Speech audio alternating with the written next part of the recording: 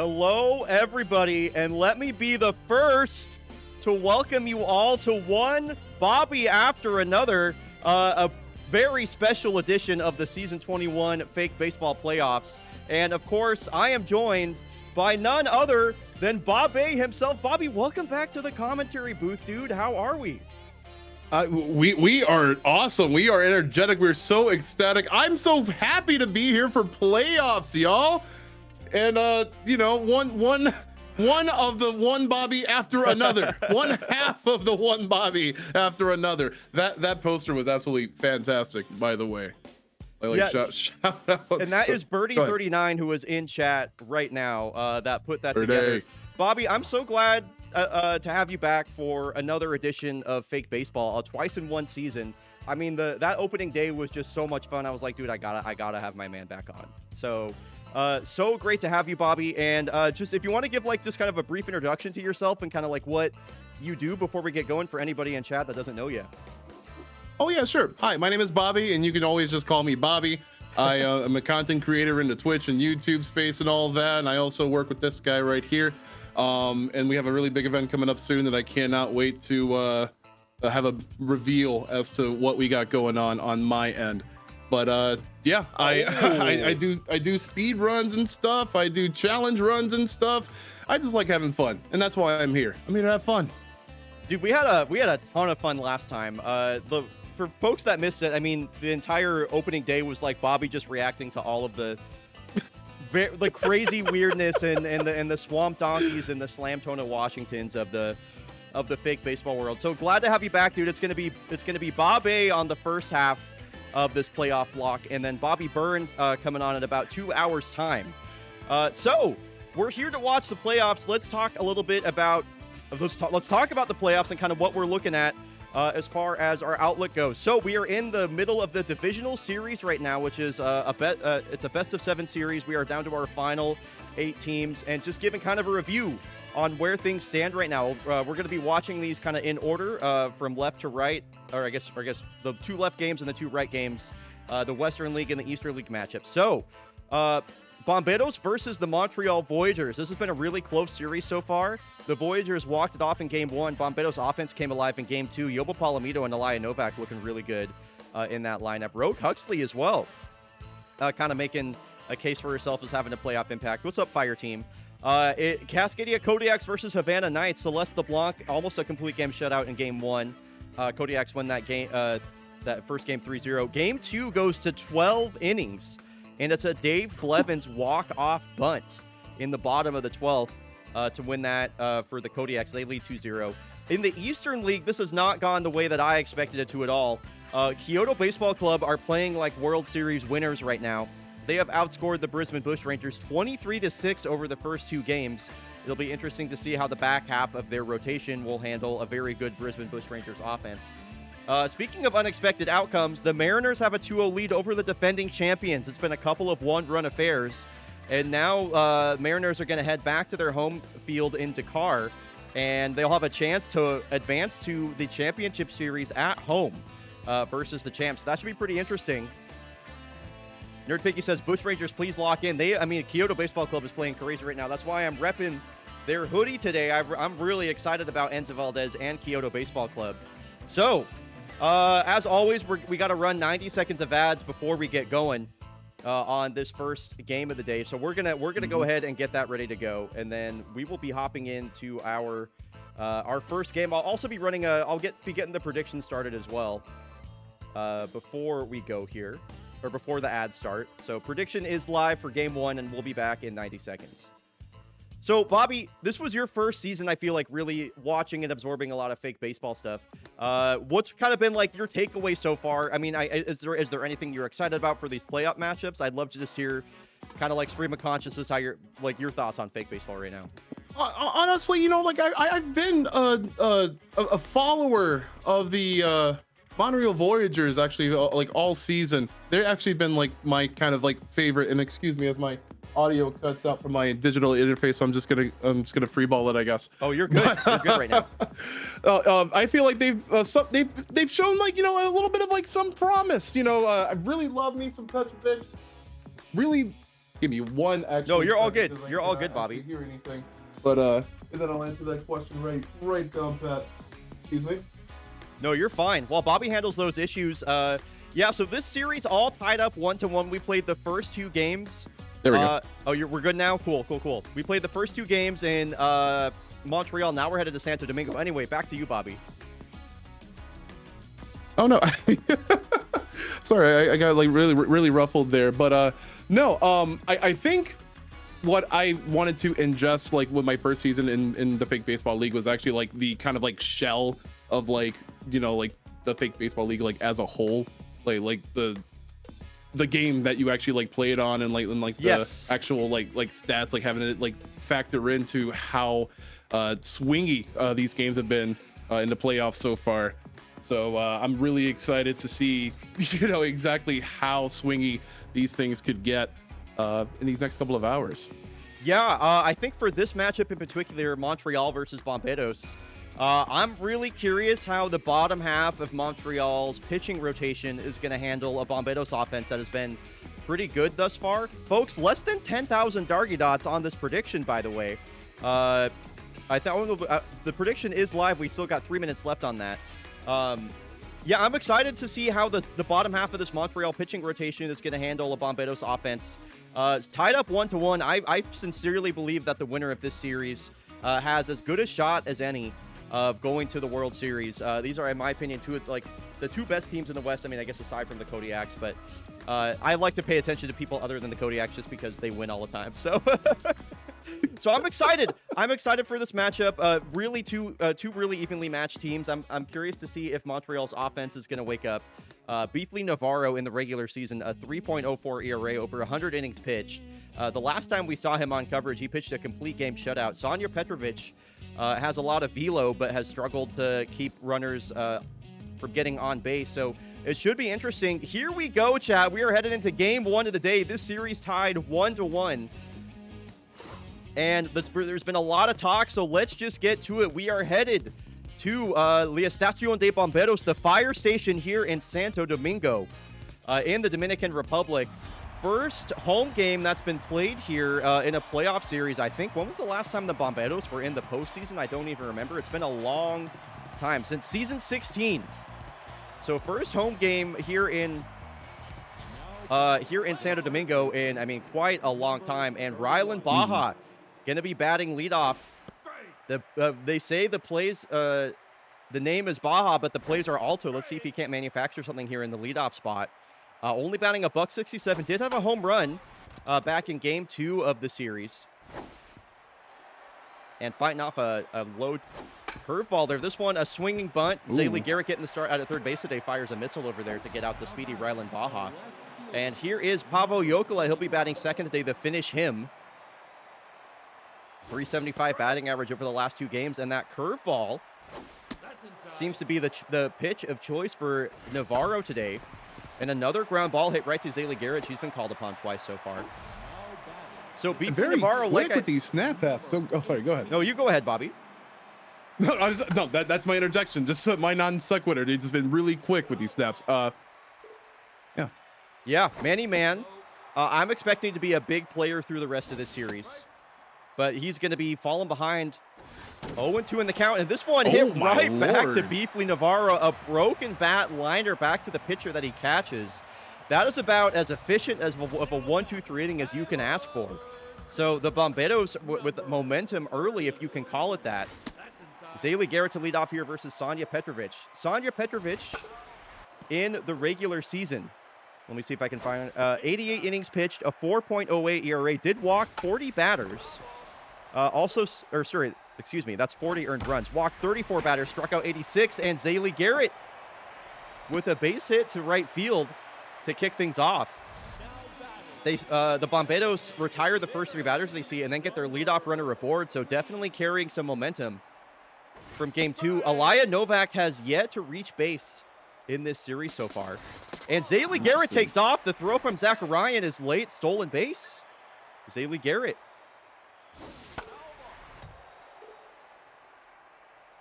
So Sanja Petrovic does have that 5-pitch mix fastball in the upper 90s. This one hit between her legs, and it's off the glove of Räikkönen. Garrett thought about going home, but it's runners on the corners, nobody out for Yobo Palomito, and this guy's been the Bomberos' best batter so far. Big moment in this game, Bobby, early on.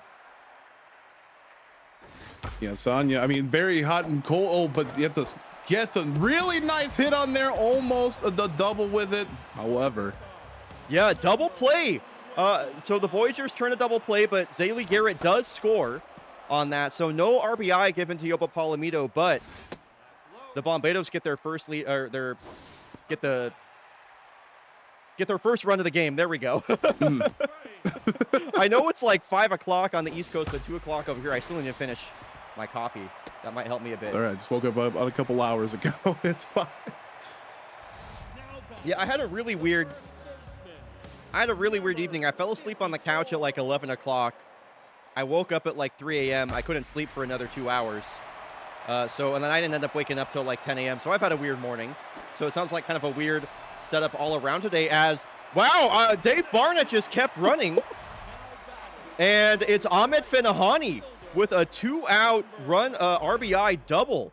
That one hit, again, the thing about baseball is all of the stadiums are like different sizes. So some really big outfield gaps here at the fire station in Santo Domingo. Ahmed Fenahani just places it perfectly, and that allows Dave Barnett to score. 2-0 here for the Bomberos early. Now it's Bimto Smack with a very fast runner on second base.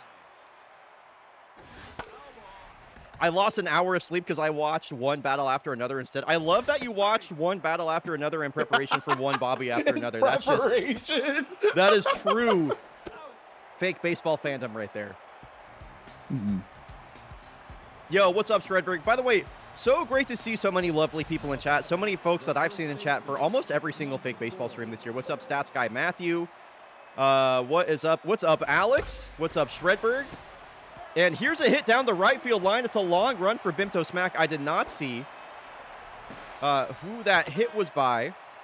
I think that was that Masahito Who? I think that was Masahito Who. 36. Anyway, welcome in, everybody. So good to see everybody. So the Voyagers immediately have the tying run at the plate.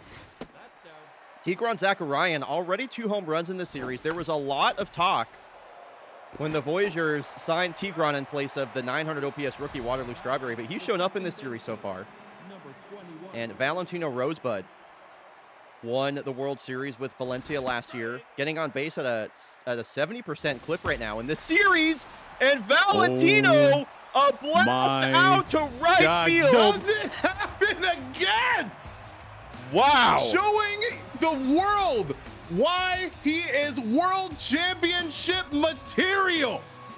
This is why we're here. It's a 2-run shot to tie it up, and this is why you can't be reactionary in baseball. I saw Shredberg in chat say, I'm never betting on the Voyagers again. They've just tied it up. As quickly as the Bomberos gained the lead, the Voyagers are right back. And we got a brand new ball game here in the second. Beefly Navarro, Mojo down to 10th. Let's see how he bounces back from this. And some Voyagers fans getting loud in the chat. I love it. I love it. Springle Jack, how's it going, dude?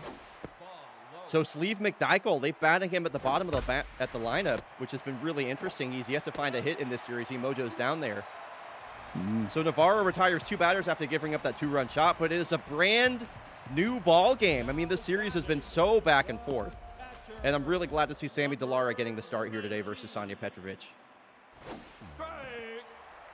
I don't know how Zakarian drops 86 down the middle, but it's a strike nonetheless. Sammy Delara had an immediate impact in Game 2. Swung at the first pitch he saw for a solo home run. And how about this? It looks like it's going to be... Oh, Manny Man did so well to get to that. Steals an extra base there away from Sammy Delara. So much speed out there in center field, Manny Man. That said, it's a leadoff single now for Rogue Huxley. The Delara Divas... He's got a special fan section here in the stands at the fire station. The Delara Divas, they love Sammy Delara. So Rogue Huxley, a patient at bat, yet to swing the bat. Heading the count 3-1. Checks her swing, and Petrovic back in the count. 93 at the top rail. This one to the left side. Baja going to try and go around the horn. They get the lead runner out. So Rogue Huxley will replace Sammy Delara over there at first base, and it's the 9-hole batter now, Liz Mutton. A lot of speed on first in the former Rogue Huxley. She has, I believe it's 4 stolen bases in this series so far. Oh, dang. Liz Mutton with a hit in game 2, nothing else to speak of so far. Pitch count climbing here for Petrovic, approaching 40 pitches, the 2-2. 91 taken down the middle. Not sure what Liz Mutton was looking for there. What did you have to say, Bobby? Because that continues to be this way. Only the single hit so far. So lineup turns over. Zaylee Garrett got things started with a leadoff base hit back in the first. And this one going to be a routine ground ball over to Räikkönen. Rogue Huxley left stranded on first base. And we are still tied as we head to the top of the third. So Tycho Räikkönen, they're waiting for this guy to get going. Couple of Finnish players on this team between Räikkönen and Paavo Jokela. Räikkönen, 3 straight seasons of an OPS of 840 or better. Been a huge part of this developing Montreal Voyageurs core. And he strikes out here. He will be still held hitless in this postseason. So lineup turns over. Second time through the order, it's the switch hitting Rylan Baja. And Navarro's pitch count over 30 now. This one just rolled over to first base. Ahmed Fedahani there. It's been all feast or famine so far. It's a bunch of hard contact or a bunch of weak ground balls to the infield. See, Jokela looking to make things happen here, though. Tough out will activate Very here on ambitious. 2 strikes. The 1-2. High drive. If it's fair, it's gone. But no, this will just hook foul. Jokela just out in front of a hanging curveball right there. And he is really all over these breaking balls right now from Navarro. Yeah, he's taking anything off the plate and fouling off anything over the plate right now. So I'm curious how Navarro's going to approach this. The payoff pitch and a long at bat. Ooh, a perfect slider. Lord. Perfect slider on the inside corner. Gets the better of Paavo Jokela there. That was a great battle. So Alaya Novak got her first hit of the postseason in her previous at-bat. Really important for the Bombados that she gets going. Count evens here, 2-2. And I mentioned the pitch count getting up there for Petrovic. I mean, she gets a strikeout here. That's a nice 5-pitch out. Voyageurs' bullpen was pretty heavily taxed in that previous game. Not sure who exactly they're going to have available. Yoba Palomino, did he do it again? Yoba. This is at the wall, and it's The absolute, wow, he's going to go for 3.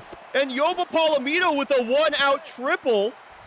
That was so close. Bobby is in shock. We got to take another look at that one. Palomino has been the best hitter on this team so far. And it's a really deep outfield. Home runs do not come cheap here. Manny Mann with the great effort gave that one a look. And this is what Yoba does. Yoba can just absolutely stare you down. Bounces off the top part of the wall. Yoba, I think, was in a bit of a home run trot right there. He'll settle for a triple. Bombados in position to take the lead here. That was crazy. Yeah, Manny Man almost caught that. That's the thing about playing against the Voyageurs. They have the best defensive center fielder in baseball in Manny Man. It looked like he was about to steal that hit away from Palomino, but Palomino just hit that high enough. It's probably the only part of the baseball field he could have hit it where it was, one, not a home run, and also not caught. The 2-2 now to Dave Barnett. RBI man activated. Wow, he strikes out. Petrovic, the fastball's working for her right here. It's going to be up to Ahmed Fedahani to put together another 2-out RBI. Let's see if he can put one together here. Big swing at the first pitch, a 2-seam that ran away from him. Petrovic goes back to the 2-seam, a couple of those on the outside of the plate. And Fedahani down to his last strike. Wow, 3 straight strikeouts for Petrovic in the inning after that, or alongside that Yoba Palomino triple. He's stranded on third base. Sonya has been absolutely on fire as of recently, especially like even early on. Yeah, I agree. She's got that high velo, and when she's in the zone, it can be really, really hard to barrel her up. So what happens when you're high volume pitcher? She's up in the lower 50s for this game right now. And the slider working for Beefy Navarro right now. I mentioned the curveball. It's just kind of both of his off-speed stuff. He's been really locating with. Got man-to-man to chase and expand the zone right there. Masahiro Hu, a base hit his last time up. And it's a curveball away again. A couple of breaking balls off the plate. Both All right, so I gotta ask because I haven't been, and I'm sorry to interject. I haven't been privy to this in a while. How are we taking like shots for every like who's on first joke or like? We do. I mean, if you're trying to get drunk, that's a great way to do it. That's for sure. We get those every time the Voyagers play, and especially in a series where we're going to see them over and over. Yeah, there have already been plenty of those. As Tigran Zacharian, his extra base hit parade in this series continues. He's got a 2-out, 2-strike single, and their midseason acquisition comes up with a base hit, or with an extra base hit once again, and reaching in front of Valentino Rosebud, who's locked in this series. A 2-run shot in his previous appearance,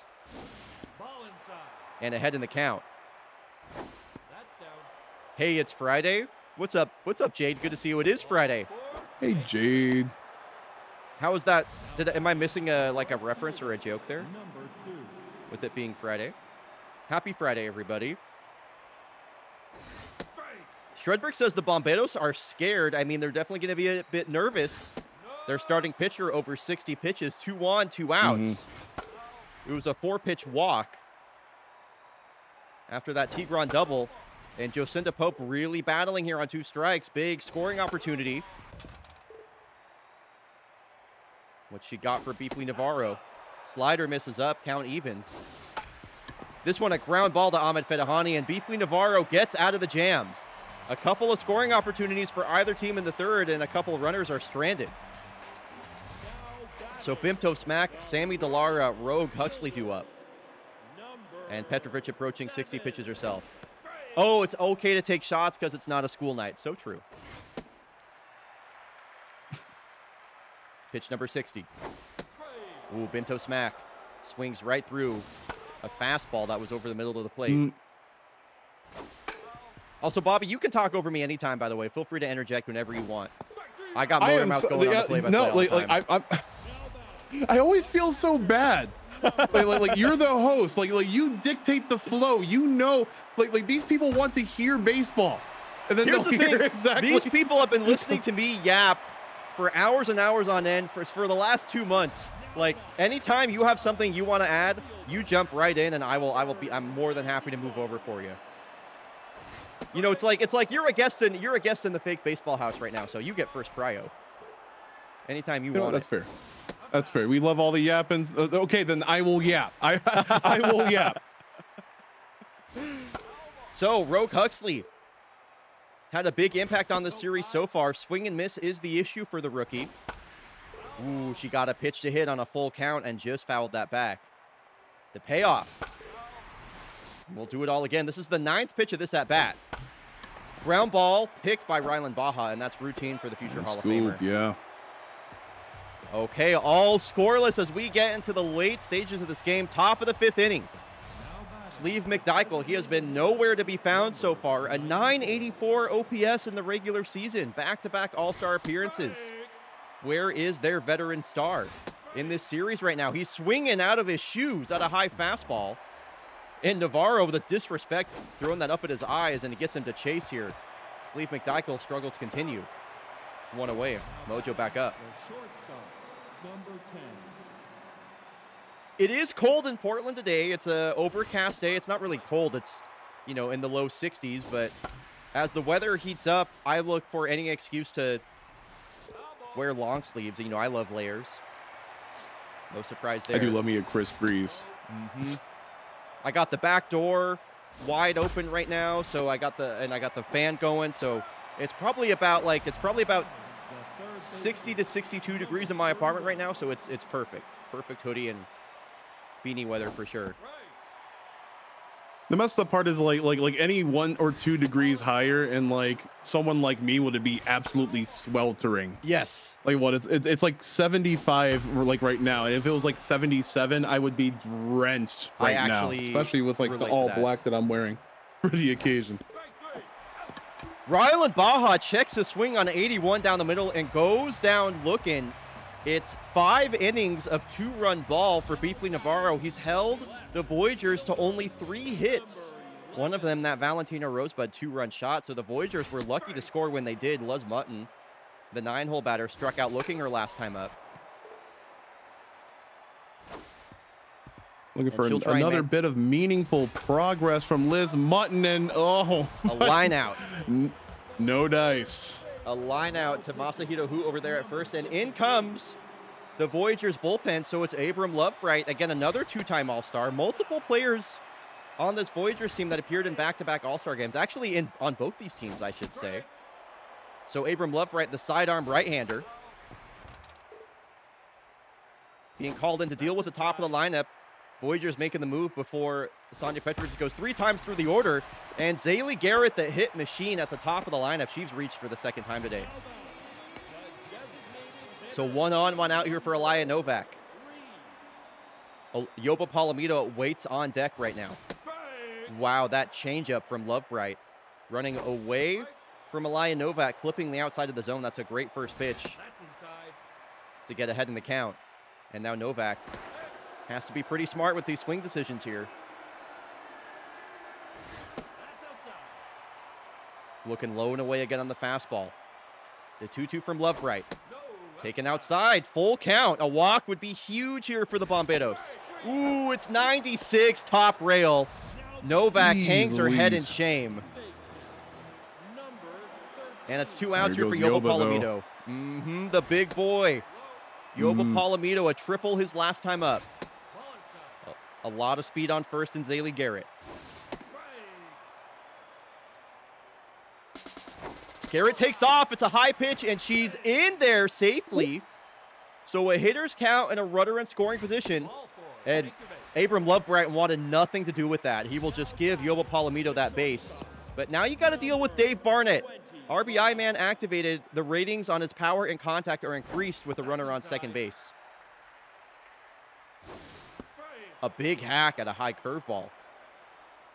Bomberos may be pressing a little bit here. Biding the time here. Barnett down to his last strike. 2 on, 2 outs, 2 strikes! And here's a strike that's carrying out to left, but it's going to hang up at the warning track. Dave Barnett just missed that. Hit the weight room is what we would say right there.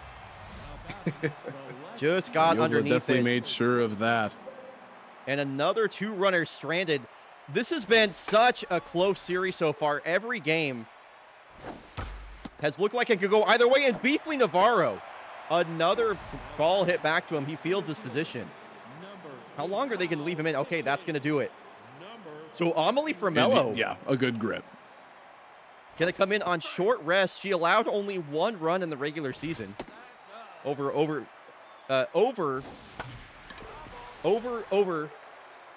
I can't speak right now. Anyway, she only allowed 1 run over 40-plus innings pitched in the regular season. She pitched 1 inning in the playoffs and allowed over double the amount of runs that she did. It's just interesting how, everything resets in the postseason. But she's come in here and recorded 2 outs on 2 batters versus the top part of the lineup. So, the Bomberos. Really good. You go ahead, Bobby. No, I was going to say this is a really good fiery start for the relief. So the Bomberos here with an opportunity to set up a save. If they can get through on Abram Lovebright and Ahmed Fedahani, the All-Star. A lead-off single. That's the other thing about this Bomberos team is they don't need to hit home runs to score. So many players on their team have speed ratings of 80+. They're constant stolen base threats as Ahmed takes off, but no, that throw beat him by a mile. Gunned down by Zacharian from behind the dish, and that leadoff hit is erased. In this one, shoveled to the shortstop, Raikkonen. So how quickly momentum changes. It looked like leadoff runner with, heart of the order coming up. Now it's 2 outs, nobody on for Sammy Delara. It has been pretty unstoppable force versus a movable object, and especially with the commentators. They called it. That's called a home run. That's called a home run. Let me just shut up right now. I was going to praise the absolute defensive bastion of my favorite team in this matchup. However, my hopes, my aspirations, my dreams crush right before my eyes as the lead is broken. It's amazing how this game can shut you up like that. We actually have a phrase that's called, you've heard the term talk shit, get hit. There's a running theme. Whenever I talk shit about a player, they immediately get a base hit or do something great or something like that. So it's so funny. You think the game's going one way, and then Sammy Delara and the Delara Divas show up. He hits one off the handrail, which I guess is technically a home run, despite it deflecting back into the field of play. And the Voyagers take a late lead. They have 9 hits in this game. He hit that ball right to the Divas section. Okay, so are we establishing that the Delara Divas are in right center field? I like that. Yeah, the railing is out of play according to the ground rules, which, okay, fair enough. So Abram Lovebright out of the game. In comes the 37-year-old veteran Deho Song. Pitched for many teams over the course of his career, including the likes of the Voyagers, the Engineers, the Kodiaks. What's up, Ellipsis? Ooh.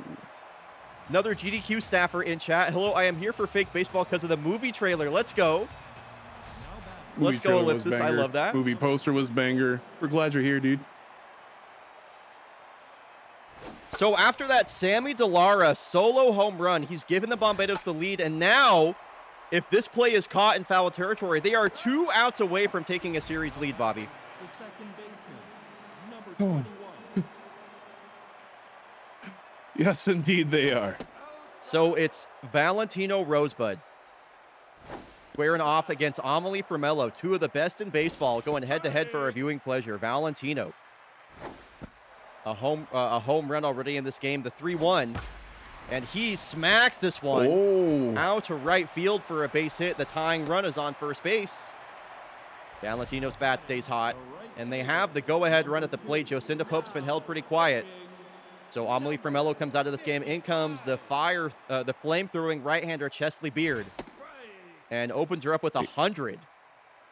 Yeah, they are legitimately looking to put this away right now, but fly ball. Despite the efforts of a very, very solid hit fly ball, Bomberos looking to be right on top of it. And yeah. So if this guy has been ice cold in this series so far. They're going to need their veteran man, Sleeve McDykel, to show up here. This one is lobbed out to center, and Huxley took a bit of a bad route to that ball. That allows the runner to reach third base, and advancing to first is Sleeve McDykel with his first hit.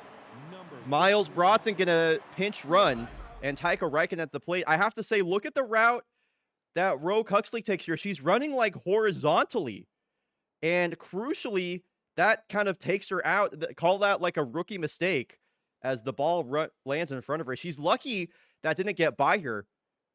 Valentino Rosebud could have scored. That was very close to disaster right there. So it's runners on the corners for Tycho Raikkonen. Sleeve McDykel just found his first hit. Can Tycho do the same? Oh, and Zaylee Garrett saves the game. That would have been a foul ball, but she might as well just end the game right there if she has the opportunity. Wow. Absolutely snatched. Zaylee Garrett, such a big impact on this game at the plate and in the field. Bobby can't believe it. That's a great play to win the game right there. Absolutely. Did I hear that you're rooting for the Voyagers in this series, by the way, Bobby? You know what? I am. You know what? I still am. No hopping off the bandwagon. Shit, did I just pick the Voyagers? Fuck! I fucked it up again. I did it, dude. It's like the second time now? That's the second time this fucking season that I did that. Y'all, I messed up again. We were talking about the Voyagers. Let's go. We were talking about the Voyagers, and I did it again. Don't look at whatever is on the feed right here. Voyagers win. Oh, no, okay, yeah. Chat, if you're feeling generous, I'm going to fix it again. I'm just so sorry. I had my points stolen. I'm donating. Chat, I'm really sorry. I'm going to be better about this in the future. I'll double check it. We have a makeup prediction going. If you've rooted for the Bombados and you want your points back, choose option 1. If you want to donate the points you just won to the people that had their points unfairly stolen by the evil commissioner of fake baseball, bryonato, you can put them into I am donating my points. Again, chat, really, I sincerely apologize so much. I keep doing that.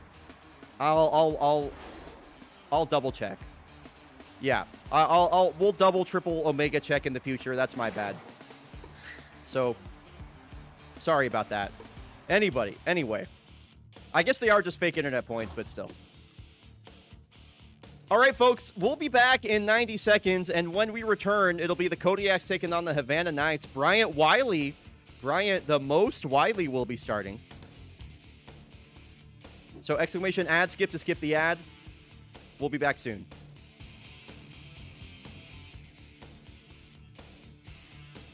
Yeah, I wish it was I wish for your sake, Bobby, that it was that easy.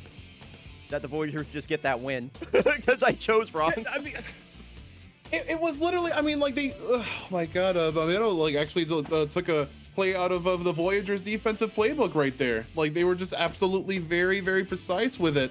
And despite that, that one maybe a little bit of a fumble, they managed to, capitalize, be on top of it. And, that was a well fought game. Agreed completely. Let's see here. I didn't realize Takeda was not 100% fit, so I'm actually going to have him DH. I'm not going to have him in the field. That means that I'll put Antoine Goldsmith at second. We're going to put Julie Mao at third. And then we're going to have Jordan Pepper appear in the postseason here in center field. And then I think the rest of this looks all good to me. Cool. Okay, so let's get this payout correct. Thanks, everybody, for your generosity there. And sorry again about the mistake. Won't happen again. It might, but I'll try not to let it happen again. Let's get a prediction actually going here for Kodiaks versus Knights. So the Knights, I have to say, in this series, it's kind of gone how I expected so far. Aside from like that 12-inning extra inning affair that we saw in Game 2, Knights, they have to win. They have to win 4 out of the next 5 games versus the Kodiaks. I think that's a tall order for anybody here. They are going to be playing in Havana at the nightclub, so home field advantage. Let's see if that changes things for him. It'll be the rookie Buffalo Boone on the mound for the Kodiaks. He'll be getting his first ever postseason start, and then it's a rookie versus maybe the single most veteran pitcher actively in the game right now. Bobby, we call this guy Bryant the most Wiley because of all of the records that he holds for things like runs allowed, total pitches, hit batters, batters walked, innings pitched. This guy's been in the league since season 1. How old is he exactly? I need to look really quick. He's an old ass. He's been in the league. You watch your tongue when referring to the esteemed Brian. I'm sorry, what'd you call him? Old ass. He is. Yeah. Oh, never mind. He's not that old. He's only 39. There are younger guys. Anyway, he's been in the league since season 1. Oh, okay, definite old ass. Yeah, no, he's an old ass for sure. Oh my God, we got someone who put 70,000 plus on the Knights. Shredberg with 40,000 Dargy Dots on the Havana Knights. That is quite the vote of confidence.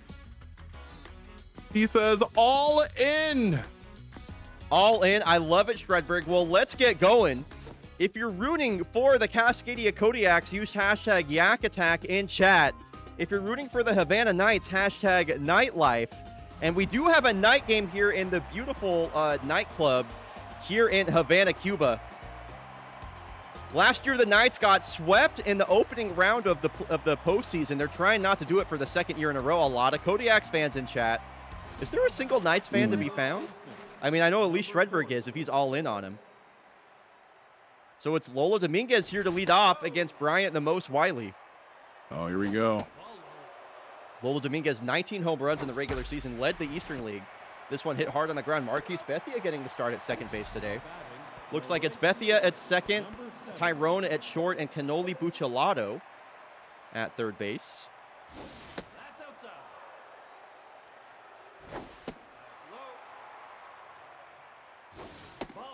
I think the tale of the game is going to be how is Bryant Wiley going to deal with, one of with the best offense in baseball.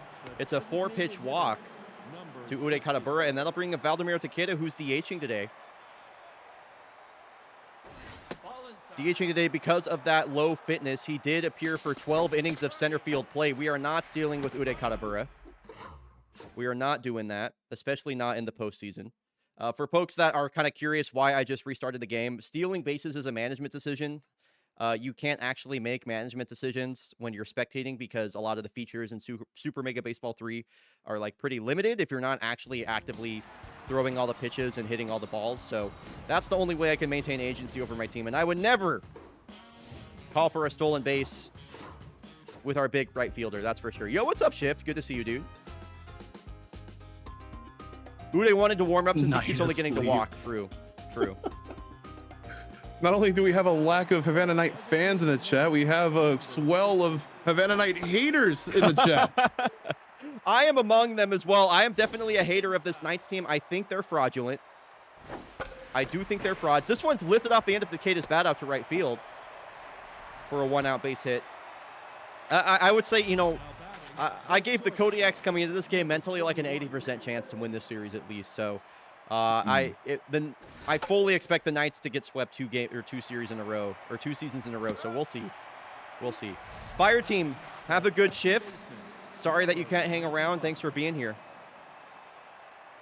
So Antoine Goldsmith, 2 on, 2 out after Kola Johansson pops out. The Knights do have one of the best logos and uniforms in the biz for sure.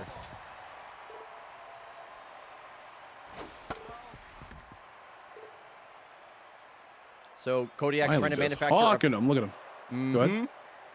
Trying to manufacture a first inning scoring opportunity. Full count to Goldsmith. A walk would load the bases.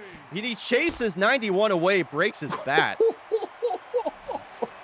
He may be a young buck, but he's got a lot of strength in there. Kodiak's leave 2 on. One might say. I have no loyalties. I'm here for the concessions. What's everybody's favorite concession at the nightclub? I mean, personally, we're in Cuba. I'm getting myself a Cubano. You kidding me? Oh, yeah. So Sammy Siegel, the former Kodiak, lines out to the second baseman Goldsmith. It's Buffalo Boone, the rookie, getting his first ever postseason start. Okay. And he's got he sees the first batter in his postseason career and records an out, so that's always a nice start. In the regular season, Buffalo Boone pitched 80 innings, a 4.48 ERA, pretty average. Sigurd Bastani gets the first base hit for the Knights in the postseason. 89 strikeouts for Buffalo Boone, so a pretty nice K rate. Did walk 40 batters. Sorry, that's not walked. He walked 32 batters. I keep looking at the earned runs column instead. 10 home runs allowed. So I would say really average stuff all the way across the board for Buffalo Boone across 19 starts in his rookie year. All in all, a pretty decent fit. Really, I got to appreciate this guy's first year. Keep it in tradition with digging in your booty bestie. It's true. I see a couple of those acronyms in the chat. So thank you very much for keeping that tradition, that fire alive. That's right. Yeah, I mean, that's worth mentioning. You established that in opening day, and that actually has been a recurring theme all throughout the season. So that stuck like glue to the fake baseball chatters. As this one is gone, Tyrone Lancaster. Absolutely gone. He hit that Lancaster, so hard. I have no air out of my lungs to even express how the Havana Knights. I hope Shredberg gets his money due at the end of his game. You know what? I am a Havana Knights fan now. I mean, that was hit so hard, I didn't even have my brain couldn't even formulate a home run call by the time that left the ballpark. Like, that was crushed, 448 feet, 3-0 Havana Knights. And one of the things I was just about to talk about is, like, you know, if there is a game that the Knights are going to win, it kind of has to be game 3. There's so much veteran experience in this lineup, and Buffalo Boone making his first ever playoff start. I mean, and they're capitalizing on it here as Tyrone Lancaster takes him yard. So Ryan Riverman strikes out, but not before the Knights put up 3 runs. They capitalized on an opportunity, did what the Kodiaks couldn't. The third baseman. Very immense progress made here. I want to do it like another segue because Yeah. So I'm part of like a basketball like group, right? Basketball Right. fanaticism and whatnot. And we all know that throughout these sports that through officiating, some of the officiating could just like, you know, not go someone's way, and It's a it huge causes a big storyline in the stink NBA throughout playoffs the right now. league and the viewer base and all that stuff. I'm curious to know, because Adam Silver, the commissioner, had gone on to a podcast earlier and touted the idea, the very icky idea of using artificial intelligence to potentially make the right calls when officials and refs miss calls. But baseball already has a system in place, doesn't it, to sort of like review potential missed calls for umpires? So like we don't need that, right?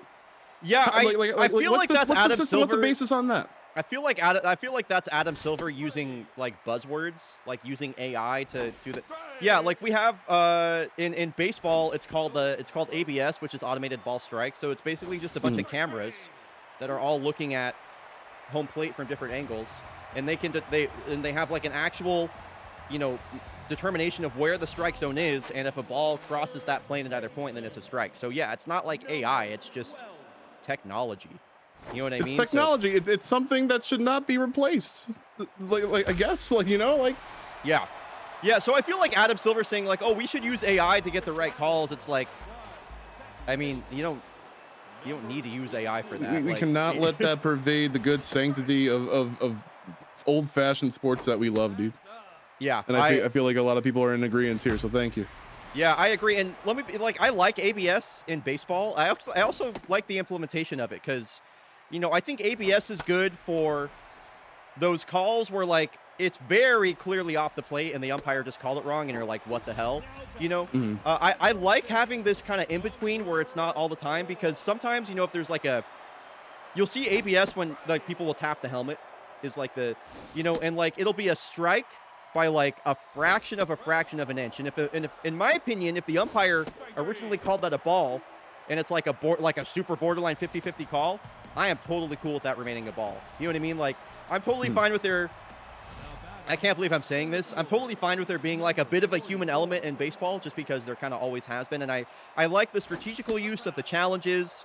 And I you know, I feel like the necessary evil with instant replay is it does come down to like those small fractional things. So I like the implementation in baseball right now. I think there should be more challenges personally, but yeah, it's kind of interesting. Something that I can't figure out with fake baseball, to bring this back to fake baseball, is I don't actually know if the umpires in this game are perfect, because they make calls sometimes that you're like, that was not a strike or that was not a ball. So I don't know. Like, I actually don't know what goes on behind the scenes with the simulating and, you know, what the game is doing on the back end.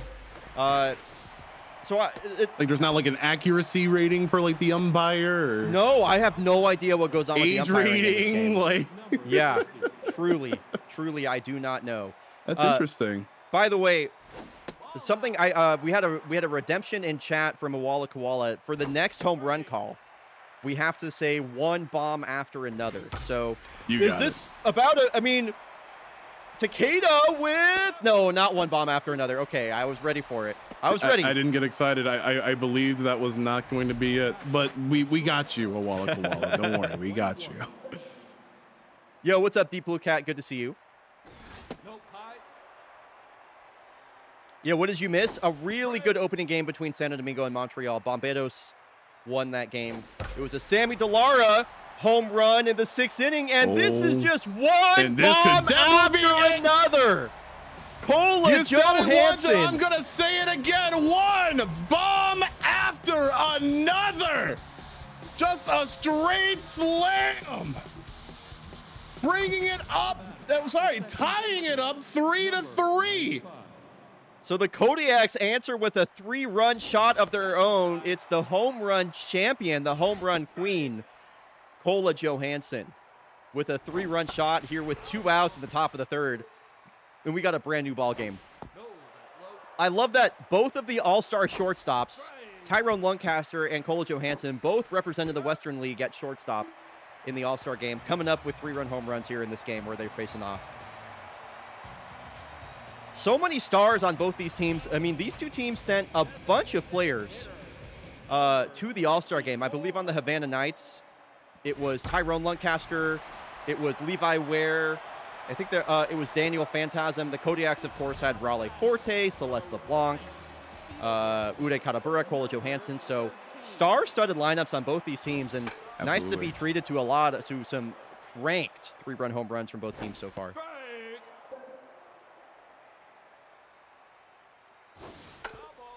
Fun fact, before I watched the movie, my friend told me that at one point Leonardo DiCaprio would say it's just one battle after another out here, and I believe here. I mean, he does say he does say from here on out it's going to be one battle after another. That's why I used that quote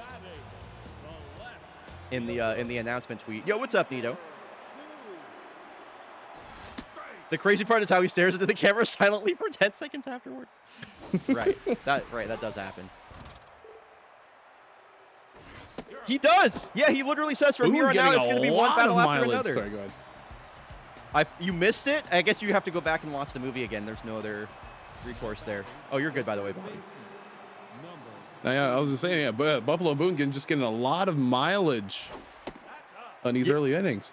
Yeah, that was a really great inning for him. Julie Mao. Oh, but you know your lover, Julie Mao, potentially with but it's still some really great progress made. Julie Mao. Oh, I remember her at the beginning of the season. I bet remember you her do. episode 1. She was like the hottest hitter in baseball at the start of the season, especially in that first stream. She was going absolutely nuts. I'm glad you remember her. She's like been a huge impact player on the Kodiaks this season. And she does have a leadoff single. That did not miss being a home run by much. That's for sure. Ooh, Zamboni chasing a low fastball. Approaching 60 pitches here for Bryant Wiley in the 4th inning. The payoff. Zamboni lifts this high, deep the other way, and that is an Oppo Taco. Another! One right after another! 416 feet, a moonshot. I love watching Zamboni hit it the other way. He is so good at those opposite field shots, and it's the 3rd home run of the ball game. 5-3 Kodiaks. Yaks fans going crazy in the chat right now, and well deserved. Oh my! So I have to say, this is really interesting for the Knights. I mean, the previous game in the series went to 12 innings. So the bullpens for both of the teams completely exhausted.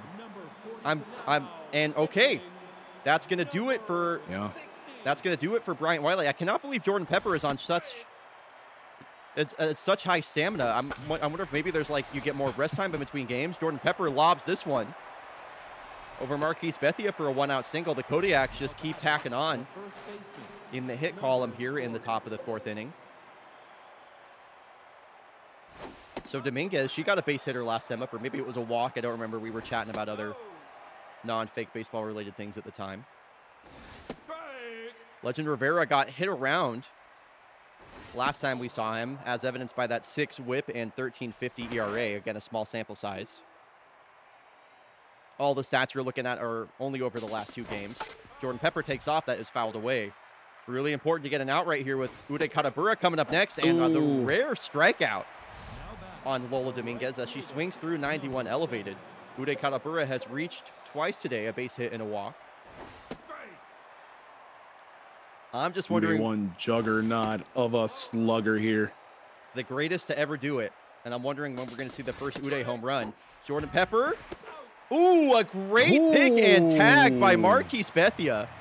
It was a bad throw from behind the dish, but the second baseman in his sophomore season able to scoop that ball off the ground. It was a bad throw from Leonard Hubert, but just a really great tag. Jordan Pepper, not a slow runner at all. Nice play to take the bat out of Uday's hands. Mhm. So, second at bat of the day for Tyrone Lancaster. Buffalo Boons looked pretty good since giving up that 3-run shot. I want to say he's faced the minimum so far. I'm not entirely sure. Pitch count looking pretty decent, but definitely being careful here with Tyrone. As this one's hit to the right side, Goldsmith has to cover, and Buffalo Boone over there at first will get the put out. Nice play. Kodiak defense backing each other up. And a curveball in there for strike one on the catcher, Leonard Hubert, who's looking for his first hit of this series. Both catchers in this series, Forte and Hubert, without a hit. This one a routine ground ball to the third baseman, Julie Mao. And that is a quick 2 outs. Buffalo Boone trying to make this another 1-2-3 inning.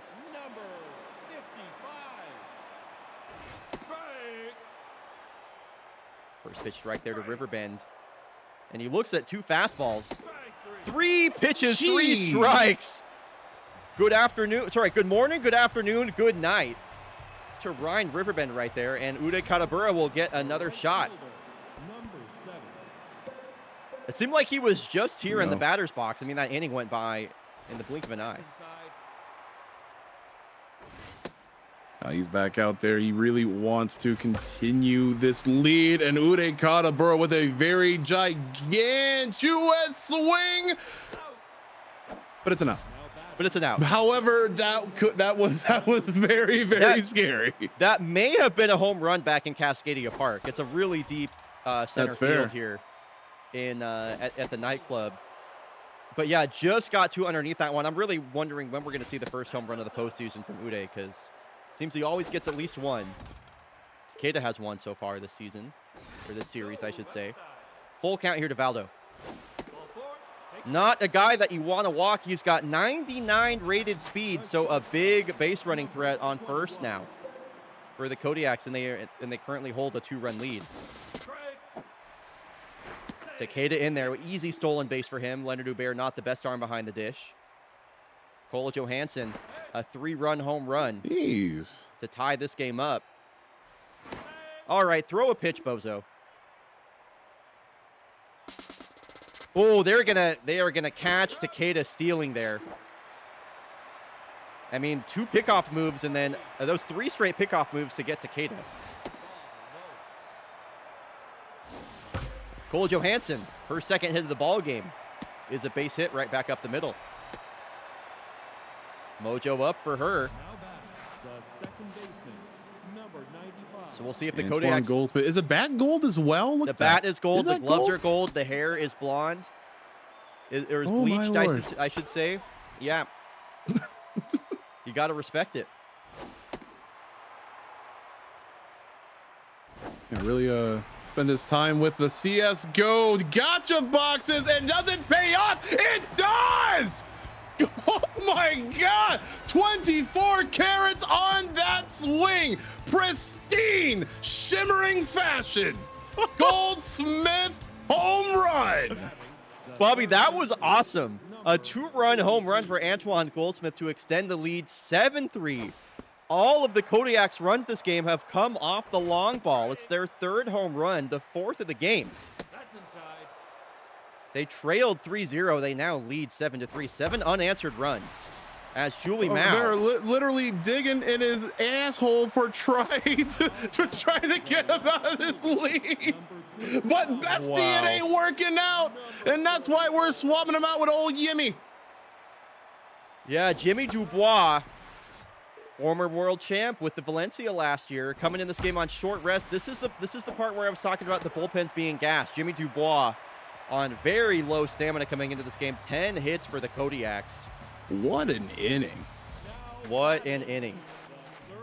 Canoli Buccellato looking for his first hit of the postseason. And Buffalo Boone now with 4 runs worth of run support. Got to be feeling pretty comfortable. Pitch count looking pretty okay as well. Buffalo Boone, this is definitely a boon for the Kodiak bullpen, as he's going to cover the majority of innings in this game. And again, I keep saying it, that previous game went to 12. And here's a easy double play ball. Dominguez and Johansson play a game of catch and record 2 outs for a 3-6-3 double play, and its base is empty for the 9-hole batter, Sunlee Kim. Buffalo Boone trying to get out of the 5th inning on under 60 pitches. Pitch number 60, the 2-2. Fan gets a souvenir. Sunlee Kim just out in front of that one. Got a pitch down the middle, and all he can do is serve it right to the shortstop, Kola Johansson. Yeah, no cigar. It's giving. Go ahead. No, it's every swing of that bat, and like the pressure mounts with every swing of that bat. You have a very limited amount of time to get to get out of this running here. And I gotta say, it's giving Kodiak's 3-0 in the series right now. Is what it's feeling like to me. I gotta say, I'm definitely nervous if I'm a Knights fan. Mm-hmm. They'll have Pascal Noir in game. 20K channel points on, what was that? It was like 40K. 20K, 40K. Ooh. Buenos noches para los noches. Yeah. Mm-hmm. It's a best of 7, and the Knights are going to be facing Pascal Noir in game 4. But if they lose this game, they would have to win 4 straight versus the Kodiaks. I don't know if the Kodiaks lost 4 games in a row all season long. I don't know if that happened. Stats guy Matthew could probably go back and check. Speaking of Los Noches, the Nacho Bar at the nightclub Está Caliente. Wow, okay. So they got great nachos here. Good to know. I don't... Just having some phoned in from the fans. Like we're just scanning their tweets. We're posting them up on the billboards. Like that's right. Yo, that their tweets are up on the official broadcast at any given time. You know, it's awesome. That's super sick. I have to say, personally, I don't really rate nachos as a ballpark food. I don't know. Actually, that's like every sport food, right? Like, I guess I take that back. I'm trying to, yeah, like, it is kind of an every. It's definitely not just like a baseball food. It feels more like, because like the baseball food. I mean, like peanuts and Cracker Jacks, peanuts right? and Cracker Jacks, hot like a hot dog, right? Yeah. I feel like if I'm going to like an NBA flyer game, I feel like I'd get nachos. Like nachos feel like a basketball concession, I guess. I don't really. Yeah. Does basketball have like go-to concessions? I guess helmet nachos. You're right, Shredberg. You're right. Especially out of a helmet. Yes. Yeah. I do forget about helmet nachos. That's a classic right there. So here we are, top of the 7th inning. Kodiak still with a 4-run lead. Katabura strikes out. Yeah, you have to find that meaningful home run that we've been looking for. Mm-hmm. Yeah, not going to happen in this game. But if Takeda is going to find home run number 2, oh this is blasted. Fine, I'll do it myself. Takeda the Thanos snapped. 480 feet on that one, Bobby. Second home run and second RBI of the playoffs. You love to see it. The Yaks are just victory lapping in pristine fashion. Kola looking to add to this beat down here. Man, was that the 4th home run of the game for the Kodiaks? They are really just laying it on thick here. Swing 3-0. Okay, you could have swung on that if you wanted, Kola. She's going to make Jimmy Dubois throw all the pitches instead. She didn't even swing the bat that entire at-bat. It's the long game. I mean, come on, stop. They're already, well, hey, we still got some. We still got some. I always associate pickles with baseball because as a kid, the T-ball concessions had pickles. You got to come to Portland, Hannah, and go to a Portland Pickles game. They got pickle-themed everything there. You can get, like, pickle pizza. They have, like, pickle teenies, which I've tried it. I'm middling on at best. Some people really like them, though. Like, I love a pickleback. I don't like a pickle teeny, though, I don't think. Not for me, personally. Just the utterance of the word. Stop saying pickle teeny, dog. I got 1 more hour. At least let me stomach this real quick.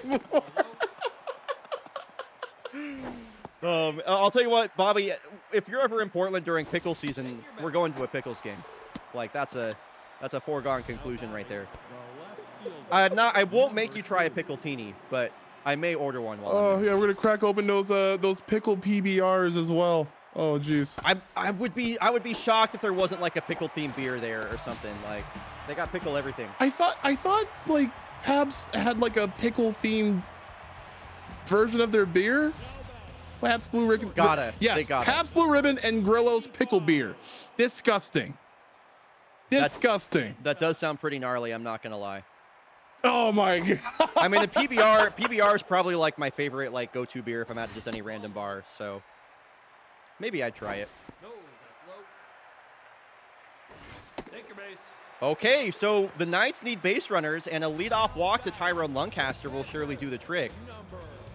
And Buffalo Boone is pitching into the 7th inning, by the way. After that 3-run home run, I did not think he'd be staring down the barrel of a complete game. But 6 innings pitched for the rookie. Mm-hmm. I kind of love beers that taste like having sex in a canoe. What? Lie to me again. They're fucking close to water? Okay. Boo. Lie to me again. I mean, all right. Yeah, they had me in the first half. I'm not going to lie. Yeah, I agree. I also got by that. So the veteran Bo Rose is going to come in this game. He's pretty much the only arm out of the bullpen for the Kodiaks on full rest. The Knights trail by 5. The first 2 batters have reached. I mean, this would be a gargantuan 7th inning comeback if the Knights can manage. Ryan Riverbend can't manage anything there. He strikes out on an outside curveball.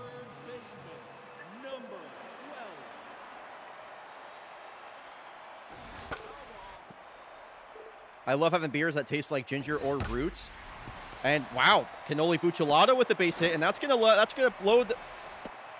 One swing of the bat would make this game really interesting. Please pinch hit for Marquise Bethia. This guy's so ass. Oh my God, they're not pinch hitting for him. You know, you answered my question. Here I was trying to be the inquisitive mind of like, hey, you know, can Marcus actually turn this around? Have we seen some progress? No. He's so all bad. Right. He's so bad. Go next. Are we going to pinch hit for Sun Lee Kim? They don't have anybody off the bench that they could pinch hit in a game-winning or a must-win spot here at the bottom of their lineup. Like, pinch hit the rookie IB Bangin. I hate that. Oh, no. I'm rooting for the Kodiaks to win, and I hated that, dude. The Knights load the bases, and they leave their... The sun has set on the Havana Knights. Everyone, good night. The Kodiaks was an absolutely dominant game. Very good. Yeah, go ahead. Oh, I didn't have anything else to say. You were right. It was a dominant game by the Kodiaks. I mean, oh my God. I mean, like, it was a solid effort from Havana. I mean, like, we really saw some really good effort from Lancaster. Really believable in this, but a very star-studded lineup for the Kodiaks. You know them, you love them. Yeah, no, that was I really thought after that 3-run home run in the first, I was like, oh shit, the Knights actually are going to make this a series. No, they're going to fall behind 3-0. They're going to fall behind 3-0. It was just a home run parade for the Kodiaks there. And, also Buffalo Boone almost pitches a complete game in his first ever postseason start. That was amazing. He completely shut down that offense after that 3-run first. Just needed some time. Needed some time to get settled into that game. So, folks, when we come back, it'll be another team looking to go up 3-0. I would be shocked if KBC goes up 3-0 over the 2 seed, the Brisbane Bushrangers. So yeah, Kyoto Baseball Club coming up when we're back from the break. We will be back in 90 seconds. Oh man. So I'm excited for this. Kyoto Baseball Club is playing some unbelievable ball right now. Their offense has just been going crazy. I really thought the Brisbane Bushrangers were going to win this in like 5 is kind of what I thought. Nobody has walked more batters than the Kyoto Baseball Club pitching staff. And the Brisbane Bushrangers, just a ton of home run power. As you can kind of see in the notable player section right here, Yaka Miazga, I'm going to let that resub play out. Yaka Miazga, yet to find a hit. Olympus Mons, yet to find a hit. Spartan Lazar only has 1 hit so far. So the Bushrangers offense just has not showed up. Their big bats are not there yet. And Kyoto's been going crazy. Kyoto in game 2 of the series put up 17 runs on the Bushrangers. They have outscored the Bushrangers 23-6 in the first 2 games. Have you seen a playoff season where every series in the first round goes 4-0? I don't think I have, Shift. But it is looking like the Havana Knights are about to get swept in back-to-back postseason appearances like the frauds that they are. So, sheesh. Anyway, Lady Applesauce, thank you for the 4-month resub. Lady Applesauce says, ride or die lesbians, hashtag lesbian power. I was born in it and I'll die in the bush. Let's go. I love that. I love that. All right, let's get this prediction going for game 3 of this series and game 3 of this stream. Prediction is live for, I need to actually, are we headed to Sakano Stadium? Okay, I need to get this in reverse order here. Brisbane, Bush, I lied, the prediction is not live. Now it is. Prediction is live for Brisbane versus Bushrangers versus Kyoto Baseball Club. All right, you got to, you got to see a little of the Bushrangers in that opening day. I remember, Bobby. They had the Hector Bear with the Final Fantasy stance. Yep, and I'm really glad to see that, they're still in here fighting, albeit hopefully for more than 2 more games of this series. Yeah, I hope so too. I'd love to see him make it a series. This is quite the interesting matchup. Kyoto Baseball Club's offense has been nigh unstoppable so far. There's a reason I'm wearing their hoodie today. They've really surprised me. So, if we're rooting for the Bushrangers, hashtag in the bush. Hashtag in the bush if you're in that bush. If you're rooting for Kyoto Baseball Club, hashtag join the club. A development, Bobby, over the course of the season. Kyoto Baseball Club just hit multiple pitchers with comebackers off the bat, resorted to murder multiple times this season, kind of turned heel over the course of the season, I would say. And they've become kind of hated by a lot of the fake baseball audience. There are some very passionate KBC fans, but also some very passionate KBC haters. So definitely, I would say the majority of the chatters right now rooting for the lesbian team, aka the Brisbane Bushrangers. Thank you, by the way, Shift. I will update the series score.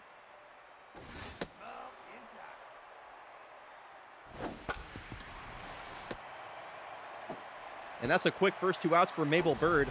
Mabel Bird, by the way, also been in the league since season 1. Originally pitched with the Missoula Moose. I believe, if you were to open up Super Mega Baseball 3 and go look at the default team, the Moose, this would be, I forget which pitcher this is, but this is actually like a default Super Mega Baseball player that I renamed for this, and now here she is pitching in the playoffs in season 21. Oh, thank you. Yep, it is 0-2. You're right. Bam. Wave dash? Are we? I'm a KBC guy. I'm sorry. Yep, that's right. All right, we got a couple of KBC guys. Yeah, KBC guy. They're pretty exciting this year because of this guy right here, Enzo Valdez. Season 19 MVP, hit a grand slam in game 1. Stole 35 bases in the regular season. He led baseball with that. Dude, the guy, he's just a legend. He's just a legend.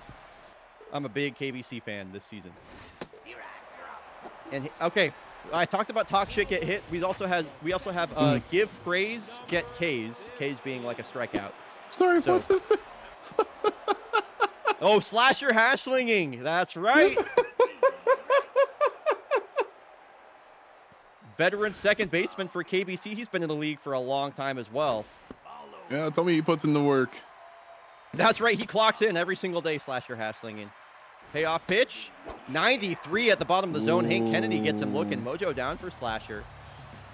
Okay, and it's going to be Yaka Miazga, certified ally. Leading things off, he's yet to find a hit in this postseason. A career-high OPS in the regular season, a career-high amount of home runs, 18 of them. And he's been quiet so far in this series. He strikes out on a disappointment slider. because the first two kind of meaningful star players at bat here, Miazga and what was the first Olympus Mons, just kind of like very, very cold to start. But they are pretty big prospects for their respective team. I mean, their team. So. They're like the most important players on their respective teams. Exactly. Yeah, so it's, I mean, I'm just kind of looking at the batting averages as all these batters are coming up right here. There are a lot of players in this lineup for the Bushrangers that have yet to get a hit in this series, including, Mr. Final Fantasy stance himself, Hector Ibarras. He strikes out. So, and Harlan Chung, he's batting a .167. That's only one hit in this series so far, I can tell you that much. So yeah, the Bushrangers, I mean, they've scored 6 runs over the last 2 games, which isn't like a terrible number or anything. It's just they haven't been stringing together hits, especially not with runners in scoring position. And Mabel Bird, 6 up, 6 down. I think that was, 3 strikeouts so far. Hank Kennedy had 2 of his own in the first inning. Vlad Rasputin going to lead things off. This was a huge development, Bobby. He, appeared in the World Series last year with the Victoria Foresters. One of the most prolific left-handed power bats in the game, was released by the Chicago Dogs early on in the season. Then lost 13 points on his power rating, then was picked up by Kyoto, and now is absolutely mashing for them. So it's been kind of a weird year for Plaid, but he's found himself in the postseason once again. That was also a really nice catch by Harlan Chung. And Kaylani Love serves this one back out to center field, a 1-out base hit, first hit of the ball game for either team. Hank Kennedy was looking pretty good out there on the mound, but he mojos down. That submarine release angle has definitely been kind of proving difficult for KBC to square up. Previous game was 8-3 for the Kodiaks, that is correct. Datsun Traveler gets way under this one as we get a beautiful view of that train going in the background. Love Sagano Stadium. Good eagle eye for that catch out there. All right, so it's Aylin Peters. 1 on, 2 outs. Hank Kennedy mojo up. So that's definitely a good sign if you're a Bushrangers fan. A 5-pitch mix for Hank. Man, that's hard for me to say always. 4-seam, 2-seam, slider, curveball, changeup. Pretty standard mix. Peters out in front of that one. May have been a home run ball had she just changed up that timing. That'll bang off the ball. And she stays alive. This one hit to the left side. Miazga ranging to his right. Will make a really nice play out there in short. We're all tied up here at the top of the third. It's bottom of the lineup coming up here. Mabel Bird, 3 strikeouts so far this game. Had a pair of them in the second. And she's also mojed up, so we could be in store for a bit of a pitcher's duel here. It's going to be foul for strike 1. One of my favorite parts about Kyoto being like a good team this year was, as this one is sent into the gap, it's a long run for Kubicek, and this is going to be a lead-off double. First hit of the ball game for the Bushrangers comes off the bat of Husky Bonatello. Much needed ahead of Joanna Dark, number 0. So as I was saying, one of my favorite parts about KBC being good this year is we've got to watch so many ball games here at Sagano Stadium, home ballpark for Kyoto Baseball Club. This is like my favorite stadium in Super Mega Baseball. It is sick here. Which, really nice locale colors. If you saw the trains in the background too during that fly ball, it comes, if you know me, that's no surprise whatsoever. So here's the 9-hole batter, Jude Mezzanine. Go ahead, run in scoring position right now on second base. Jude Mezzanine had an excellent second half of the season for the Bushrangers. This is going to hold Bonatello at second as he grounds out. And this reminds me I need to get the fake baseball reference page open for both of these teams. So first pitch here to Cam Acosta. Was the breakout star for the Bushrangers. Such an important player for them this season. Down to his last strike here. Checks a swing on a high slider. Really close with it. Ooh, can't lay off the high cheese. 91 elevated gets him to chase. And Cam Acosta held quiet in this game so far. Okay, so here is Oscar the Killer Kupacek. Swings at the first pitch, and there's a leadoff single. Nice contact. I agree. Great swing on that. Single. Dino Murphy was KBC made a slew of moves. They changed it, or they brought in 3 different players in the regular season. Dino Murphy was one of them, utility infielder. A 790 OPS, 278 batting average, 2 home runs. He's matched his home run count in this series that he had in the regular season, and he's got a hot bat right now. A couple of base hits to open up the bottom of the third for the home team here. Kyoto Baseball Club, 2 out, nobody on. Now it's your girl Wave Dash, Bobby. Let's go. And she swings at the first pitch.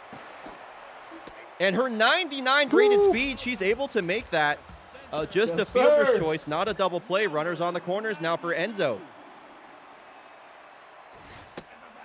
Won the World Series as a rookie in Season 6 with the Kodiaks, which was literal years ago at this point. And this one slapped up the middle, third base hit of the inning. Very solid contact, and it's looking like we have our first score of this game. Kyoto Baseball Club, KBC. Crowd is popping off for them. Thank you very much for breaking the tie of double donuts. So Enzo Valdez comes up clutch again. That's his 6th RBI of this series. So many hot bats on this KBC lineup. Slasher Hashling trying to be one of those. Currently Mojo down. This looks like it could be a double play ball. No Miazga. Just going to get the out over at first. Runners move to second and third. So Plaid Rasputin, big time RBI opportunity here with 2 outs. I get the feeling KBC definitely going to need more than 1 run to win this game. A chance to notch a couple of them right here. Plaid remaining patient. You could look for it right here to make some immense progress. And oh my lord, line drive. Brisbane really quick with it in the outfield. Yeah, Miazga, really nice play, underhand catch on the line shot there from Rasputin. So it's the top of the lineup here for Brisbane getting their second look at Mabel Bird. Jeez Louise. Lazar swings at the first pitch and sends a Lazar straight to Wave Dash. Welcome back, Birdie. All right, right back up to Mons. Looking for some amount of progress, some meaningful scores and statistics in this series. This one, an infield pop, like kind of pop out. I don't know what you'd call that there. It was a weak hit. And it's the first baseman, Plaid Rasputin, with the catch. Now Yaka Miazga, 2 outs, base is empty. When is he going to show up in this postseason? Not here, as he goes down on 3 pitches. Mabel Bird made him look silly right there. It's just been incredibly disappointing to see, again, like these top producers of the team just really petering out, not even able to make any progress here. Yeah, Mabel Bird, only 1 hit allowed through 4 innings. What a start it's been from the veteran so far. She's looking like a veteran out there on the mound. As Kaylani Love will reach for the 2nd time today, she walks on 4 pitches. Patsy Traveler, a big league pop out his last time up. I like Patsy Traveler's bat, that kind of pinkish looking like strawberry swirl thing he has going on. That's fun. 2-0 pitch here to Patsy. Hank Kennedy, back-to-back 3-ball counts. Lost his feel for the zone a bit here, as on a 3-1 count, Patsy Traveler sends a double play ball out there to Olympus Mons. A 4-6-3 double play, and routine as ever. That'll erase that leadoff walk, and now it's Aylin Peters with 2 outs. Aylin Peters smashes this one up the middle. Nice base hit. She was a big producer at the plate for KBC this season. In 65 games, 10 homers for an 868 OPS and a 292 batting average. So nice to see her showing up. And they need her to produce at the plate as well. She is not a great defensive catcher. Definitely one you pick for her bat. The 0-2 to Oscar Kubacek, and he's got his 2nd hit of the ball game. What a great swing. Tight, short, quick, compact swing there on 2 strikes. Yeah. To bring up the red-hot bat of Dino Murphy. Murphy locked in. Let's see. Hank Kennedy maybe laboring a bit here in the 4th inning. Dino looks at the ball and a strike. Okay, and Hank Kennedy has him on 2 strikes. This is a huge out right here in the context of this game. The 2-2, this is lobbed. Long run for Mons, and it lands. Olympus Mons belly flops. He can't come up with it. Kaylani Love will score. RBI single for Dino Murphy, his 7th RBI of this series. I gotta say, Olympus Mons looking like SGA out there with that flop. Oh my Lord. Sorry, I had to say it. Wave dash, this hits this hard on the ground. Uh-oh, fitness down for Wave Dash on the run to first base. That's not good. That is certifiably bad. We'll see what the injury report is really quick. She might have tweaked her groin. So Todd Dorsey gonna come in. Pulled her hamstring running to first base, so Wave Dash might be out for the rest of the series. Not what you want to see for KBC, that's for sure. And Hector Hebert finally gets the 2nd hit of the ball game for the Bush Rangers. I don't know any name for Final Fantasy spells, but if there's like a fun one that he just cast right there, Final Fantasy spells, abilities, and limit breaks and whatnot. Yep. I'm sure we can think of some. Harlan Chung, fly ball out to left, and this is going to hang up there for Oscar Kubicek. Barely had to move.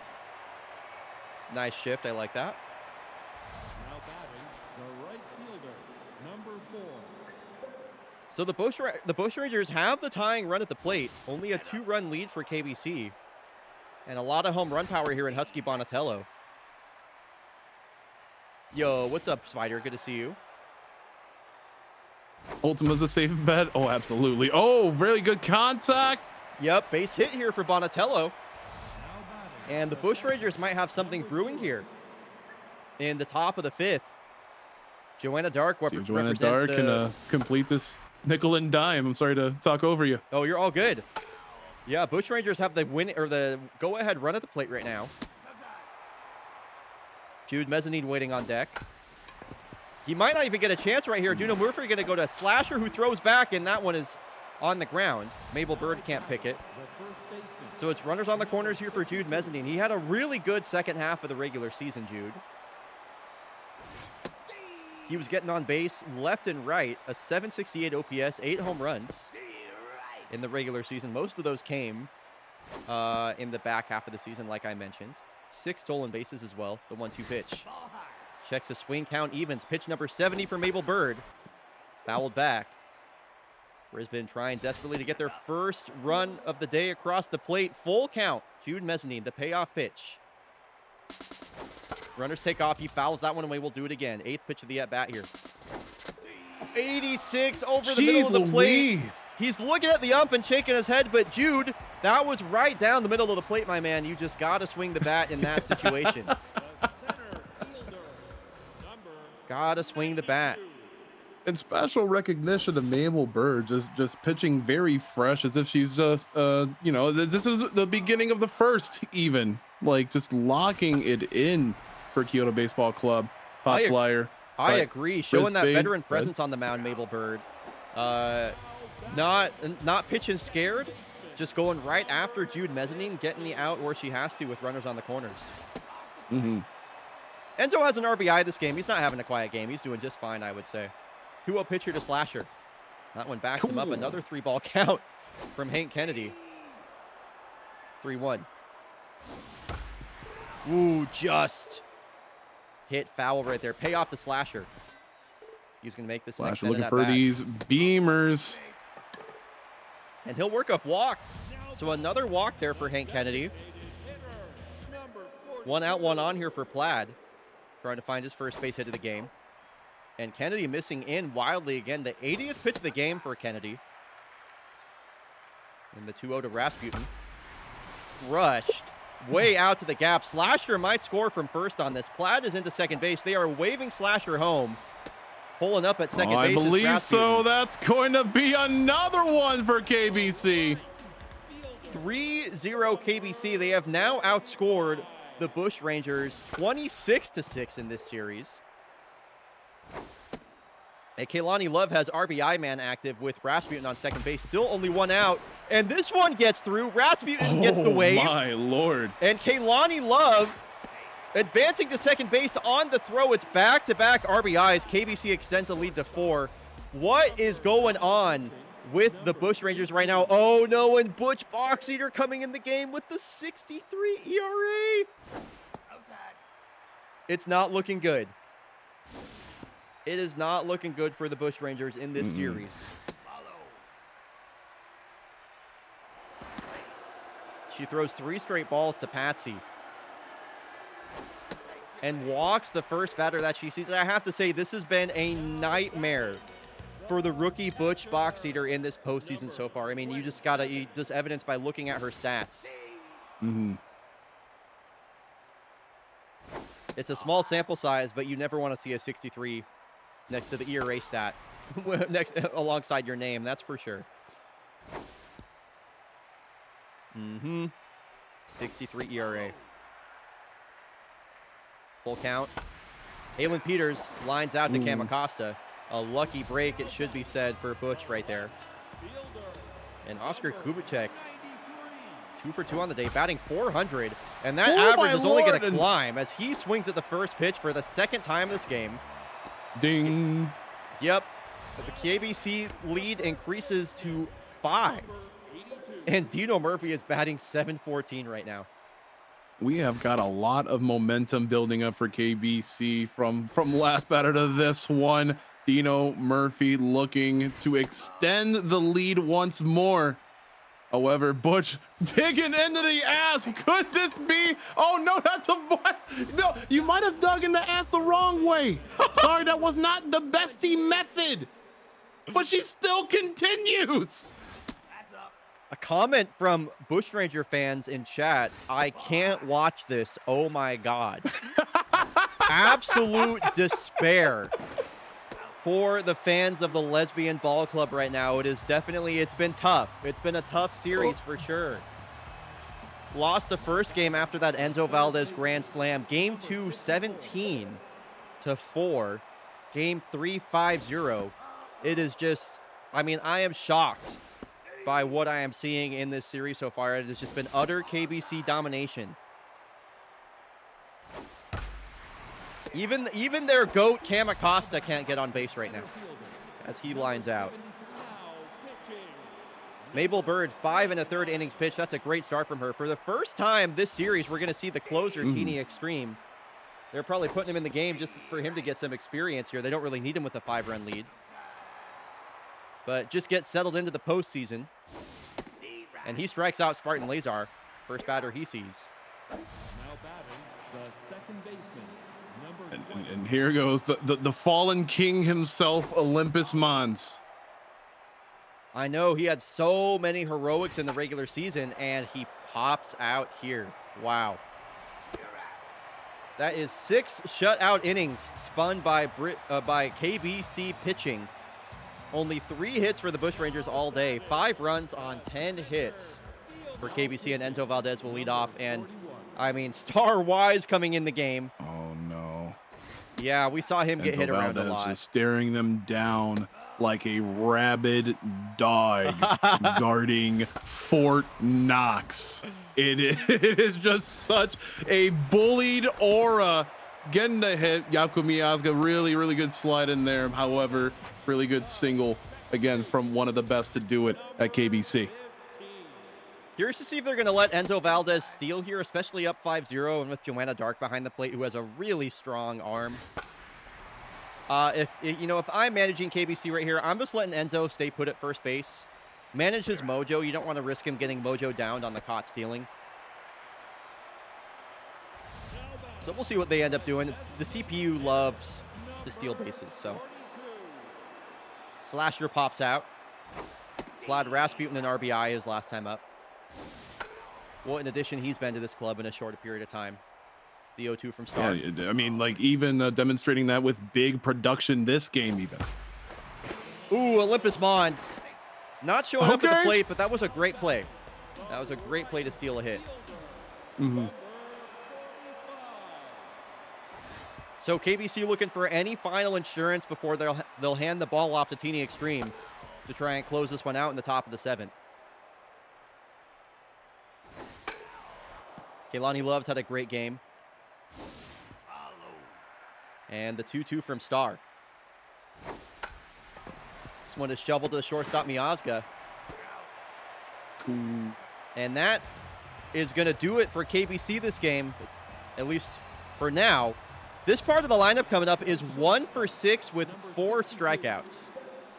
Gotta make something happen here. Can they break through versus Teeny Extreme? Oh my God, not when Dino Murphy is doing stuff like that over on first base. Not a good start. Not a good start at all. And what a tough break that is. With some really nice contact, however. I mean, just look at how ready Dino Murphy is out there. Yeah, that's such a tough break for Yaka Miazga. He's thinking, oh my God, I finally got the barrel to the bat. Here's my first hit. You're wrong. Dino Murphy with the diving stop, but Hector Rivera with his second hit of the ball game sends one the other way for a base hit. Or no, I think that was a pull shot. Never mind, it was not the other way. So Harlan Chung going to really have to battle and get a hit here. Teeny Extreme does have that specialist trait. That means he debuffs the hitting ratings of batters with the same handedness. So he's a left-handed pitcher, a left-handed batter.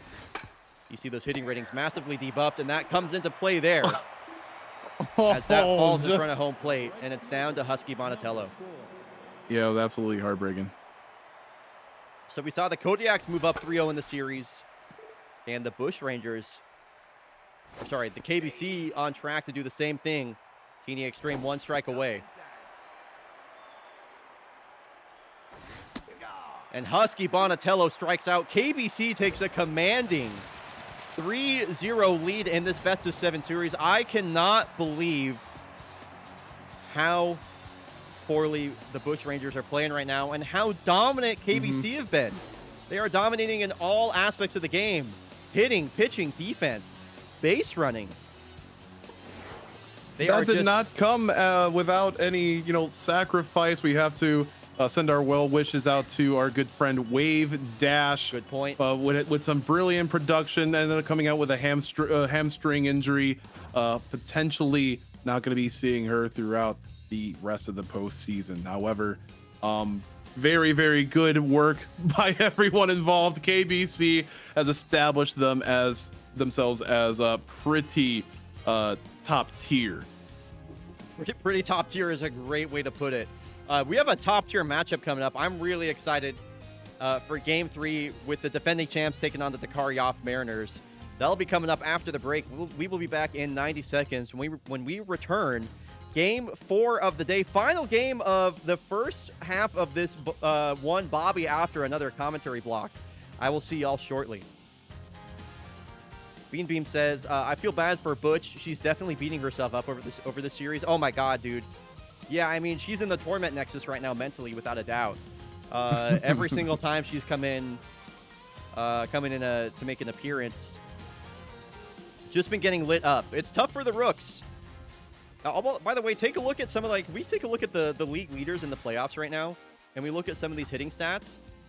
Just take a look at where KBC pops up in all of these. They're all over. Just look at that. Yeah. Dino Murphy top in slug. On base percentage, Dino Murphy, Kaylani Love. Especially if you look at the hits. I mean, this is the one that really stands out to me. They are getting production all over their batting order right now. 5+ hits for so many people in their lineup. And runs scored. I mean, that's no surprise. Nobody scored more runs in this postseason than KBC so far. Man. Yeah, it's been domination for them. So pretty excited for Valencia versus Mariners Game 3. These first 2 games have both been decided by only 1 run. It was a late game combination of Dom Hudson and Commander Shepard. I believe they won that game in the 9th inning for the Mariners versus Valencia. It was also a 1-run affair back in game 1 of the series. I think I said game 2. Anyway, I meant game 1. It was Dakota Para pitching a complete game, or pitching 7 innings at least, and then the Mariners winning that one in extras. So it's been a crazy series so far. The Mariners, I would say, are fortunate to be up 2-0. I had Valencia winning this series, and they have a chance to win the series at home, which is pretty amazing. What are Bird's playoff stats? I would be happy to look for a real quick shift. She's only had 1 start, so whatever she had in that series are her playoff stats, basically, or in that game are her playoff stats. So, 0 ERA, 5 1/3 innings pitched, 7 strikeouts, 77 pitches. So yeah, pretty good. Pretty good. All right, let's get this. Career playoff stats. I'd have to look again. Let me get the prediction started really quick for Mariners versus Valencia. Bobby, you got anybody in this matchup? Or how are you feeling about this Mariners-Valencia matchup? I think for this series, I just have to root for underdog. You know, I have to, the challengers, the new contenders. Like, we really just want to see some things happen here. And as you were alluding to, it's been a bit of a slog, a bit of like a control play style throughout the last 2 games. And however, these last 3 games were actually kind of explosive, a little bit swingy in the middle of the game. I'm wondering if we could see any one of these teams pop off for, you know, this I don't want to say final half, for this half of the one Bobby after another. Right. Yeah, it's crazy. We could be seeing multiple series decided today. Also, something I want to point out. This is Mabel Bird's first ever postseason appearance. Again, she's been in the league since season 1, and this is her first time in the postseason. I mean, talk about making a statement. First ever postseason appearance. You put up 5 1/3 innings of scoreless baseball. Pretty amazing stuff. So right now, I'm on team get Mabel Bird a ring. She's been in the league since season 1. Get that girl a ring, dude. All right, prediction is live, by the way. You got 40 seconds left for Dakarioff Mariners versus Golondrinas Valencia. Prediction live, and we are about to hop into this final game in the first half of our one Bobby after another commentary block. Bobby Brim coming up after this. So here we go, game 3. Golondrinas Valencia taking on the Dakarioff Mariners. By the way, I will be updating the series count on the screen. Don't worry. Off we go. If you're rooting for the defending champions, hashtag Somos Las Aves, we are the Birds. If you're rooting for the Mariners, hashtag Fish On. We'd love to know who's rooting for who in a matchup that has really surprised me so far. It's been great. And let me get this series updated real quick. Bow. Valencia 0-2 Dakar. All right. It's the all-star Bertrand Renaudin leading things off, and what I'm really curious about for the remainder of the series is that the bottom half of Dakar's pitching rotation between Bryson Longstroke and Abraham Landry is just solidly, like, not very good. Like, genuinely not great. Abraham Landry, a long career, but, you know, not a very good one. That is an outstanding play by Commander Shepard. Sorry, I need to talk about that for a moment. Holy moly. Talk about helping your pitcher out. Yambag Jones in getting her first start, moved up to the 2 slot. Looked like a 1-out base hit, but Commander Shepard, huge diving play, gets to her feet and throws. That's amazing. So a quick 2 outs ahead of Billie Jean Blackwood, and so important to have the bases empty when Billie Jean Blackwood is at the plate. 14 home runs in the regular season, huge power threat. P.T. Beanel getting the start over at third base. Solomon Doinkers, I don't think, is on the lineup. So a lot of changes for either team here. The top of the lineup for the Mariners is the same, though. I love the top of this Mariners lineup, Bobby. It is literally 3 future Hall of Famers back to back to back. And Dom Hudson, who's one of the greatest catchers of all time, Commander Shepard, and then Soap McTavish. That's right. The literal generational big 3 right there. If you know, you know. Yeah, quite literally. It's pretty amazing.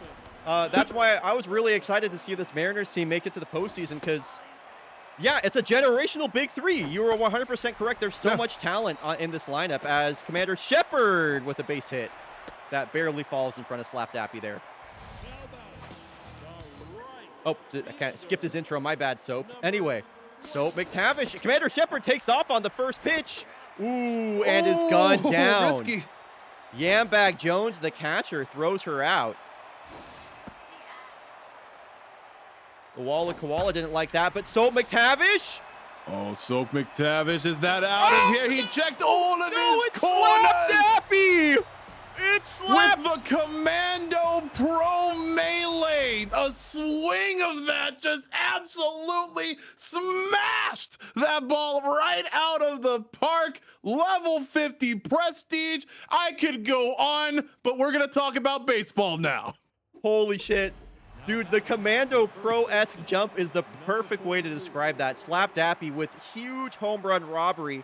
And that's so important versus a guy like Soap, too. He's really streaky.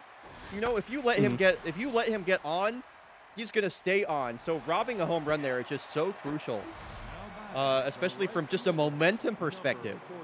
Keep him struggling for a bit. So here is Slap Dappy. Abraham Landry's retired the first 4 that he's seen. It's going to be 5. McTavish takes a quick jog forward to make that catch. And glad to see Nevada City getting the start for the for this game. Came in I forget, it's like a pinch hit or a defensive replacement in game 2. Got 2 hits in the same game, so glad to see him just getting the start over Junior Sarsaparilla, who's been struggling. Yo, what is up, Jadalyn? Good to see you. So hey, Jadalyn. It's 6 up, 6 down for Abraham Landry. And it's now Density Angeles taking on Marge Lowbrow. So, yeah, getting to the back half of either of these pitching rotations, I definitely expect both of these games to be, you know, more high-scoring, offensively driven affairs, but that's not how it started so far. Here's the 3-0 to Marge Lowbrow.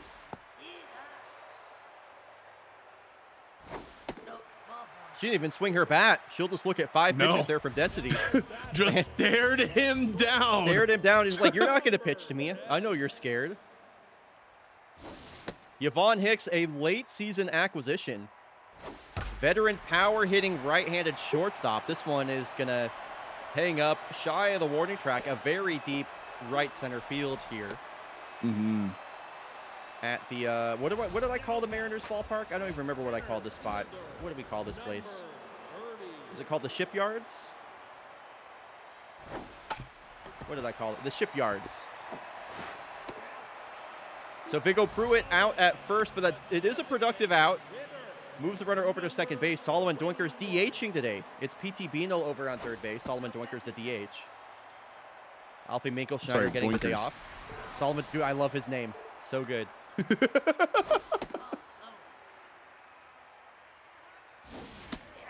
Dwinker's mojo down due to a pressure. Yeah, his mojo's down due to a fielding error that he had back in game 2. Kind of disappointing to see. I see. He grounds out right there, and it's going to be the rookie Richie Graff going to be leading off the inning. Also had a great impact. I hate how like he grabbed as soon as you said grab. Like I just hate that. Yeah. Richie Graff, his friends call him Dick. Gets the start here in game 3 of this postseason. And this one's a swinging bunt. Landry. Incredibly, yeah. Coming way off the mound to make that play. That's not an easy play for the pitcher. Yo, what is up, Blue Drinker 02? What is up, my man? So Abraham Landry's locked in. And just when I thought he might go perfect. So is Harrison Sierra, apparently. Just when I thought he was about to go perfect first time through the order, Harrison Sierra gets the first hit of the ball game for the Birds. And a pretty decent runner at first base right now for Ileana Alejo. Takes a big hack at a first pitch curveball. Fouls that one back. It's been 2 curveballs from Landry to open her up. Nerd Piggy says go right after her. That's what Abraham Landry's doing. 2 curveballs, 2 fastballs. Oh, and she gets hit in the leg. Right after her. Huh? Literally, that was right after her. Wow. That's a big momentum swing in this game. Yeah, because it's a major mojo down, and the Mariners are not taking any chances whatsoever. They pull Abraham Lander from the game immediately. That's kind of crazy. That's a very aggressive move. Interesting. Yeah. So Barney Friedman, this Not is his able to first hit. action of the postseason, and he induces a double play. Yeah. Okay. Sorry, we're at the part of the stream where like my nose just starts itching like nobody's business. Oh yeah. I mean, like with the windows being open and like it being spring and It's all, I feel like we're just. springtime. Yep, I got the septum ring and the mustache hairs and the nose hairs, and they love all synergizing to make my Yep. nose the itchiest place known to man. So there is an infield single for Vidar Usted. A lead-off hit here to bring up PT Beanel. This is her first at-bat of the postseason. She did appear in Game 2 as a defensive replacement. She shows bunt, and it's a sacrifice bunt for PT as she moves a runner into trying to scoring trade. position here for the top of the lineup. So some small ball for the Mariners. Number 71. Runner in Turning scoring. Dom Hudson. And he swings big at the first pitch. This is a high fly ball. Just got underneath that. Ileana Alejo with the catch. Runner stays put at second, but it will be Commander Shepard with an opportunity here. A base hit back in the first inning, and a chance to put up the first run of the game. Nice first pitch fastball right there from Angelos, catching the bottom outside of the corner. And he's got Shepard down to her last strike.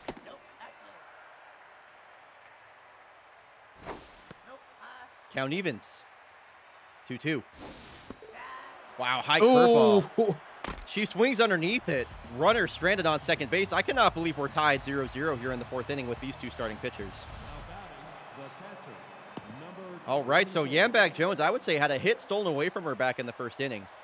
She'll get her first look at Barney Friedman, who only threw 4 pitches in the previous inning and got 2 outs.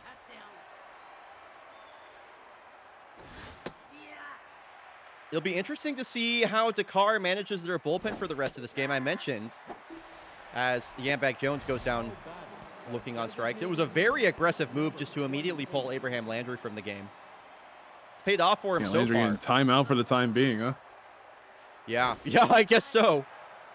You hit a batter, you get put in timeout. And another thing with this series, too, is, the more that the opposing team sees your bullpen, well, I mean, the more that they see them, the more experience they have. They get used to their delivery. They get used to their pitch choices. Back-to-back strikeouts looking. So, Dakar definitely trying, to, as you should in a playoff series, trying to win now, trying to make moves to win immediately, and they'll worry about whatever comes later when it gets to that point. And PT Beanel with a video game of a diving catch and a 1-2-3 inning, a very efficient fourth inning from Barney Friedman. Here we go. So trying to make some moves. Saw some really nice contact at last at bat. Density's still up here, almost reaching 40 pitches so far. Yeah, he's been really efficient so far. Anytime you're like under 10 pitches per inning or even around that range, that's a really great sign. Soap almost took him deep his last at-bat, and he strikes out here in Mojo down. That's what I mean. It's such a huge swing. That home run robbery was massive because now he strikes out, and he's tense Mojo. It's a huge win for Valencia. Keeping the $20 million man quiet.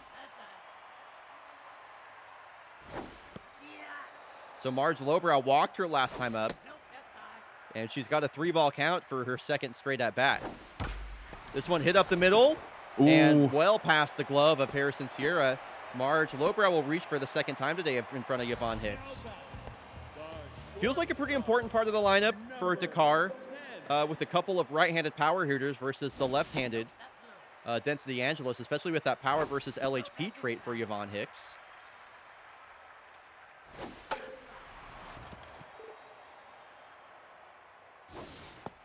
Man, that changeup low and away has been working well for Density, and he's just pitching all of these right-handed bats away, and they keep swinging through it.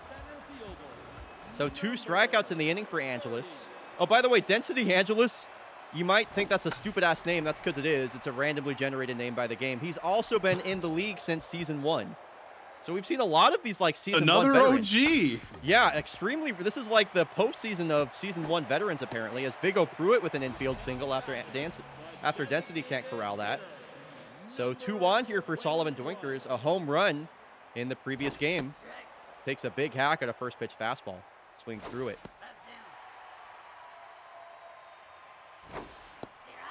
There aren't that many. We're just seeing like all of them, Nerd Piggy. There's a couple of them on this Valencia team between Angeles and Caden Carey. This one a ground ball right to the first baseman, Cheddar Cassidy, and we are scoreless through 4 innings. Man, it really has been like this all series, hasn't it?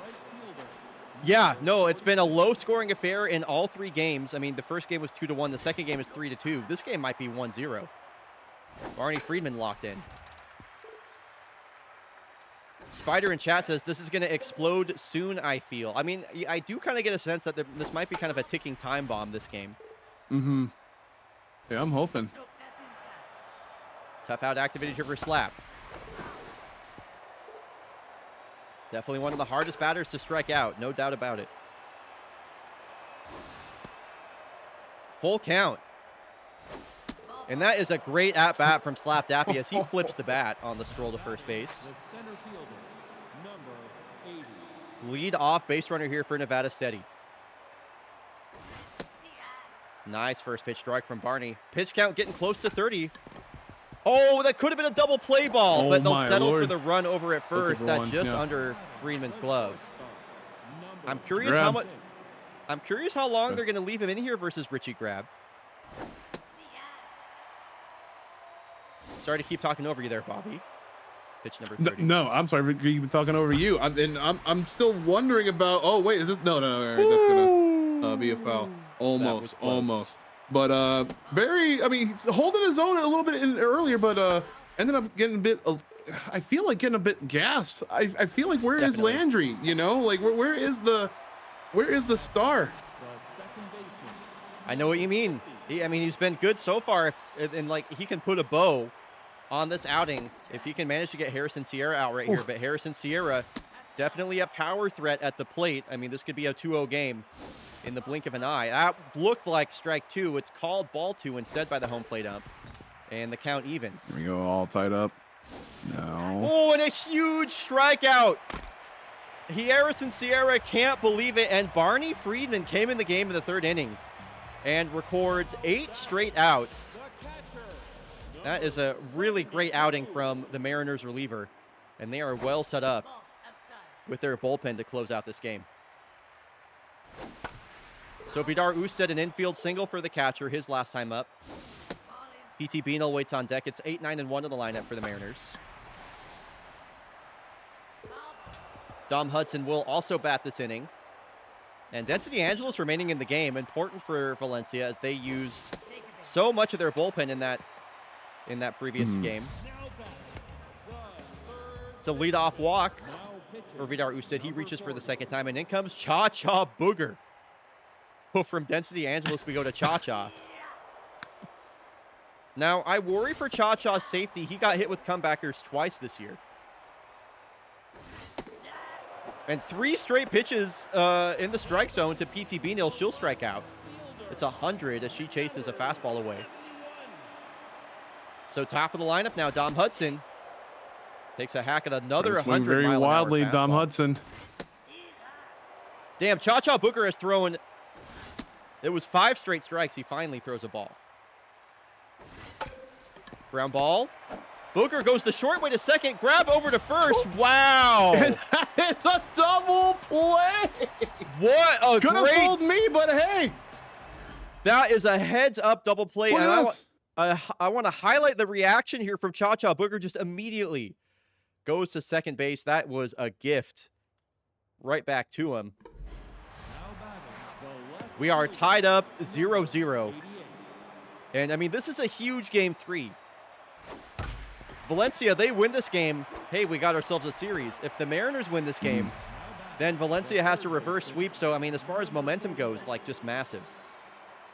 And Barney Friedman staying in this game versus the top of the lineup. Oh, That's what, no! oh, my God! Oh, no! We said it was going to happen. We said it was going to happen sometime this postseason. It's been the deadliest season of fake baseball.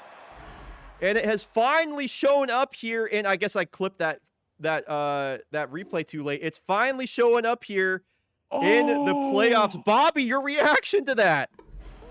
That legitimate assault, legitimate murderous attempt. The eye, did you hear the eye socket? The eye pop out of the socket? It was so audible, even from the mezzanine 100 seats. It's just so crazy. Wow. Y'all condone this?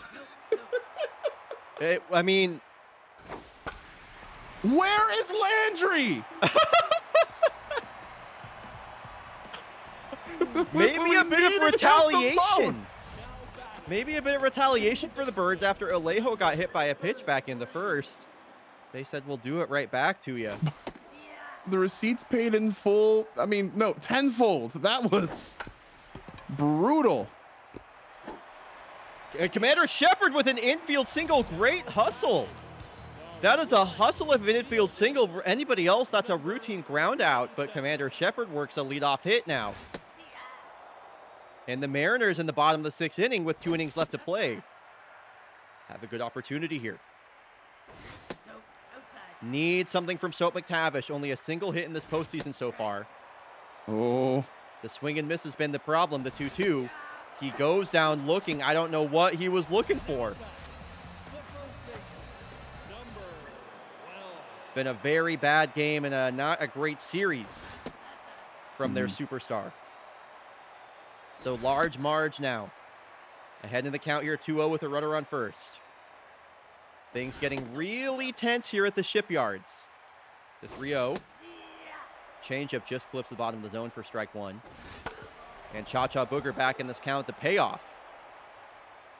Long hold. It's a full count walk. Marge Lowbrow mojo's up. So the Mariners have the potential winning run in scoring position right now. Yvonne Hicks acquired by them in the final 20 games of the season. Mercenary for hire, effectively.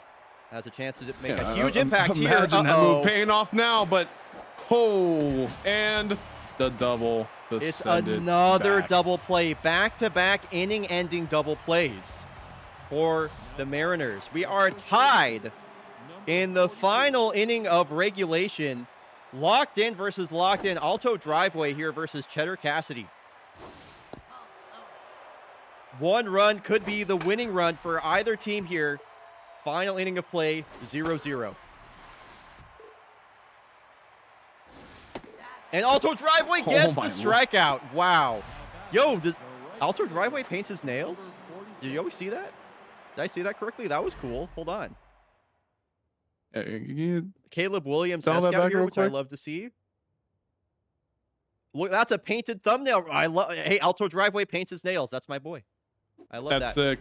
That's sick, dude. Love going for the black. Puts asphalt on them. Oh, that makes sense. That makes sense. Thanks for the clarification, Bean Beam. 3-1 count here to Slap Dappy. And Tough Out going to activate here.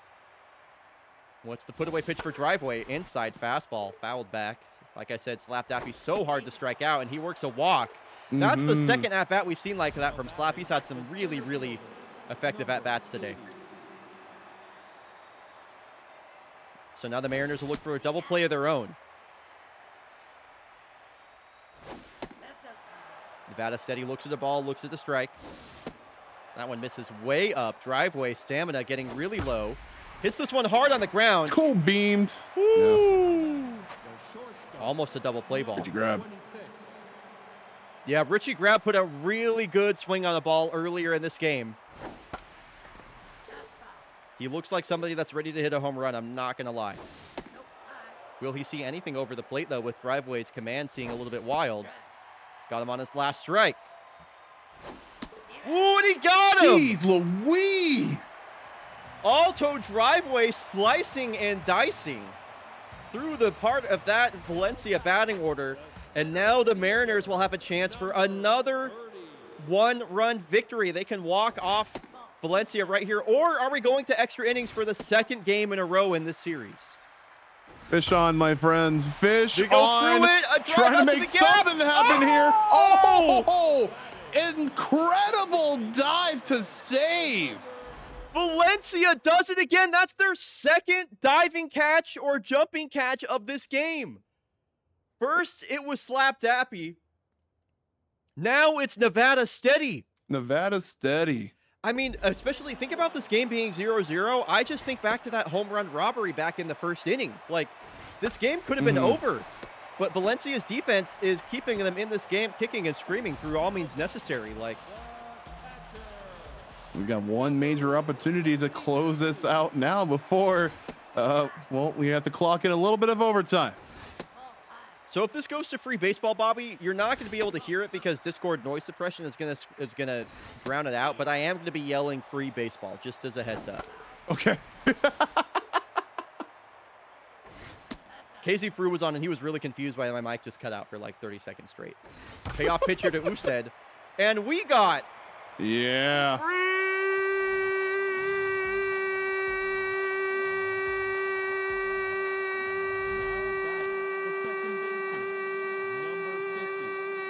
baseball for the second game in this series. Maybe the third game in this series? I don't know. All of these games have been so close. And we're going to extras again. As Altro Driveway, I cannot believe they let him stay in the game. Really This is awesome. Whereas on the last 3 games that we've seen in this broadcast, we've seen absolute slugfest, slobber knockers, bombastic plays. We are just seeing the tortoise and hare type play styles here. Like, we are just seeing a battle of attrition. You can just see these folks. We've seen Ileana Alejo like for the umpteenth time. Everyone is gassed here. Walker Nasir finally coming into relief. Oh my lord. Yo, Caboose, that's the longest resub in the business right there. Thank you for the 106 months. That is literally a day one sub, Caboose. Thank you so much, dude. Really good to see you. It was great seeing you this last Saturday. Love you, miss you. And yeah, Walker Nasir coming in the game. Throws one pitch, gives up the hit to Ileana Alejo. And Commander Shepard has to dive to her left in order to make that play. So a go-ahead run in scoring position here for Yambag Jones. Walker Nasir was acquired late in the season by the Dakaryoff Mariners and was not great for them, by the way.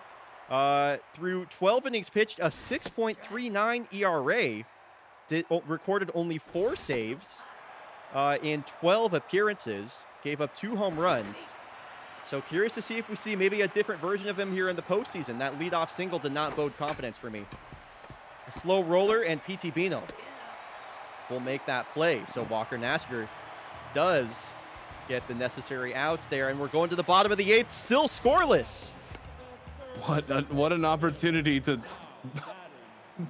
what an opportunity to break these chain links right here.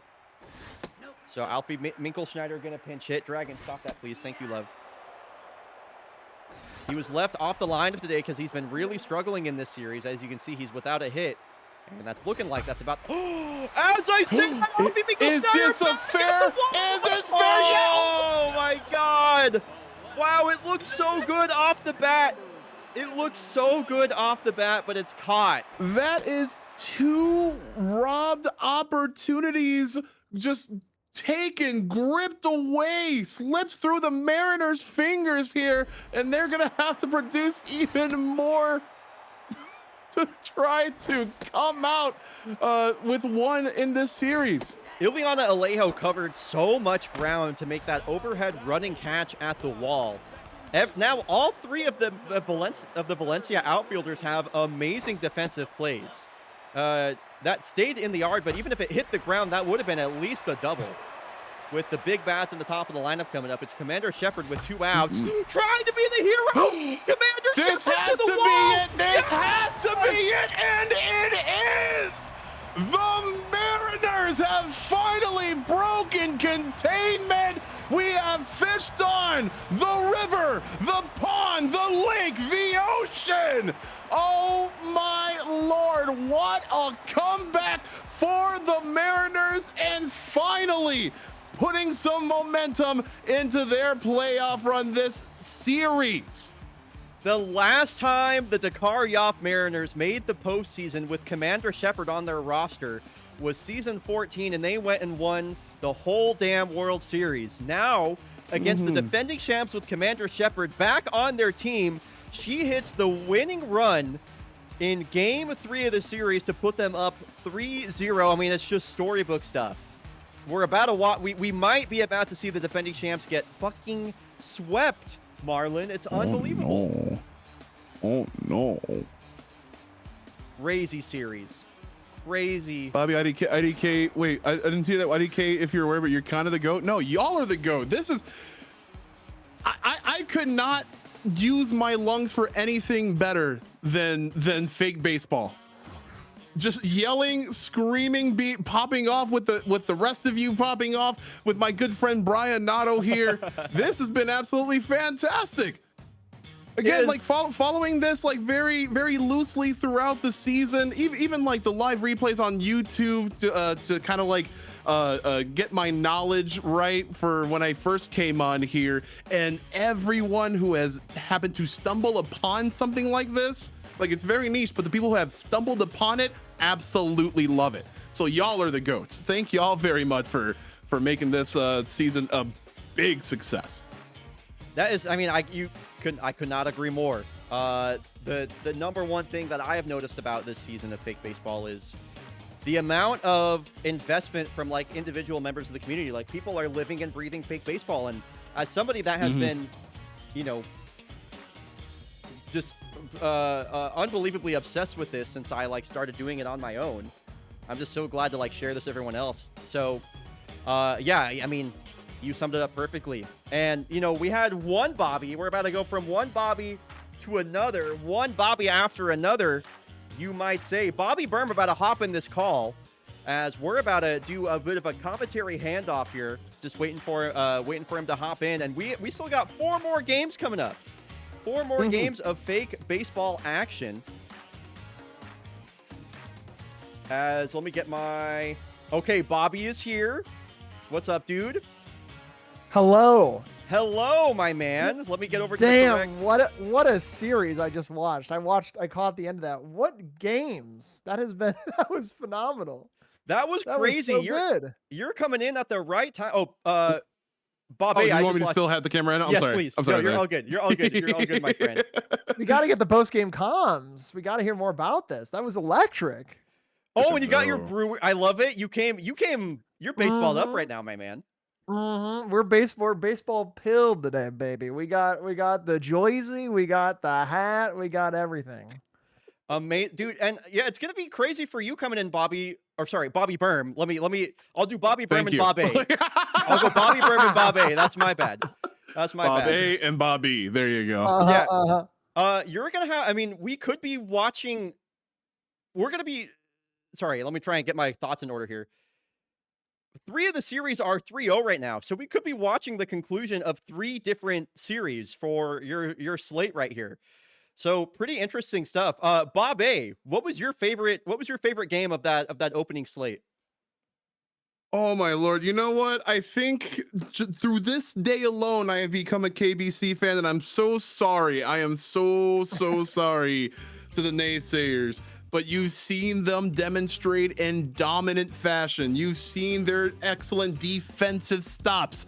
You've seen the hits of contact, the meaningful impact behind each and every one of those swings. And that led to the highest amount of home runs and potential RBIs for this day so far. It has been that game was absolutely phenomenal. And it kind of was a bit of a stark contrast to like how I was really hopeful for the Rangers in episode 1, and I really thought that we would be seeing production from, again, those like top 3 producers, you know, Olympus Mons, but just absolutely nothing coming from them. And that was a very pivotal game. Like yes. I had no stock in them, but I feel so bad for them now. Like, what are they going to do to climb themselves out of this now? Yeah, I don't know. I mean, it's for taking a look at the season series here. Yeah, I mean, Bushrangers down 3-0. Valencia down 3-0. Knights down 3-0, which I frankly expected. I truly don't KBC they're looking like they're going to be in the World Series right now. Their offense has been completely unstoppable. I had so many questions about their pitching, and they have held the Bushrangers to 6 runs across 3 games, including a shutout in Game 3. So I'm pretty. I at this point, I don't know if the Bushrangers really have it in them to win 4 straight.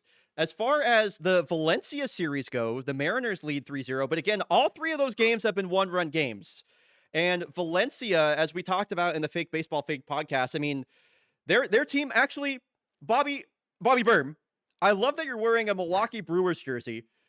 Because I always describe Golondrinas Valencia as the Milwaukee Brewers of fake baseball. I'm not joking. You can go back and listen to me talk about this. They don't sign a lot of big free agents. The only time they do is when it's somebody like a Christian Yelich, for example. And then other than that, it's all these random-ass homegrown guys that have only ever played for the Brewers, and they just manufacture their way to success, and that's how they won the World Series last year. I mean, listen, like similar to the Milwaukee Brewers, we save our money for when it's right? Yes. We dig in the trenches, we grab the people that can get the job done, but there might not be the biggest hitters around. But God damn it, if we're gonna get the piggy bank out for a Christian Yelich, you know what I mean? Yes. That kind of energy. Yes.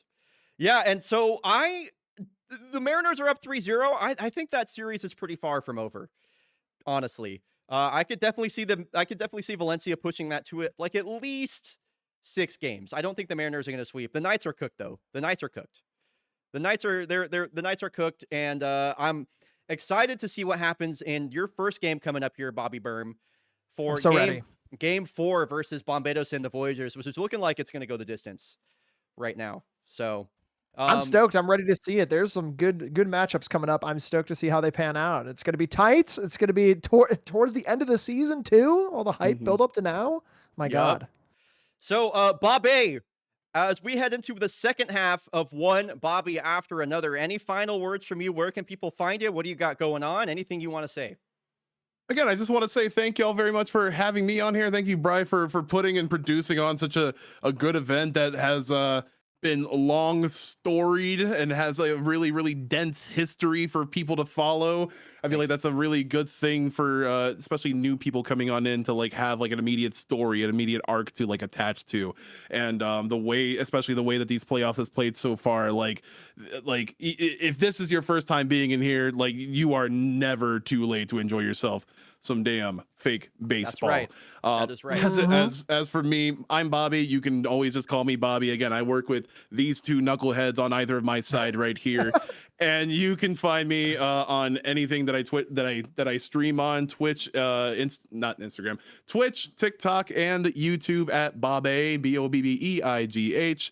And then you'll be seeing me either here soon or somewhere else next month very soon. So I cannot wait to see more of this. I can't wait to talk with more of you, and I hope to get to know a lot of you soon. Bobby, thanks so much for coming on. We just put the shout out to Bobby in the chat. Please drop him a follow. He's always doing so much cool stuff over on his stream. And also, if you want to sub to Bobby, you can get the Jickle emote. I'm just saying, like, you get any Glorb Jicklers in chat. Hold on, just for the one time. Yeah, just the one time. For the one time. Yeah, let me get my. Haven't had a Glorb Jickle all the live long day. Let me get my Glorb Jickle ready there for you. Thank you. Simply the best combination of emotes on Twitch. We got the Glorb. We got the Jickle. It's like, come on, it's man. like normal best friends have matching tattoos. We have complimentary emotes. That is so terminally online of us. I love that. I love that for us, Bobby. It's so good. But yeah, it's been awesome here, and I hope to see y'all soon. So yeah, I'm gonna be lurking in the chat. I can't wait to see some baseball. That'll be it for me. See you, Bobby. Nice job. Later. All right, wow. folks. And what now, a day. It's one Bobby after another. How's it going, Bobby Berm? How we doing, man? It's going good. I'm excited to get into some baseball here. I am stoked to see the semis here. We're getting into the finals. Things are getting tight. Things are getting serious. I have loved this series so much. We were talking before this. I just simply love throwing on some baseball. And Bobby put it in a really good way, right? Like, there's no bad time to get into baseball, right? There's never a bad game. You know, maybe there's a slower game, maybe there's a more electricity in the air. Who's to say? But you're never gonna have a bad time at the ballpark, and it's so true when it comes to fake baseball as well. So I hope you all are ready. You're locked in. You got a snack. You got a little drinky, something like that. Do a quick stretch, and we're gonna kick it off. I'm stoked. So I'm just fixing I would normally do this like in between here, but I'm just gonna fix the crop on the camera really quick, and then we'll be good to go. We got ads running right now anyway, so we're not missing much. But Bobby Berm, while I guess I don't need to call you Bobby Berm anymore. I can just call you Bobby. Or not Bobby. Not Bobby. Fuck. You can call me Bobby. You know, now you have to call me Bobby. Not enough Bobbies actually, but yeah. For folks that don't know you, if you can let the stream know, just tell them a little bit about yourself, what you do, what you got going on. Like, and feel free to introduce yourself to folks. Yeah, for sure. Well, first off, thank you so much for having me. My name is Bobby Berm. I do a lot of things across the internet. I stream a few days a week. I do a lot of speedrunning. I love indie puzzle games and platformers and what have you. And so that's kind of my go-to genre. I also do some James Done Quick work as well on the interview team, and I like to put out silly little YouTube videos here and there about silly speedruns and what have you. And so that's kind of my whole shtick. So I have been excited to get into more like kind of fun content outside of my normal speedrunning stuff. So I was chomping at the bit to do this one. So I'm really excited to be here. Well, I'm really glad to have you here. I've definitely going into this season, I was like, I want to have Bobby Berm on at some point. So what a better time to have you on than the playoffs. So I know. Fake baseball and for me another was Bobby. also fake baseball for me was also kind of like I want to do something different that isn't speedrunning. You know what I mean? Yeah, so for sure. Kind of be like meeting you halfway there for sure. Yeah, exactly. I love that. So I have to ask you a question. Yeah. What is your go-to? What do you think is the game today? What's the one to look out for? Like, what do you think is like the matchup of all time? Because as you said, I know that's a tough question, but also I'm curious. With a few games left in the day for matchups today, I'd be curious which ones you're looking at, and also. I know you kind of just covered this, but I also want to talk about this 0-3 situation. I know there's been a lot of 1-1 games, really close calls, but 3-0 for a lot of these matches is kind of crazy. So I wanted to ask those two things. What are you looking forward to, and what do you think about all these shutouts that have been happening? Yeah, first thing I'll say is really quick, y'all. Prediction is live for this upcoming game for Voyagers versus Bombados. Yeah, I guess so. What's my take on everything right now?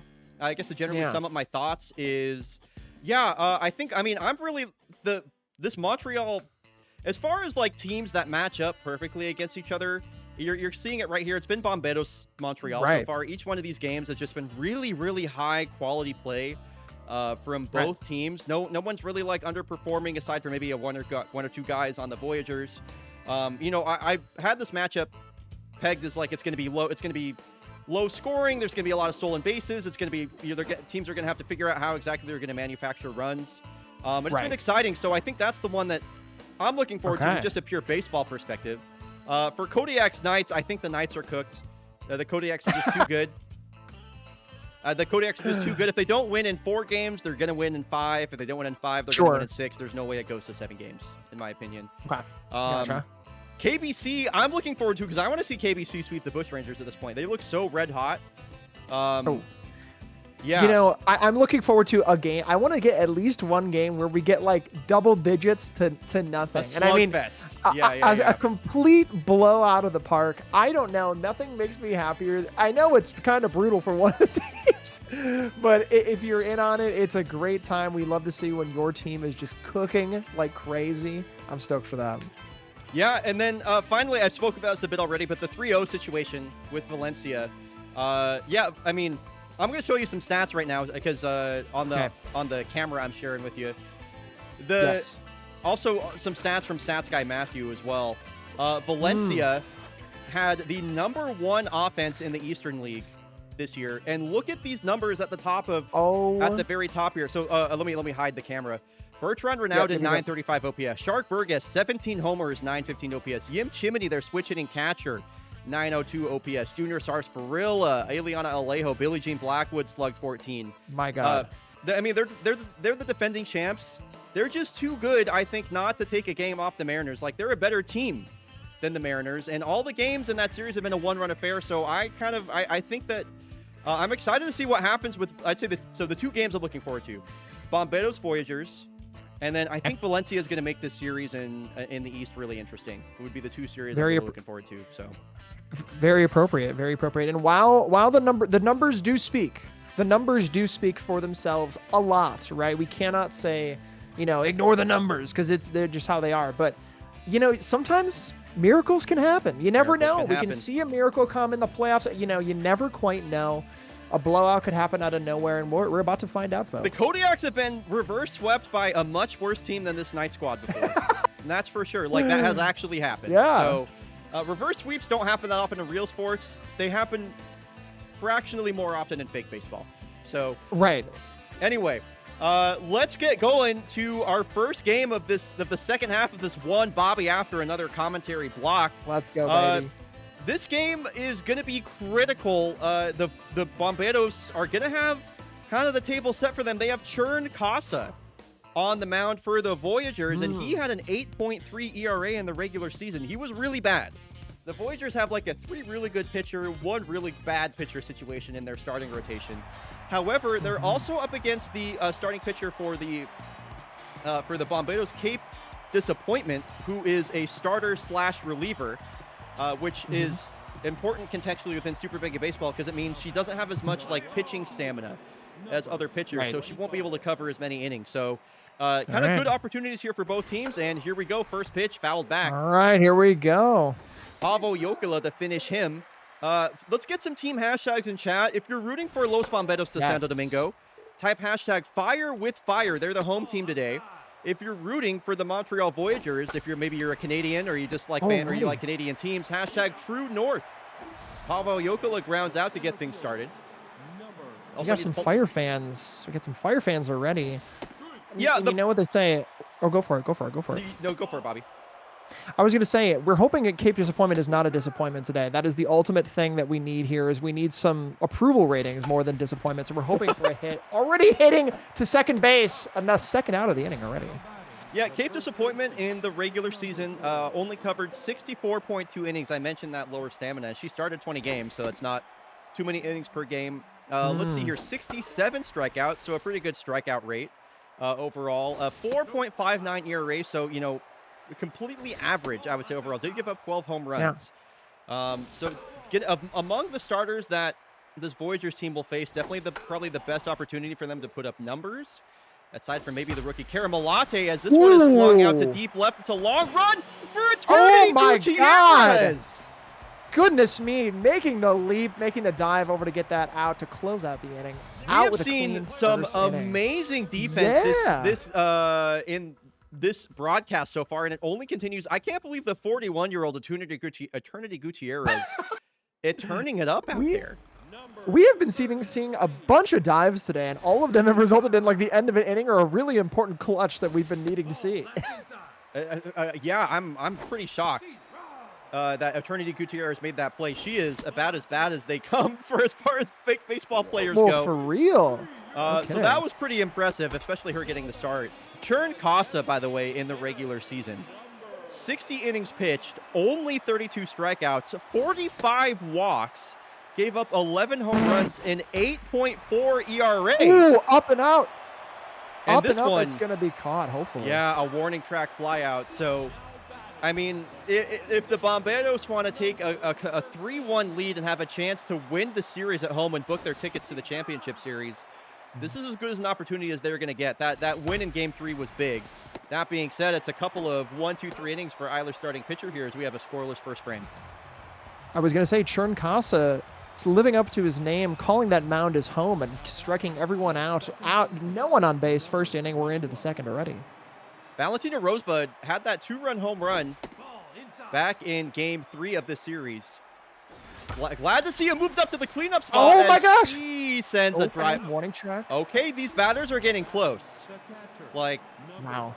Yeah, that's a couple of loud outs from either team. I'm wondering if we're going to see like a high-scoring affair this game. I don't know. I know nobody's got a base runner yet, but straight line drive. There's too much loud contact right now. I know, it's literally every single hit has been either a line drive or a pop out, almost to a home run. My goodness. We've been getting a lot of action already, but I mean, not a whole lot of runs on base, but a lot of hits, a lot of contact. Again, straight to the outfield. We should be seeing a catch here, and I believe this will send us to out number 3 and ending our second here for the top of the second, into the second. So perfect through 2 is Cape Disappointment. It'll be the left-handed shortstop, Dave Barnett, to lead off. He has yet to really come alive in this series so far. He was really important to the Bomberos in the regular season. He's been seeing more and more play year on year with the Bomberos after they signed him from the favorites a few seasons ago. In the regular season, Dave Barnett, as he looks at a ball for a full count, a 785 OPS, 7 homers, 286 batting average. This one is hit hard, but the second baseman, Valentino Rosebud, the former MVP, is there. Oh, styling as it was come up to the bat here. Styling on everyone. Ferrani walking up. And a straight line drive, another hit right at first. Right to Rosebud. Oh my God. I've been really impressed with Valentino Rosebud this season with the Voyagers. He's usually an outfielder. He played most of the games with the Golondrinas Valencia en route to their World Series last season. In center field and right field, but he has just slotted right in there at second base with the Voyagers, and second base was a huge hole for them before they picked him up midseason. So really impressed with his defensive chops at a position that is not normal for him. Here's the full count to Bimto Smack. Checks his swing, and there's the first base runner of the day. Finally for the Bomberos. Bimto Smack parents could not decide what to name him, just decided to give him 2 sound effects. Unfortunate for them, but already we have Sammy Delara up to bat. And the Delara Divas out there in right center field getting loud. They love Sammy Delara. He has had a massive impact on this series so far. And he's putting some good swings on the ball right here. Here's the 1-2 pitch. Can he stay alive on 2 strikes? Swings through 89 elevated. Nothing doing there. Bimto Smack is stranded on first. And no hits in this game yet. You know, sometimes I will say, sometimes the slowest games feel the most exciting. I don't know how else to word that, but often like when you have the slowest starts, people are anticipating action, right? People are waiting for the big moment, and the explosion then is what you hit when there's nothing into just something all of a sudden, right? So I can feel that building up here into our third inning. And Sleeve McDykel finally found his first hit of the postseason.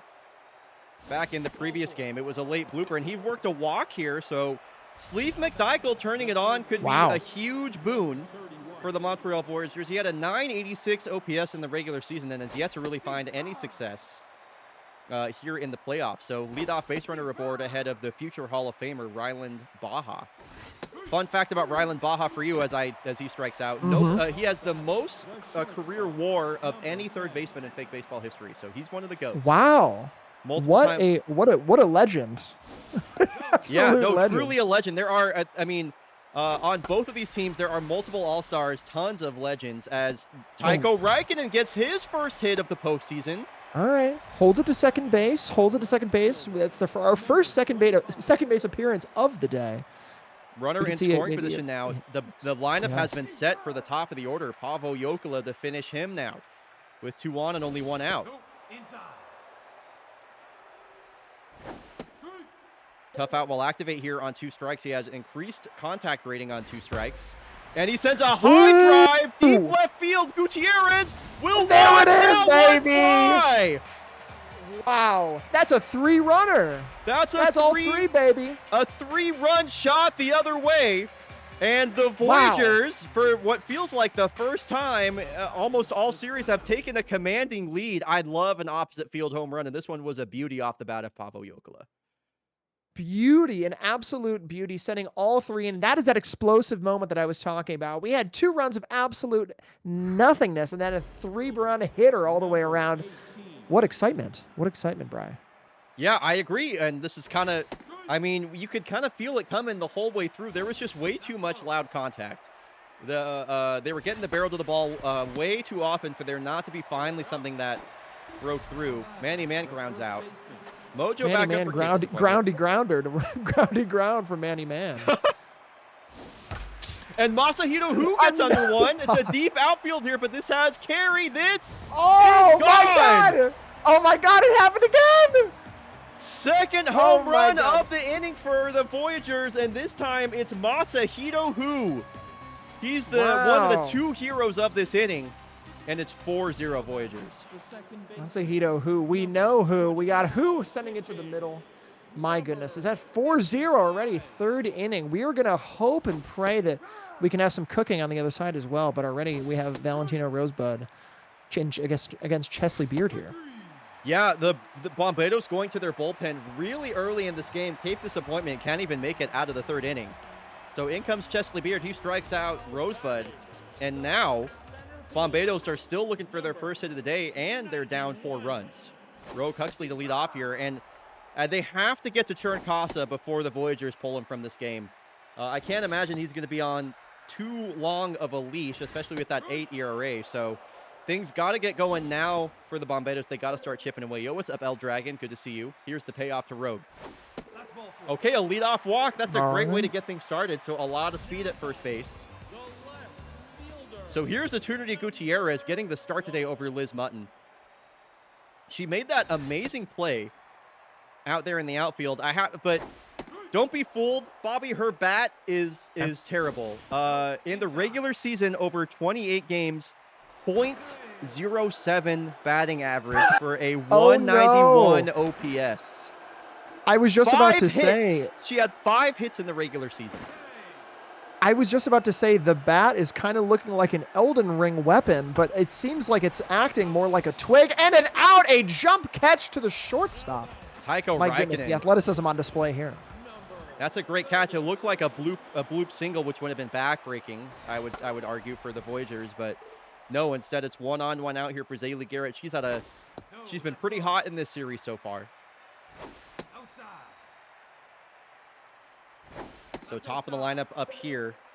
Not sure if they're going to let Rogue Huxley take off. It doesn't look like it. Full count here to Zaylee Garrett. Fouls that one back. All right. Extended at bat here. Over 42 pitches now for Chern. And the at-bat continues. Pitch number 9 of this at-bat. Oh my gosh. Pitch number 10 of this at-bat. One more foul ball maybe for the fans. Oh, come on. One more foul ball. Let's see if we get 4. Okay, throw a pitch. Boo. Okay, I'm hopping in with the boo birds. It's like, come on, man. Boos, man. Oh, my God. A 4th foul ball. Give me a 5th. Give me a 6th. Show me a 6th. Stop. Oh, she goes down looking. That didn't even look like strike 3. That didn't even. I have to be honest. That looked like ball 4. I'm not really sure if I agree with the home plate ump on that call. Hold on, let me rewind that back really quick here so we can pause the frame. That's a close one. That's a close one. What an at-bat. What a battle from both of them. Zaylee Garrett, I think that's low and away, but I can see why that was called a strike. ABS, get it in. If only. Oh, goodness. Wow, so that is a crucial strikeout for Chern Casa. I mean, a great at-bat. Wow, and what a throw! Rogue Huxley caught stealing. Okay, so Bobby Byrne, we had a channel point redemption. Chat can alter the way that we call the next home run. Okay. We have to, in quotes, call it a day, all the blueprints, according to Nerd Piggy in chat. So I'll leave that one to you since you're the Blueprints head here. I have not played Blueprints. Which is a damn shame, bryonato. You have to play Blueprints. You would absolutely love it. It is second only to Outer Wilds for me, Bobby Byrne. So I have to say you should really play. So I will absolutely do that. Thank you, Nerd Piggy. I need to play Blueprints. I have to say something about Blueprints. It took me way too fucking long to make the blueprint connection. Like, I actually just didn't see that for such a long time. It wasn't until I actually saw like a blueprint with like blueprints on it. And I was like, oh. So I'm just a dumbass. Noted. It's a shame. They could have called it green prints or red prints, but it had to call it blueprints. I wonder why. Reason. I know, for whatever reason. And then Sleeve McDickle coming up to the bat right now.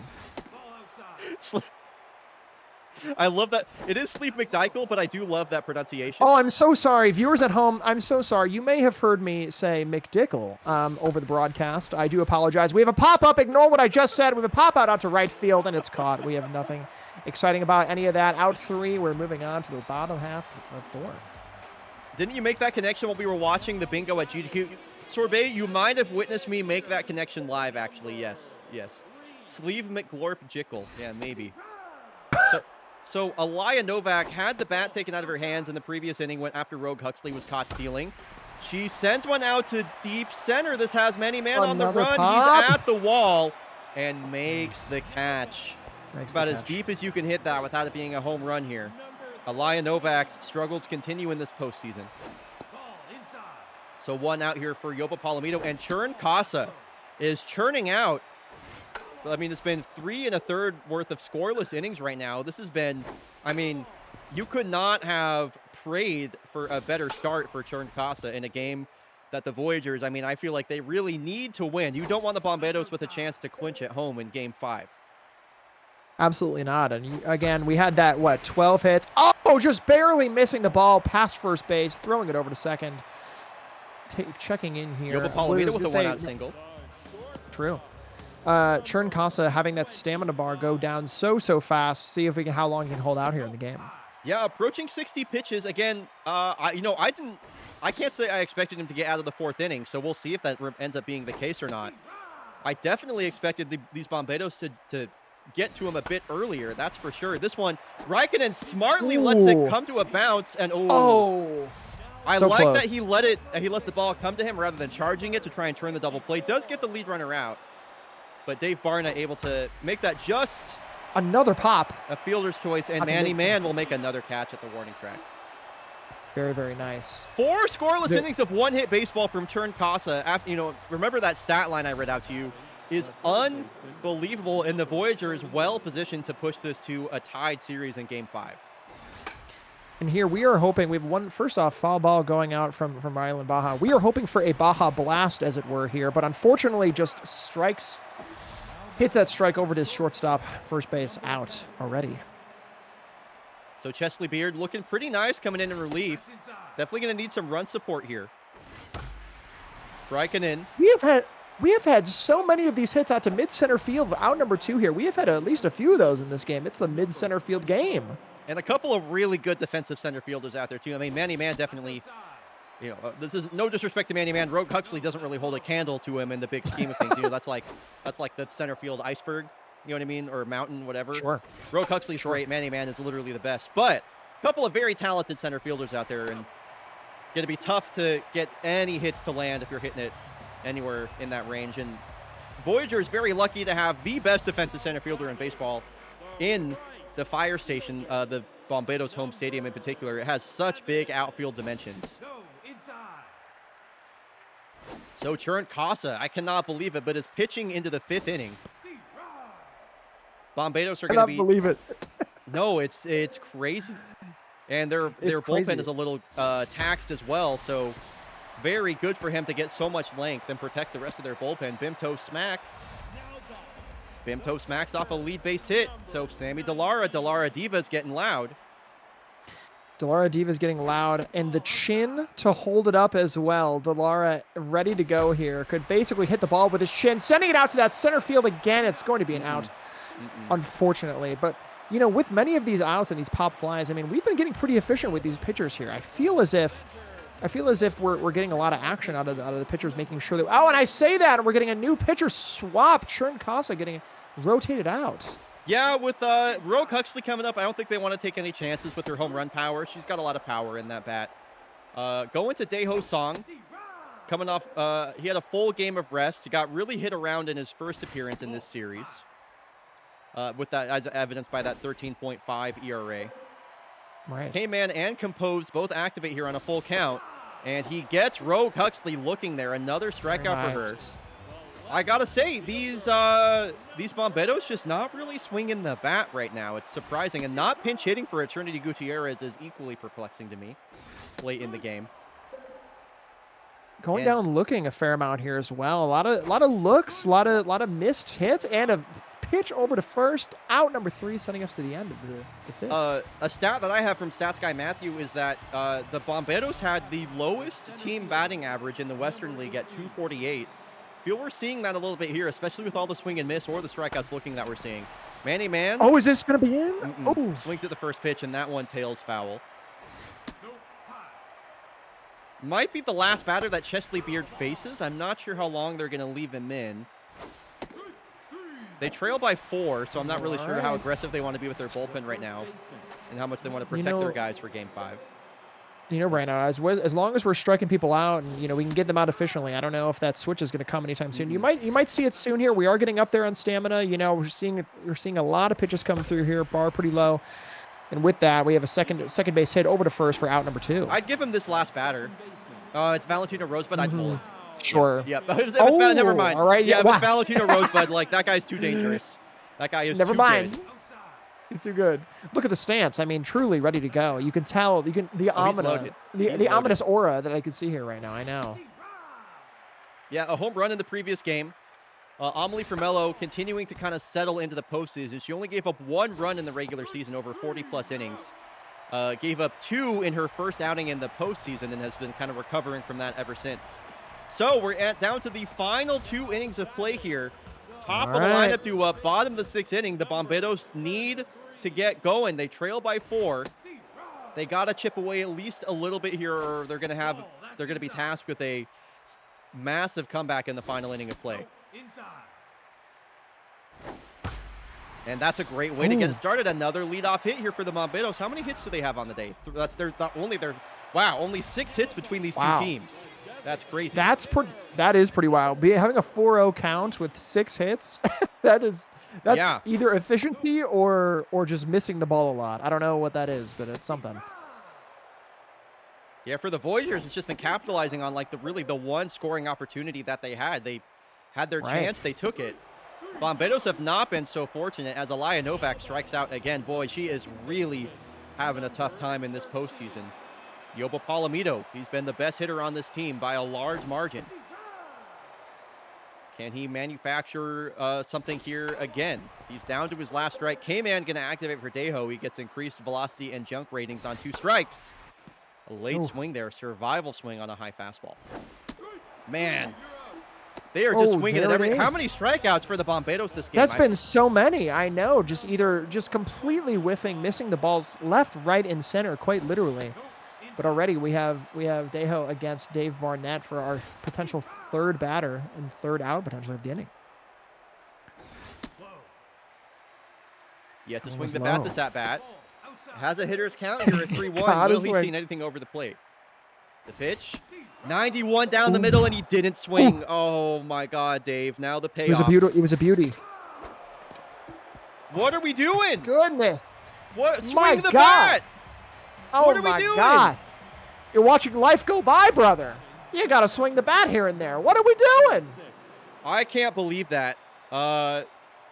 The Bomberos have certainly had plenty of opportunities, but it's just been strikeout after strikeout after strikeout.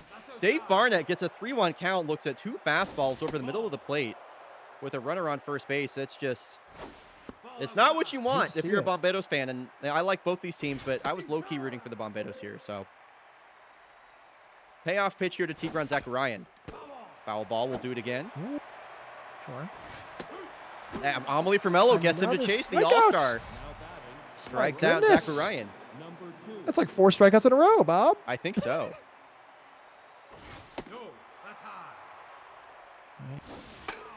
Surprised to see Formello used in this game. She did appear in the previous matchup as well.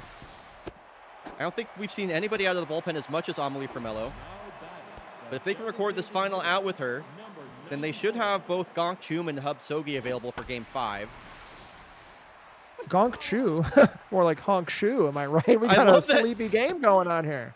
One of the things I love about fake baseball is that, whoa, that ball had a ton of spin on it. That was a crazy hit. It's a double for Steve McDykel. That was really bizarre. Look at the way that this rolled off the ground. Yeah, it changed course. It's weird. Crazy. One of the weirder fake baseball hits I've seen. Weird. The referee also just purposely standing in the way of the upcoming throw of the player, which is very, very silly. I heard that referee has money on the game, in fact, and wanted to stick around in the way. Oh, if you heard that, please report it to me. By the way, it is actually capital punishment. I would absolutely not tell you that. But anyway, we have Hub Sogi Hub Sogi, what a name. That's a Nerd Piggy rename right there. What I was going to say earlier before that was one of the things I love about fake baseball. It's just a normal thing to say something like, oh, yeah, they're going to have Gong Chum and Hub Sogi available for Game 5, you know? So that's a normal fake baseball sentence. Right. Okay.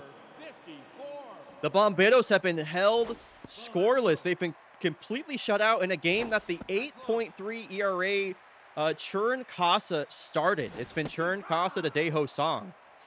As the Voyagers look to push this to 5, Ahmed Fedahani, a deep drive way out to center, and again it's caught at the warning track. Man, so close. We've had so many of those fence kissers, so many of those close calls, but have not been able to capitalize except for the 1-3 hit pop. Bimto Smack with another base hit, his second in a row. Bomberos need base runners. I mean, they're a grand slam away from tying it. It would be quite the miraculous effort if they were able to tie up this game. So they're going to bring in Alexia Soto versus Sammy Delara, which is an interesting decision, considering that Sammy Delara has the power versus LHP trait. He gets increased power versus left-handed pitchers, of which Alexia Soto is one. He pops this up. Somebody's got to call for it. It'll be Manny Man making that catch. I thought we were about to see a three-way smack there. I thought we were about to see a three-player triangle hit each other, but did not happen. So it's down to Roe Huxley. Last hope for the Bomberos this game. She looks at her first pitch changeup for strike one. This one softly lifted out to left field. And it's a shutout for the Voyagers. Wow. They worked their way back into the series, and I'm going to say commanding fashion. 4-0 and a shutty in a game that Churn Casa started, and now they're going to have Happy Goodfella up in Game 5. Goodness. This series, I think it's going to go the distance. I think we're going to see a Game 7 here. That's for sure. You know, I think we might. That was a pretty brutal hitting. That's a lot of zeros on the board. I do know we've had not that many hits either this day. No. We have only had like a handful of hits, a lot of strikeouts. I cannot tell. Frankly, I would be curious about your opinion. I wonder if this is more of a pitching expertise kind of moment or a hitting miss kind of moment, or if it's a combination of both. I've been feeling like we've just been seeing a lot of swings and misses, but we have seen a lot of looks at the home plate as well. Yeah, for the Bomberos, I don't really know I didn't really understand what their plate approach was that game. I mean, especially we talked about all the strikeouts. I would have really liked to see them be a lot more aggressive at the plate. I think that they were really trying to, Churn Casa, he walked more batters than he struck out in the regular season. So my assumption is like the scouting report is like, work the count, take your pitches, whatever. To me, it felt like the Bomberos kind of did use that philosophy they took that philosophy too far. Right. And, next thing they knew, they're down 4-0 with 2 innings left to play. And just can't make anything happen. So literally life passing them by, and as they have the chance there, and we have the chance to swing and we don't take it, and that's what happens. You can't take everyone. Not everything's gonna be perfect. You gotta hit it. So wow, what a matchup coming up as well. Goodness me. Yeah, the Cascadia Kodiaks have a chance to clinch here. They're gonna be the away team here in Havana, Cuba. They'll have a chance to sweep the Knights. This would be the second season in a row in which the Knights were swept in the first round. However, the Kodiaks are going to have Pascal Noir on the mound, so you never know what's going to happen when Pascal Noir is on the mound. For context, Bobby, Pascal Noir is either giving up 7 runs or like pitching a complete game shutout. There is no in between with her. Sure. She's either like one of the best pitchers or one of the worst pitchers in baseball. Spoiler alert, Pascal Noir, cover your ears. She will not be returning to the Kodiaks next season. So, Oh my! Yeah, oh my God! It's just cutting news. her. You're hearing it here first. We're cutting her next season for sure. As to be shown by this accuracy bar on Pascal Noir as well, a little bit lower. You can tell by the comparison for Kimball Beltrance, but man, it's fast and all over the place with Pascal Noir. It seems. Yeah, prediction is live, by the way, for Kodiaks versus Havana Knights. Kodiaks are the away team. Knights are the home team. The Knights are trying to push this to a Game 5 and prevent the sweep. The Kodiaks, of course, are trying to sweep. So with the pitching matchup, Pascal Noir versus Kimball Beltrance. Pascal Noir is interesting because she won the ERA title in her rookie season with a 2.82 ERA. Then She doubled her ERA in the next season, and now in her third season, she has a 6.58 ERA over a career low of 79 innings pitched. However, Wow. she struck out 96 batters in 79 innings, so she's really she's an enigma. She's an enigma Oh my God. of a pitcher. You don't know what we're going to get. I guess I need to set the lineup as well. Kimball Bellatrance. Oh, I didn't realize Raleigh Forte is hurting. Okay. Oh, so goodness. Put him Forte- out there anyway. Put him out there anyway. Why not? I'm good. I don't need to do that. Dang. What do I want to do here exactly? I think we're going to DH. We're going to DH Antoine. We'll have Takeda play second base. All right. Here we go, chat. Game All 4. right. Kodiaks versus Havana Knights. Yaks, like I mentioned, trying to earn the sweep right here. Knights trying to prove that they are not frauds. If the Knights want to prove me wrong, this is their opportunity to do so. Aurelia Rosales back in the lineup after that injury in Game 2. That's nice to see for Knights fans. And Kimball Bellatrance mostly came out of the bullpen in the regular season, but after the acquisition of Bray Grammer, she has turned into more of a starting role. Oh my God. The As first hit of the day going out to center field to the track, just barely missing it about a couple feet. All right, chat, who do we got in this game between the Knights and the Kodiaks? Uwala Koala says brooms out.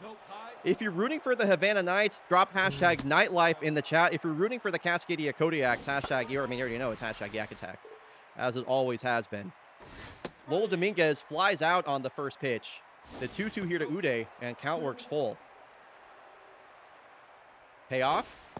Taken outside, ball 4. Chat, can we get some life into chat right now? Can we get some nightlife? Can we get any sort of energy in chat? This is playoff baseball. This isn't just a regular season stream. We got Bobby Berm in the commentary booth. Where are we at right now, folks? It's a Friday night.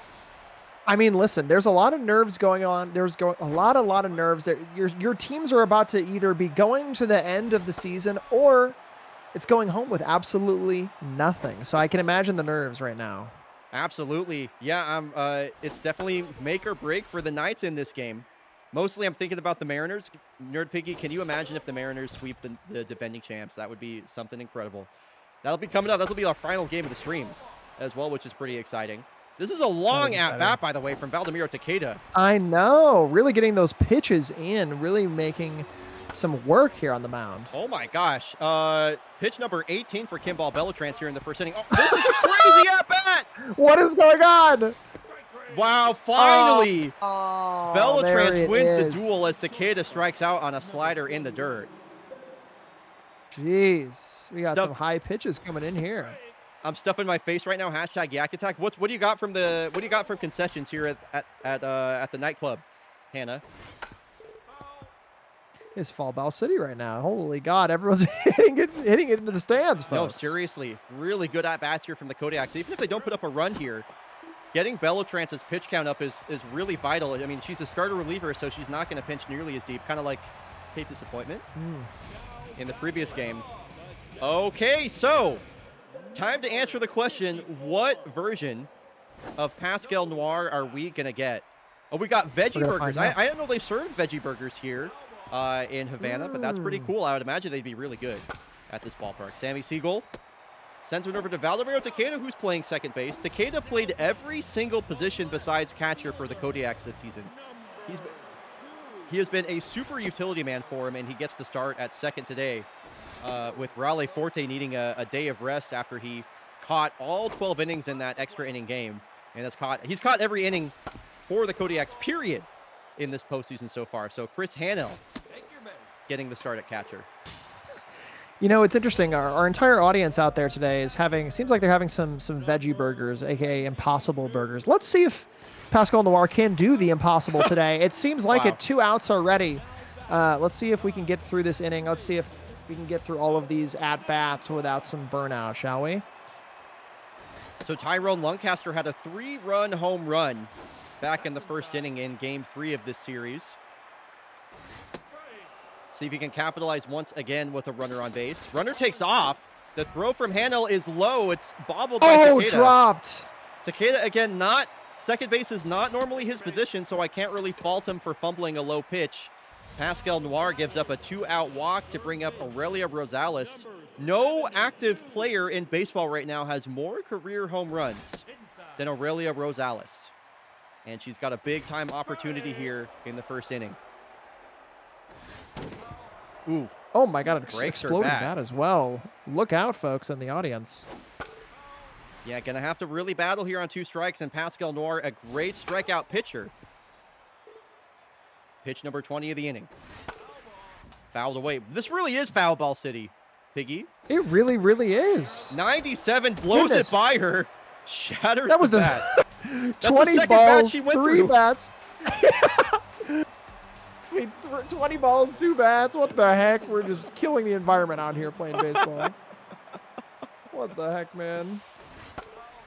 Okay, so here's the switch hitter, Antoine Goldsmith. He's had a great second season with the Kodiaks. Mr. Consistent at the plate. Woo, and a late swing there at 94 at the knees. He'll strike out. So I'll bring up Julie Mao. Batting 545 in the postseason so far. And we'll have a hitter's count here. Over 30 pitches now for Kimball. Throws 3 straight balls. I'll give Julie Mao the green light if she wants to, but curveball is in there for a strike. Couple of curveballs. All right, sure. Has Bellatrance back in the count. Julie Mao, hard hit on the ground, but Lancaster playing second base is there. Very nice. Clean. Back to a standard defensive alignment, I would say, for the Knights that we've seen for most of the season. Cannoli Buccellato at short, Tyrone Lancaster at second, and then Aurelia Rosales at third. So Marquise Bethia not in this game.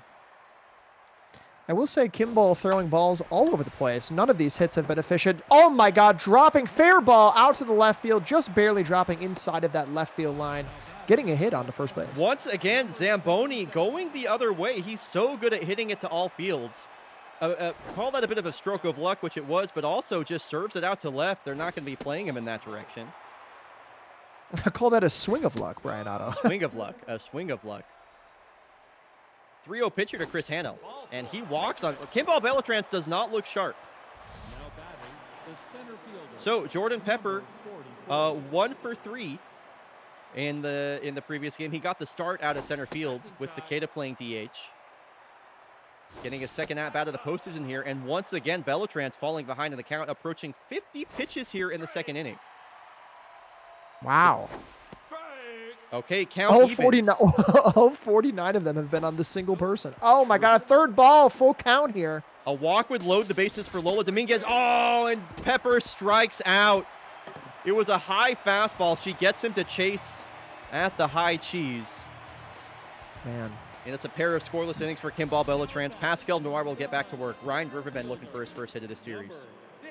I will say we've had a few missed opportunities here where we've had people on base, missed hits, missed movement. So those are going to come back to bite you later in the game. I've noticed that as well. Ryan Riverbend finally gets his first hit, strokes this one out to left field. Zamboni, a bit of trouble collecting it, but no harm, no foul. That's a stand-up double for Ryan Riverbend. Either way you slice it. First hit first hit of the day. Not the first base runner for the Knights, but a runner in scoring position now for the right fielder, Paley Finley. Check swing on a curveball. It's a 4-pitch mix for Pascal Noir. 2-seam fastball, 4-seam fastball, cut fastball, and a curveball.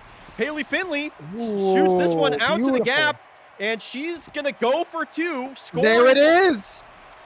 Scoring on the play is Ryan Riverbend, and the Knights, for the second game in a row, take an early lead here of 1-0. Nobody out still in the bottom of the second. Beautiful. This has been the difference so far. We've had the Kodiaks. We've had misses on a couple of the people on base. We now have a score from the Knights doing the exact opposite. Ground ball up the middle. This will get Paley Finley over to third base, so it's a productive out for Bastogne, and that's what they needed there. Now, all Cannoli Buccellato has to do is just put the ball in play almost anywhere, and you've got a good chance of scoring the runner from third. Not if you put it right to Julie Mao. Oh, we got a pickle. Here we go. Yep, they got her in a rundown. It'll be a fielder's choice for Cannoli Buccellato. Hit just a little bit too hard and right at the third baseman Mao. Nice heads-up play to go home there. So, second time through the batting order now. Here is Sammy Siegel. He had a breakout season in the regular season. Sammy Siegel came up as a rookie with the Kodiaks back in season 20, was cut mid-season. now facing his former team in the postseason. This is a fly ball center field. On the run is Jordan Pepper. How did he not make that catch? Oh, Jordan that was Pepper. catchable. That's a terrible route. That is It seems like.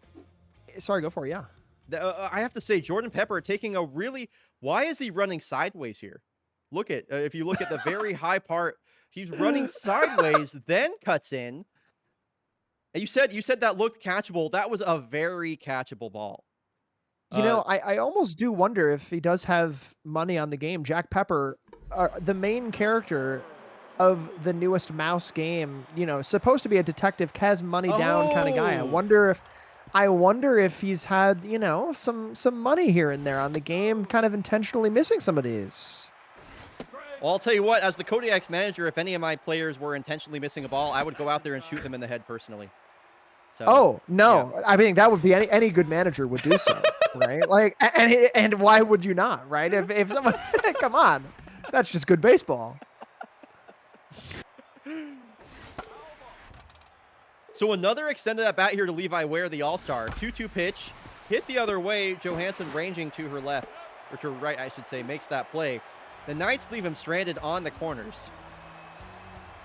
So only able to manufacture only one run right there. I get there's no way that one run is going to be the difference, or going to be the. As I say that, Lola Dominguez, another fly ball out to the track. She's had 2 warning track flyouts this game.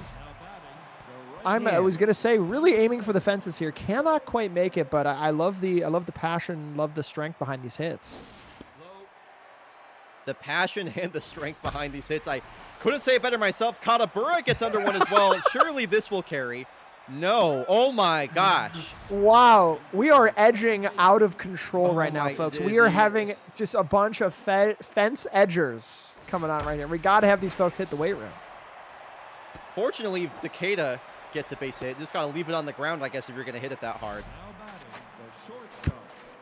So a very fast runner on first base now. Ivy banging the catcher behind the plate. First pitch to Kola Johansson is Bellatrance is lucky that wasn't sent out of the ballpark. That was center cut. Johansson a home run in the previous game. Takeda takes off, but Kola swings through 91 elevated. And the Kodiaks have been blank through 3 innings so far. So the rookie Ivy Bang going to lead off. And I'd say the Knights definitely need to tack on here versus Pascal Noir. I have to agree. Noir is still, 43 pitches, 44 pitches now. I don't know. It's fine. I think holding strong, straight line drive out to first. That'll help. Caught, and that'll help that. We're on to our second hitter already. We got Tyrone Lancaster up for, I believe, the second time of the day. 2-0 pitcher to Tyrone. Fouled back. Staying patient in this at bat. 2-2. Count works full. He worked a walk his last time up on a full count. And a survival swing. Ooh, but he can't lay off the high and inside fastball. I like the sequence there from Pascal Noir. Goes outside and then back inside after he expanded the zone. So 2 outs, base is empty for Aurelia Rosales. Love the butt scratch before the pitch. Really throwing him off here as well. Ball straight to the second base, over to first base. Again, 3 outs and we're out. Yeah, sometimes when I'm not sure if you're familiar with this, Bobby Berm. Do the abbreviations SDI-YBT or KDI-YAB mean anything to you? Are you familiar with that meme? No. Okay, so there's an idle animation that you've seen where the pitcher scratches their butt. So anytime you see that happen, you'll see, as you see in my chat right now, either KDI-YAB or SDI-YBT in my chat. Do you have any idea what that might stand for? Let me try to decipher this. What if it's kicking dirt if you always butt? Maybe that works. The B part is somewhat correct. SDI-YBT is stay digging in your butt twin. Oh, I thought it was start digging in your butt twin. Oh, start digging in your butt twin. And then, of course, only complemented by KDI-YAB, which is keep digging in your ass bestie. Both of those, gotcha. Yes. Yeah, you can thank both Anarchy and Bob A for those. So shout out them for those. Yeah. Have we, bryonato, have you ever heard the song that is like the Start Digging in Your Butt Twin, but it's a barbershop quartet? I have And heard start that sound digging bite. inside of your butt twin. Yes. It's very, very Cuphead pilled. I love it. And with that Cuphead reference, we have an absolute tea kettle out to left field, caught. I in was left wondering. field. I was like, how are you going to tie Cuphead into a fly ball out to left field? Like what? You know, sometimes you gotta roll with it on the fly. You gotta roll with it on the fly. And speaking of a fly, we're probably gonna have another pop fly. We've had a billion of these so far this game, but so far we're 2 strikes up. Ooh, Chris Hanna looks at strike 3, I should say, and the Kodiaks have been blank through 4 innings. Something else I want to talk about in that inning, by the way, is that the Knights already went to their bullpen again. Campbell Bellatran had the game. This is the 3rd time that the Kodiaks have seen Jimmy Dubois. So I'm wondering if that's an interesting decision for the Knights. I'm curious if that's going to come back to bite them at all, given that the Kodiaks have so much experience versus that reliever. Pascal Noir just pumping gas right now. Fastball after fastball into the strike zone versus Ryan Riverbend. Here's the 2-2. Taken inside, ball 3, full count, payoff pitch. This is lobbed out to left, and that's going to drop. Ryan Riverbend with his second hit of the ball game, both of them out to left field, and a lot of speed at first base. Beautiful placement. So it's Paley Finley. Drove in the only run of the game so far. Actually drove in Ryan Riverbend, and these two combined for back-to-back hits for the 2nd straight time. These are some beautiful drops on these hits. Right out, right past the infield. Right, letting them roll. Looking good so far. Yeah, bottom of the lineup, about to looking like they might all reach base for the top of the order here. Sigurd Bastani, a foul ball for strike 1. Oh yeah, how's the Canes Habs game going right now, Jay? If I can get a hockey update. Yo, what is up, Saf? Good to see you, Sapphire. I need you to prepare yourself for when this game is over and you look at the score line for the KBC Bushrangers series. Just like mentally find your inner peace, find your inner calm. Yeah, they're down 0-3 and they got shut out 5-0 in the previous game. It's looking really bad. Like, it's not looking good. So I just want to let you know that. Like, welcome into the stream. Sorry to like bum you out immediately, but just so you know, it's not good. Welcome to the stream. I'm so sorry. Yeah, pretty much. Lola Dominguez's mojo down. Now that's interesting. Okay, so first pitch to Lola. Changeup taken for a strike, and you kind of see this when Lola gets into these like tense mojos as she starts pressing, kind of starts forcing it at the plate. Strikes out way more than she usually does. That one is lobbed foul, staying alive on 2 strikes. The 2-2. Okay, Lola. All right. Keep it going.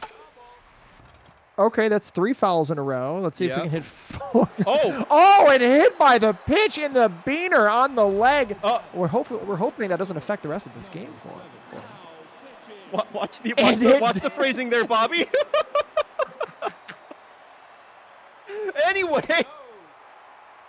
Anyway, 1 out, 1 on. 1 out, 1 on for Uday Katabura. That could be a back-breaking walk as Katabura crushes this out to deep left field.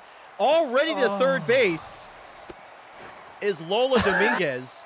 And runners on second and third. I said that 1 run wasn't going to be enough to beat these Kodiaks. They have 2 runners in scoring position now for Valdemiro Takeda. Wow, looks at 91 down the middle. Bray Grammers also coming in on short rest. And he's got Takeda down to his last strike quickly. The 0-2. Wow, struck him out on 3 pitches. Oh, there it is. Did not expect that in that at-bat. Fully expected Takeda to come up huge there. Again, we got the Elden Ring bat coming up. It's a real big one. We got it. Oh no! Gets a piece of it at second base, but cannot connect. The Throwing that at home All-Star, plate, misses it. the all-star and normally sure-handed Tyrone Lancaster can't get his hands on a very hard hit ground ball from Kola Johansson. It skips away and 2 runs score. Piggy, we definitely Wow. don't need a clip of that. That is perfect. You don't we don't we that Yeah, is that's okay. we're all good. We're all good on that clip. Yeah, appreciated. So Kodiaks take a 2-1 lead. And it's Antoine Goldsmith now with 2 outs and a runner on first. And wow, this is a big league pop-up. Pop fly. that goes as high as the Cuban flags out in the background in this stadium. And the Kodiaks have turned this game on its head. It's a 2 RBI Kola Johansson single that hit off the glove of the best player on the Havana Knights. And the Havana Knights now trail in a game that they must win to prevent the sweep. For me personally, I will be feasting if the Knights get swept in the first round in back-to-back years. I've been saying all season long they're frauds and they're not good. Oh, really close to to hit by a pitch there. Also, very, very close in the inside. The 2-2. Okay, full count to Sammy Siegel. And the Knights. A lot of inside balls. That's a great at-bat from the sophomore player, Sammy Siegel. And that's going to do it for Pascal Noir. With the game on the line and a 1-run lead, the Kodiaks are going to call upon Dirk Claude, the best reliever for the Yaks this season. This one, a ground ball over to Mao. Kodiaks go around the horn in turn 2. That leadoff walk is erased immediately. So Dirk Claude coming up clutch as soon as he comes in the game. Across 61 and 2/3 innings in the regular season, a 2.04 ERA, 68 strikeouts for Dirk Claude. Only allowed 2 home runs. So Kodiaks turn into their best arm in a situation where they can clinch this game. We're heading into the 6th. My goodness, Bryonato, what are your thoughts? I mean, we've had 1 inning with one batter hit it in. We have another with 2. You know, it's a close game still, but you know, we only have we only have 6 outs each left. Yeah, 6 outs apiece remaining for either team. I am just, I feel like if the Knights wanted to put up more runs, they needed to do it on Pascal Noir. They surely had enough runners on base, you know. They surely had a lot of opportunities, so I'm not sure if the opportunity is past them. This Kodiaks offense is good, or not, sorry, this Kodiaks bullpen is good. It's not great, but it is good. And with the likes of Dirk Claude and Crouch Kick both on full rest, I think it's going to be a tall order for the Knights, especially with the way that Dirk Claude has looked both in with the regular season and in the postseason.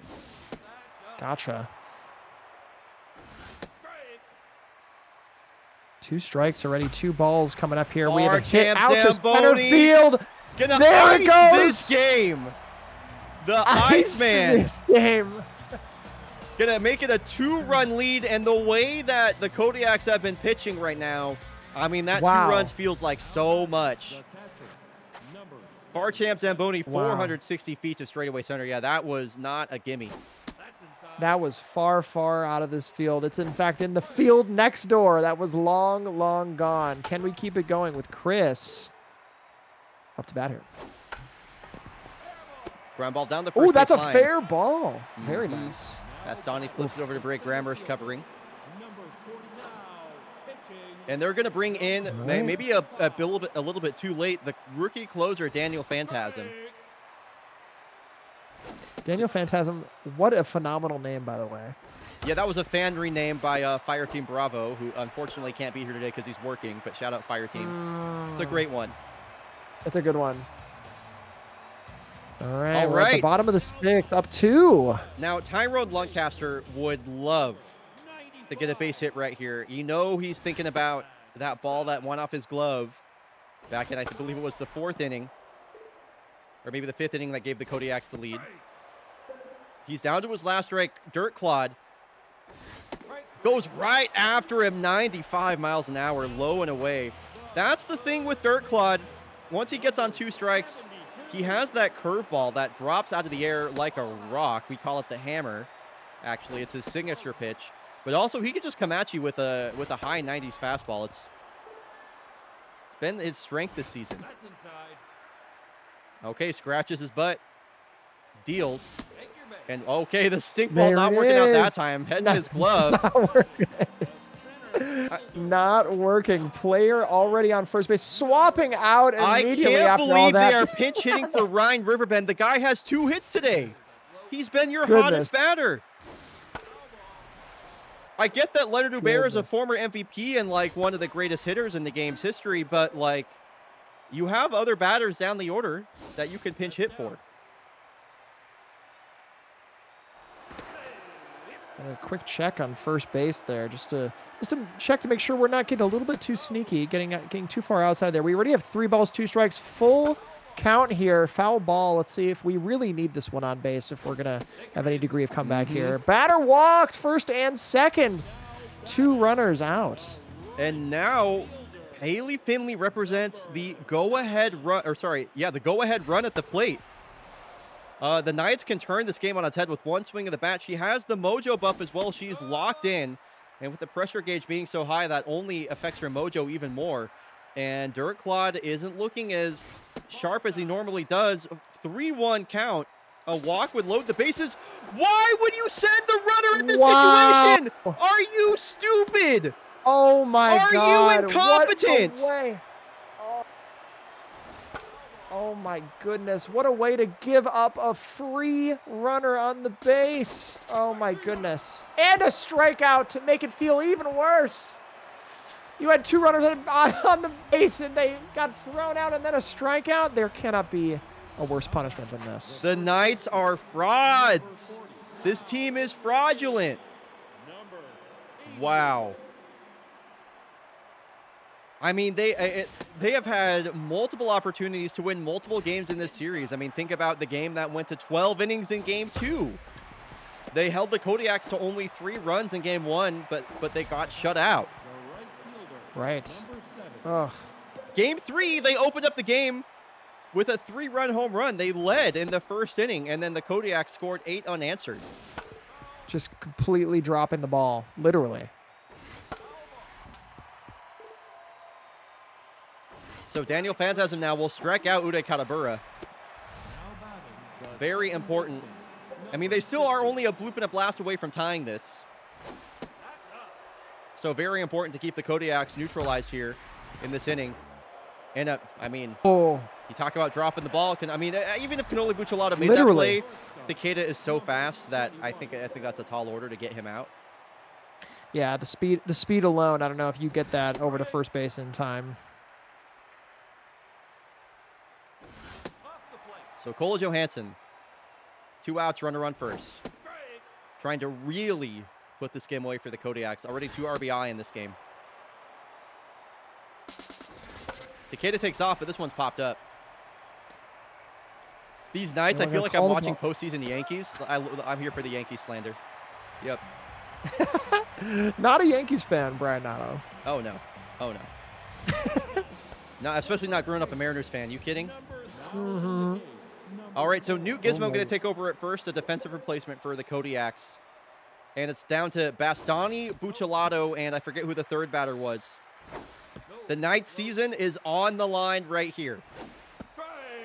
We have our potential final 6 outs of this game. We'll see what happens here. We are almost at a full count. We are 2-2. Well, 3 outs, excuse me. Oh, yeah, we're bottom of 7. I keep thinking we're at top of 7. The time is flying by. 3 outs left in the inning. Full count with a ball, a ground fielder over to second base to first with our first out. All right. 2 outs remain, and yeah, in comes Crouch Kick. I just mentioned he was on basically full rest. Crouch Kick. That's right. Titanfall 2 represent, baby.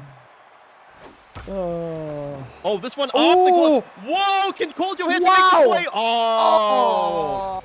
A great reaction from Cole Johansson, but Canoli Buccellato is just a little bit too fast. And the Knights have a chance to tie this game up. They're going to have the big bats up, the top of the lineup. Representing the tying run here at the plate.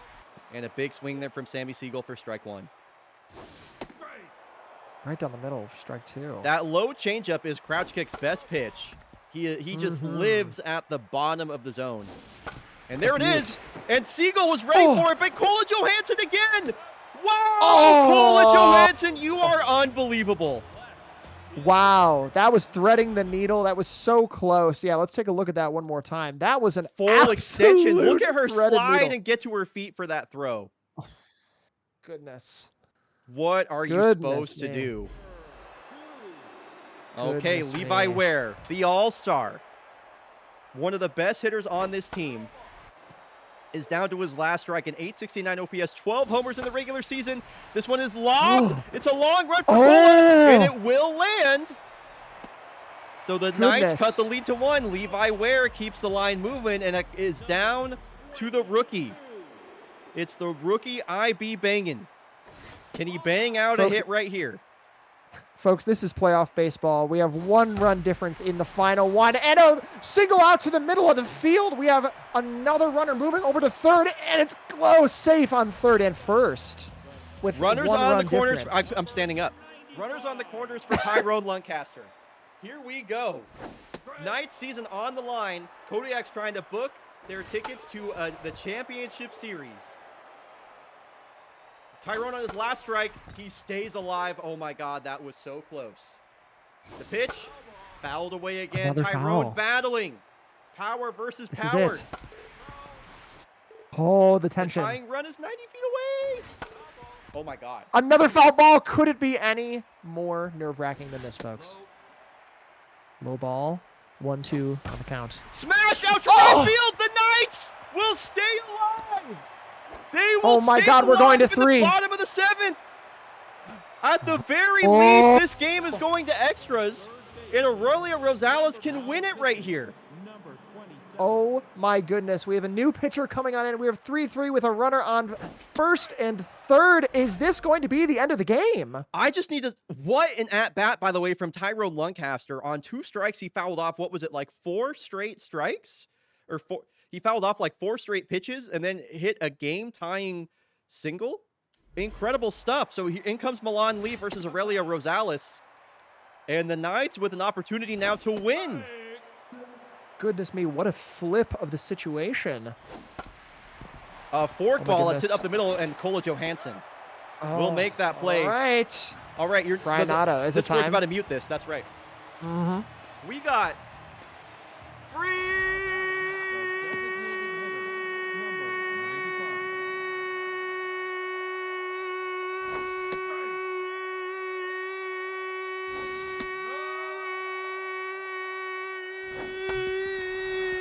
Hell yeah. We're so Baseball. back. Okay, I could keep going longer, but I'm gonna stop right there because I do need to breathe. Chat room, can we get a 1 in the chat if you're stoked about playoff baseball? This is the juice right here, folks. This is the end of the series. There we go. Dude, look at all these ones, dude. We're so back. We have save and a double already to kick off our 8th inning. We have someone on second already. That's a lot of ones, folks. We're so Julie thankful you're here. Mao. Look at this replay. Julie Mao with the Goodness. hustle double, by the way. Put a 2 in the chat if you're excited about that Julie Mao hustle double. She barely got in Yeah, there no in kidding. time, and just like that, the Kodiaks have 2 runners in scoring position for Far Champ Zamboni, who's been one of the hottest hitters in this lineup. Goodness. Yeah, Kodiak's wasting no time. Like, they're pissed that they just blew that Oh, lead. yeah. They're about to win. They're about to try and win this game right here. I would be too if I lost out on 2 runs at the end of the game and absolutely fumbled the bag. We got a second base grounder over to first for the first out here. We still have a runner on second. I love this comment from Decreasis. In a few years, Briar will be able to hold the note through the entire 8th inning. You The lung imagine. capacity is crazy. By the way, Titanium Rod is going to be a pinch runner for Antoine Goldsmith over at third. Titanium who? Ball gets away there from Chris or not from Chris Handel, from the catcher. Now Chris Handel has made a career on late game clutch hits. Can he do another one right here down on 2 strikes? Oh, he strikes out, and the Kodiaks had 2 runners on, nobody out. We simply need 1 hit here to get this runner on second home. Like it's just 1 hit to the outfield, and someone sends someone. You would think. My longest free baseball ever. That's so good. Dude, Sorbet, it's just farms plus 2s. It's crazy. Raleigh Forte strikes out on 3 third pitches. out. Are we getting the Knights a chance to take this after a huge missed opportunity? That is runners on second and third, nobody out. That's not too far removed from a Noble Tiger that the Kodiaks just committed. So Dave Blevins now in center field. And for the second time in this series, we have a game going to extras. Game 2 went to 12 innings, y'all. So who knows? Goodness. Like, buckle up. We thought we were at the end. Who really knows? Edwin Lafayette with the tailing shot out to the gap. It's a long run for Dave Blevins, who just came in the game. Evan Lafayette laughing his way all the way to second base. Goodness me. The Cajun sensation with the leadoff double, and the Knights have the winning run in scoring position with nobody out. So it's kind of a similar situation for both the Knights and the Kodiaks here. Milan Lee has been surgical so far in this postseason. That fork ball barely taken for a ball. Could not believe he didn't get the call right there. 2-2. A rising cutter. That's fouled back. Takeda has to make a play here, ranging to his left, and he will. But it moves the winning run into scoring position, so a sacrifice fly is all the Knights need to push this to a Game 5. With one out. This could be close. A strikeout here is really what they need. Okay, so they're just going to put Sigurd Bastani on. They're going to try and set up the double play right here. They're going to set up the double play, go after the 9-hole batter. I don't really know if I agree with that move, but apparently that's what we're doing. I don't think I agree with that at all. I think you try to get the strikeout and just hope for a single and catch him on third, but who knows? Caboose loves it. Okay, Caboose. If Caboose likes it, then I like it. That's all the confirmation I need. So if Caboose likes it, we all like it. Hits one to Decatur. Oh! He has to go home. No, it's a walk-off winner. There it is. Cannoli Buccellato in a bang play places that ball perfectly. The tag is not there in time. Goodness me, the Havana Knights clinching the win after being behind in the final inning, turning it around for a win. Unbelievable. The Knights will push this at least to a Game 5. They will at least avoid the memes of being swept 2 years in a row. So good for them. I still hate you, though. Well, I hate you. I still think you're frauds, though. Yeah, what a game. Knights win in 8. Second extra inning victory for them. Cannoli Buccellato, the hero. Kodiaks used their entire bench for the second time this game, or this series. What were you going to say? I was going to say the pitching actually fairly consistent. We've been kind of nervous about that all day today, but really coming through the pitchers. I mean, we've had a couple swaps here and there, but out of duration, but don't we all, right? I feel like, it's been decently consistent. We only had a few walks here and there. Not too bad. Yeah, I'm curious if that's going to stay true as we head into this next game, or we will be about to head into this next game. Folks, we'll be back in 90 seconds when we return from the break. It's going to be Brisbane Bushrangers trying to stay alive, trying to do what the Knights just did, and stay alive down 3-0 in a series. It'll be Pancake Griddles on the mound. This Kyoto offense has been red hot. We'll be back in 90 seconds as we get prepared for Game 4 between the Bushrangers and KBC. Man, crazy. Yeah, the Kodiaks were one strike away multiple times for clinching right there. Right. Very close. We love when the game is actually close at the end of the game. It's not like a 4-0 sweep. We love having a one run away, couple batters on base kind of thing, runners on base. Really close game. Love a clinch. Yeah, me too. Sorry, checking my phone for a moment real quick here. No, you're good. And also, guys, for those of you watching tonight, appreciate you all being here and supporting bryonato in the Fake Baseball League. This has been very fun. I hope you all having a great time and having a good Friday night wherever you are out in the world. This has been a very fun group of games today. I'm gonna, while we're in the middle of this ad break real quick, Bobby, you can handle yourself here alone with chat. Be nice to Bobby, please. I'll be right back. I'm gonna grab some water. I might use the bathroom as well. So be right back, folks. Yeah, sounds good. I got it. Oh, finally, I get bryonato stream to myself. Nah, come on. Come on. I wouldn't do that. Come on. Quick, Bobby, tell me their stream key. It's 1, 2, 3. Okay, chat room. While Bry is gone, What if we all pretended like there was like a huge... What if there was like a huge like donation or something? Like we pretend like something, and we're all saying Keck W and LOL. So when they get back, we're like popping off, and they have no idea why. Okay. Big spider on the microphone. What if we were all just everyone just say Keck W in the chat. I'm gonna be freaking out when they get back. Everyone just go, oh my god, no way! Like everyone freak out, and then when they come back, it's gonna be an absolute chaos. Are we ready? Okay. Are we ready? Are we down for this? Are we ready for this? we gotta all pretend. Oh my god, what? No way! No way! Oh my god, whoa. A once in a lifetime moment on the stream. No way. They're gonna see me from when they walk back, so I need to pretend like things are happening because they took out their headphones. Sometimes streamers keep their headphones on when they go to the bathroom, which I think is wild. But Bry's gonna come back and insert the headphones. I'm gonna be popping off and screaming. Okay, so no way. We're all gonna pretend like there was a like a really cringy donation. Okay. Oh my god, I can't believe it either. No way. I'm watching out for them on the camera. I'm making sure they're. No way. LOL. Lamau. Yeah. Oh my god. That's popping. No. Galen. Shh. Wow. Oh my god. There's no way, dude. I can't even believe it. There's no way, man. How did this even happen? Bri, you're not going to believe this. Okay. You're not going to believe it. Okay, what? Something absolutely crazy just happened. Okay. I feel like I literally, as soon as I got back and I saw that chat was like freaking out, I was like, I bet Bobby told everybody to freak out despite nothing happening. But actually, what happened? What? I would never do that. What are you talking about? Oh, okay. Wow, that's so. So I had it. So my gut read, my first read was correct. No, there was a huge spider in the room. Oh, on your well, microphone. I mean, it's funny you say that. You had no way of knowing this, but maybe like 10 minutes ago, I was watching a spider crawl up the wall. So I checked to make sure because that was possible. Oh, good. Hey, chat, thanks for trying. They're too quick with it.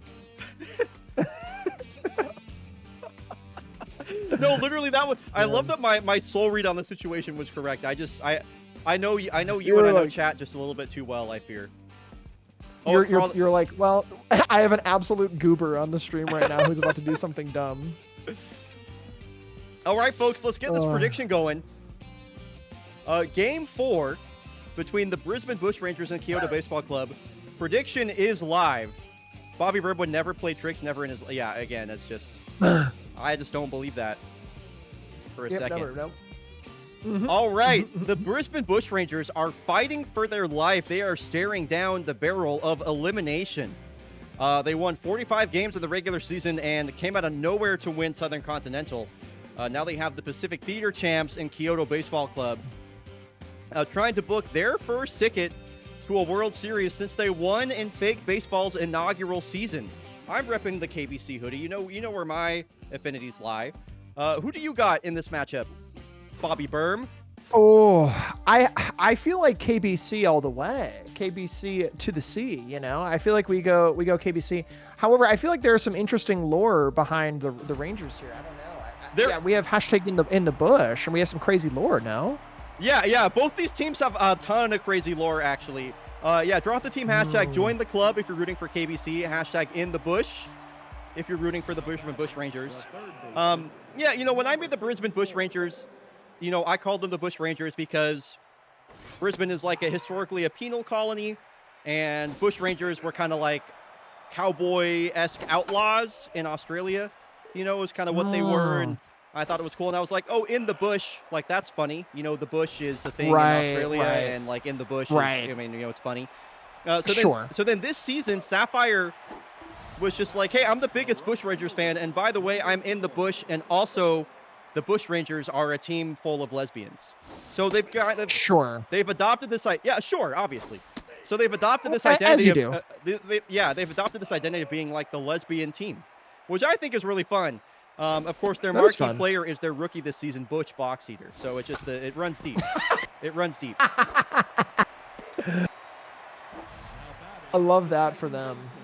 And speaking of a box eater, we have Olympus Mons coming up here with a Yeah, yeah. confirmed lesbian by Sapphire. and Team Sunlight. Confirmed. Yes. Confirmed lesbian. Yeah, Sapphire. They are the.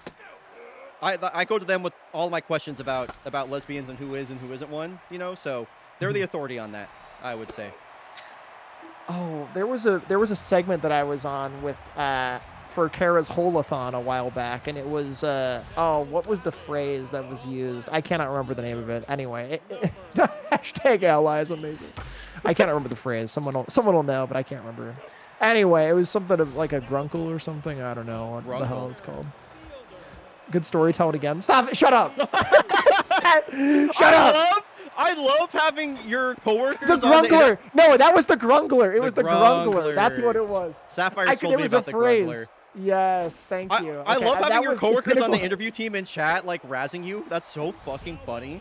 Oh my god, that's awesome. So Bobby, tell me, how big of a dumbass are you? Great storytelling again. I'm just like, Jesus Christ. Anyway, we're watching baseball. We have Vlad Rasputin up. Come on. And he's going to get things started here on 2 outs with another extra base hit. He has been an extra base hit machine. What a massive impact he's been to this lineup. Vlad Rasputin and Enzo Valdez on the same team is just so cool. And then you got Kaylani Love batting cleanup. I love this KBC team. Their lineup is awesome. It's just so cool. Jacob is the Grungler of the Bush Rangers.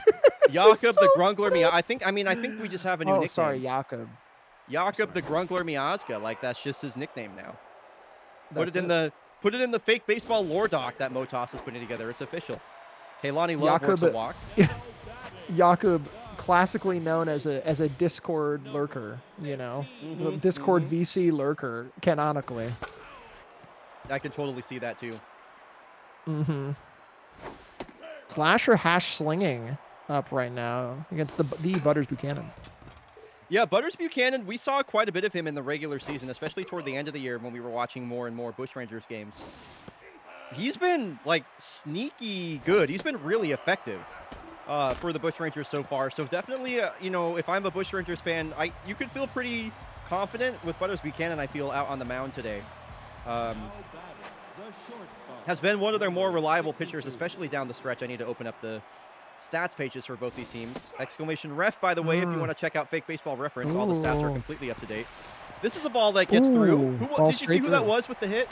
I missed that. Yeah, it was. Well, no, I think it was. Well, I had Jakob. That was Jakob Miazga. I think that was his first hit of the postseason. I think. I didn't actually check for sure because I had my eyes on my other monitor, but yeah, back-to-back hits here for the Bush Rangers in the top of the second. So okay, it's a little bit of commotion happening right now. We got two quick runs out. Quick hits. Yeah, 2-1, nobody out. Harlan Chung on the mound. So Pancake Griddles is actually pitching against her former team. The Bush Rangers cut her mid-season for swing slinger. She was then later picked up by Kyoto Baseball Club. That's like the big storyline of this game, I would say. Pancake Griddles signed in place of Aiden Benson for Kyoto Baseball Club. That was kind of a controversial move that even I would call lateral at best. So really curious to see what kind of energy she brings to this game overall, especially after giving up a couple of hits to lead off the inning. Backs up her former teammate Spartan Lazar right there, and it's behind the count. Pancake Griddles coming back for a vengeance here in a foul ball. Full count. Strikes her out. Spartan Lazar was second in the league in strikeouts, and it shows up there. First pitch here to Joanna Dark. Another thing to point out with these Bush Rangers and why they've been struggling is look at like all of these batting averages. Again, it's small sample size. It's only 3 games, but it's a lot of numbers that are below like 0.15. I know. I feel like anything below like a 1.5 is kind of brutal. No, anything under like 2 is bad. Anything under like 250 is also you're kind of like. So yeah, it's really bad. Yeah, Motos showing up right in time for Griddles. You got to add it to the lore document about Jakob being a Jakob Grungler. That's true. It's true. Patsy Traveler. Yeah, 3-0 count. Nice. The changeup gets in there Good, for strike one. good look. Good look. Didn't even swing the bat, just looked at 5 pitches, and he'll take his free base. So it's the catcher now, Aylin Peters. Looks at a first pitch strike, a slider there from Butters Buchanan. Really glad to see her showing up offensively. It's really what KBC needs her to do.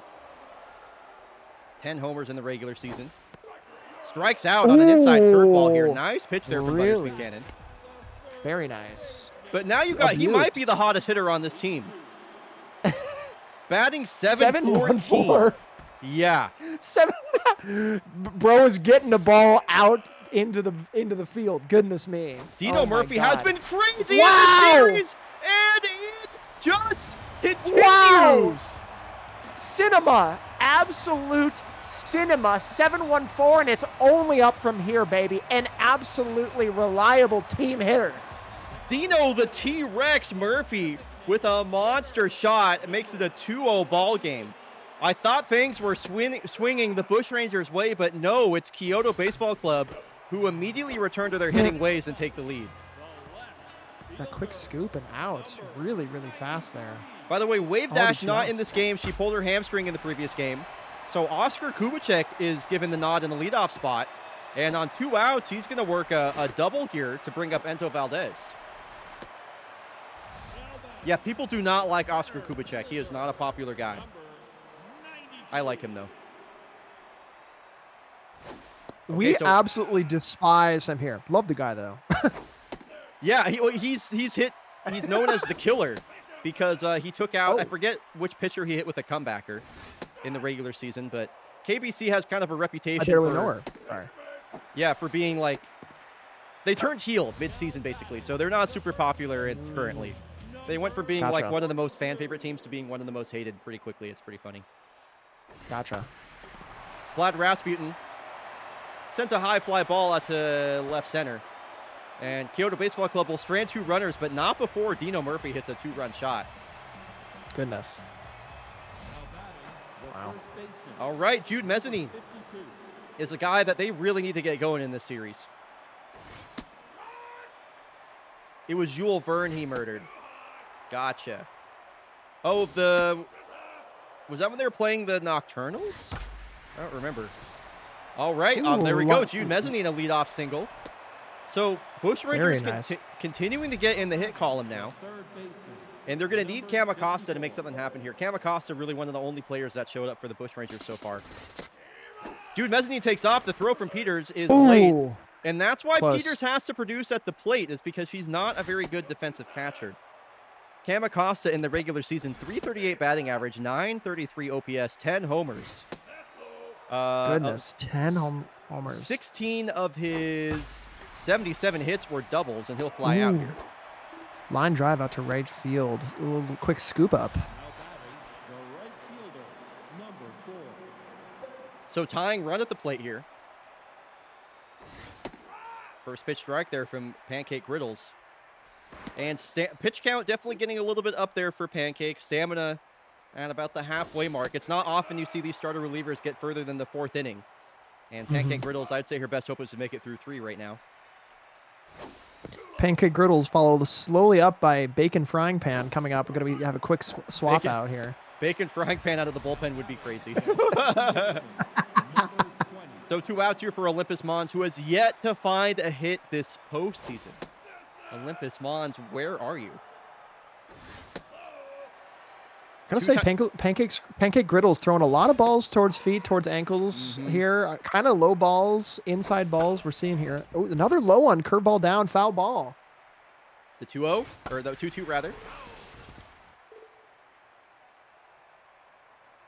Long hold. The pitch, wow. Ambushes it with that curveball. He was, I mean, it looked like he was almost sitting on it, but just swung a little bit too big and can't barrel it up. Diabolical. Another runner stranded in scoring position, and Kaylani Love will lead off. Worked a walker last time up. Wow, what a piece of hitting could there not from get a Kaylani. piece of it. Yeah, nutmegs Butters Buchanan, and she will reach for the 2nd time today, a leadoff single. Yeah, KBC doing really well right now, Shinobi J. Very consistent. I was going to say there's been I feel like the one thing we have not seen in this game is consistency. There's been a lot of like one-off hits, one-off big home runs. A lot of these teams not being quite as consistent as I would expect, but these teams we're getting good hits, good runners on base rather, excuse me. It's been interesting. Good consistency. I mentioned Butters Buchanan has been so reliable for these Bush Rangers, but he's given up a leadoff hit and now a walk. He's approaching 50 pitches here in the third. Definitely not looking as stable as we've seen him. Kaylani Love goes for third and is in there safely. Double steal. Wow. I cannot believe Kaylani Love just got third base on Joanna Dark, who has a lightning rod of an arm behind the dish. And the bases have been walked, loaded. Patsy Traveler, his second walk of the day, and the bags are juiced for Aylin Peters. Nobody is out.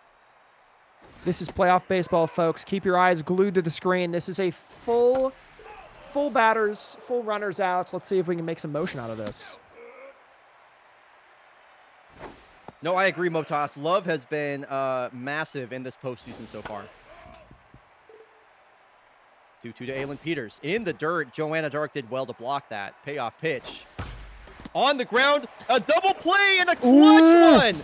Amazing from the Bush Rangers. That was beauty. Jude Mezzanine and Joanna Dark just throw it right back to each other. Mezzanine goes home. Joanna Dark goes to first, all before Aylin Peters can touch the first base bag, and that is a huge double play. And yes, Noble Tiger Watch. Are you familiar with the phrase Noble Tiger, Bobby Bird? No. This is a real baseball acronym, by the way. You can look it up. It's on like their actual website, MLB. Okay. No outs, bases loaded, ending in team incapable of getting easy run. That is a Noble Tiger. That will not be a Noble Tiger as Dino Murphy does it again. Goodness.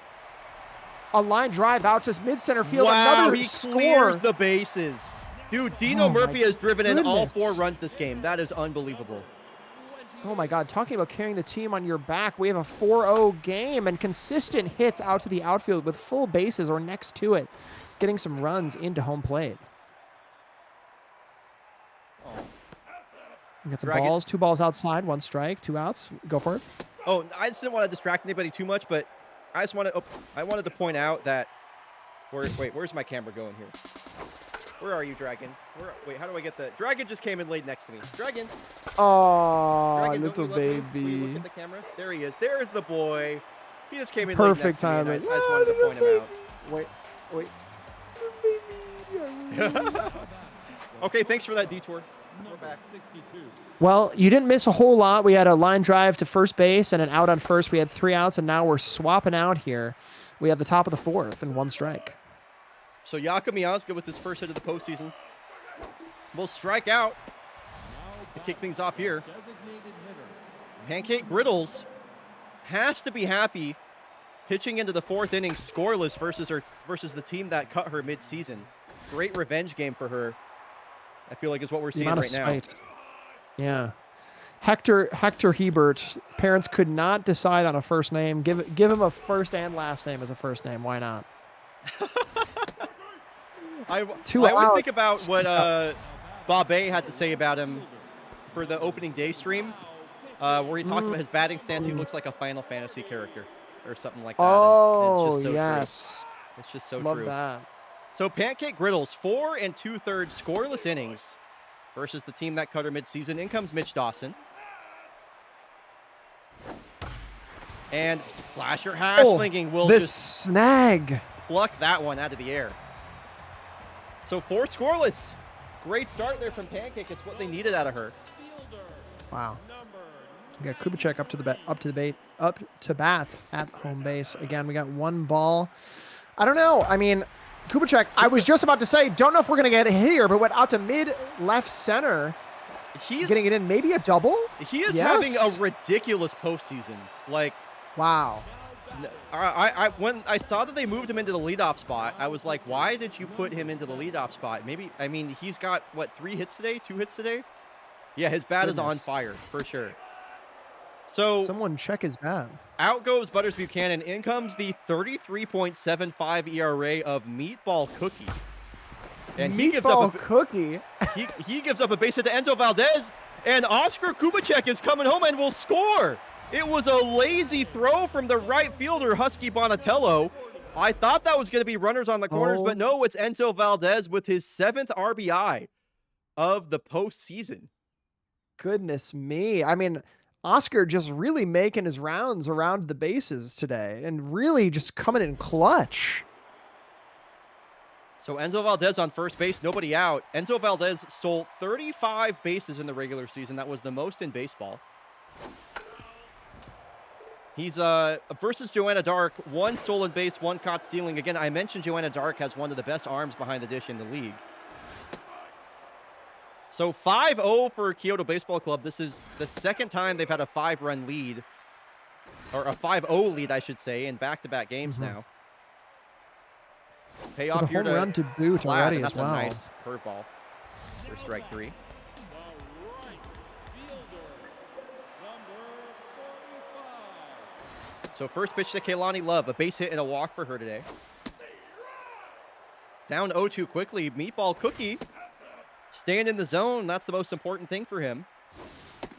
Slider misses in. Now the count evens. 2-2. That was right down the middle, and Meatball Cookie is lucky that meatball wasn't sent out of the ballpark. So, Kaylani swings over the top of that slider. It's Slasher Hashlinging, now 2 outs, and Enzo Valdez seeming pretty comfortable to stay put at first base with a 5-run lead, it seems.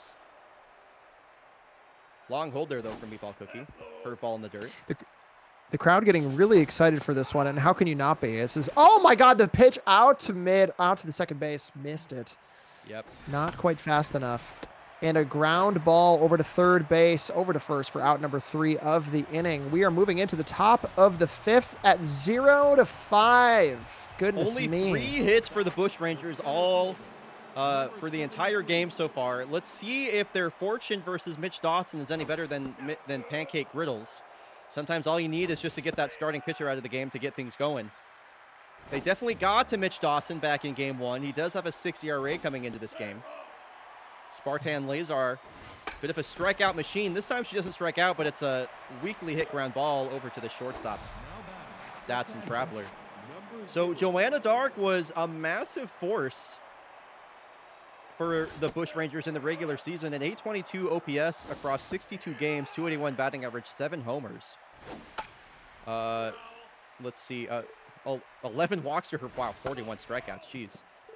Well, and I was going to say that has been consistent through even these games. I mean, struck out, I think, looking. Was that looking? Struck out Just looking? struck out Man, looking. I mean, Just struck out a .11 for batting average. I mean, come on, we got to get it up more than that, right? I mean, maybe we have to look at that postseason. Yeah, it's I mean, KBC has been dominating this series so far. They're dominating this game as well, and there are a lot of reasons for that. Obviously, their offense has been. I mean, they put up 17 runs in game 2.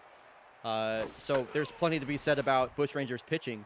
Their offense has just been like nowhere to be found at this point. You know, they're about to be looking at like 6 runs over the court. Right now they're on pace for 6 runs through 4 games, which is just not going to cut it. You're averaging less than 2 runs a game there.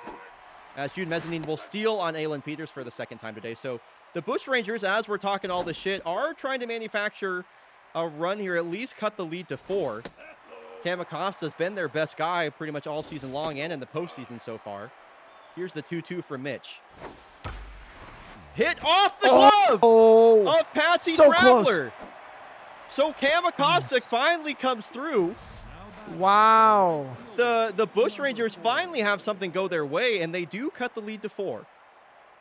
I have to say, I mean, that is very, very exciting. And some of the best defense is a good offense sometimes, but also it seems like a lot of these scoring right now is happening because of slight errors, those things. We need to have a good punch for them, for the baseball club, right? Or rather for the Rangers, excuse me.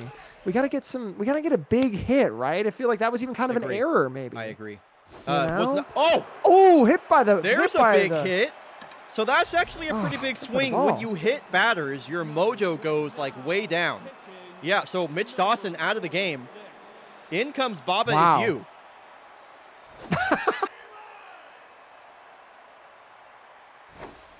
Has yet to allow a run this postseason. I think he's only showed up for 1 inning. And Olympus Bonds takes off. He's finally shown up. Oh my goodness. Baba is all of us. It's a home run. We are excited. There it goes. Out 473 feet. 473 feet. Finally, some life from the Bushrangers. It only took almost 4 games. And Olympus Mons, his first hit of the postseason, is a no-doubter 473-foot blast out to left center to make this a one-run ball game. And the Bushranger fans in chat are going absolutely bonkers. And it is rather cinematic to think about the idea of me saying they got to have something that has to be a big hit. We need a big moment. And just like that, it's 4-5. We have a big home run from Mons. I mean, it does not get any better than this. And another walk. So the inning just continues here for the Bushrangers. Wow, Mitch what a Dawson streak. Mitch Dawson hits a batter, and I mean, this is momentum fully has swung the other way.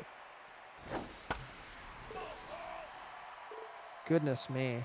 And just like that, we are a one-run ball game. We were at 5-0 not 5 minutes ago, and now we're turning it around. I mean, we did get a three-out inning here finally, but goodness, 4 runs all in the 5th inning. That is the mojo that we need going into the second half of this game. We only have 2 innings left for that team for hits, so we got to get some more motion going. We got 1 run to catch up.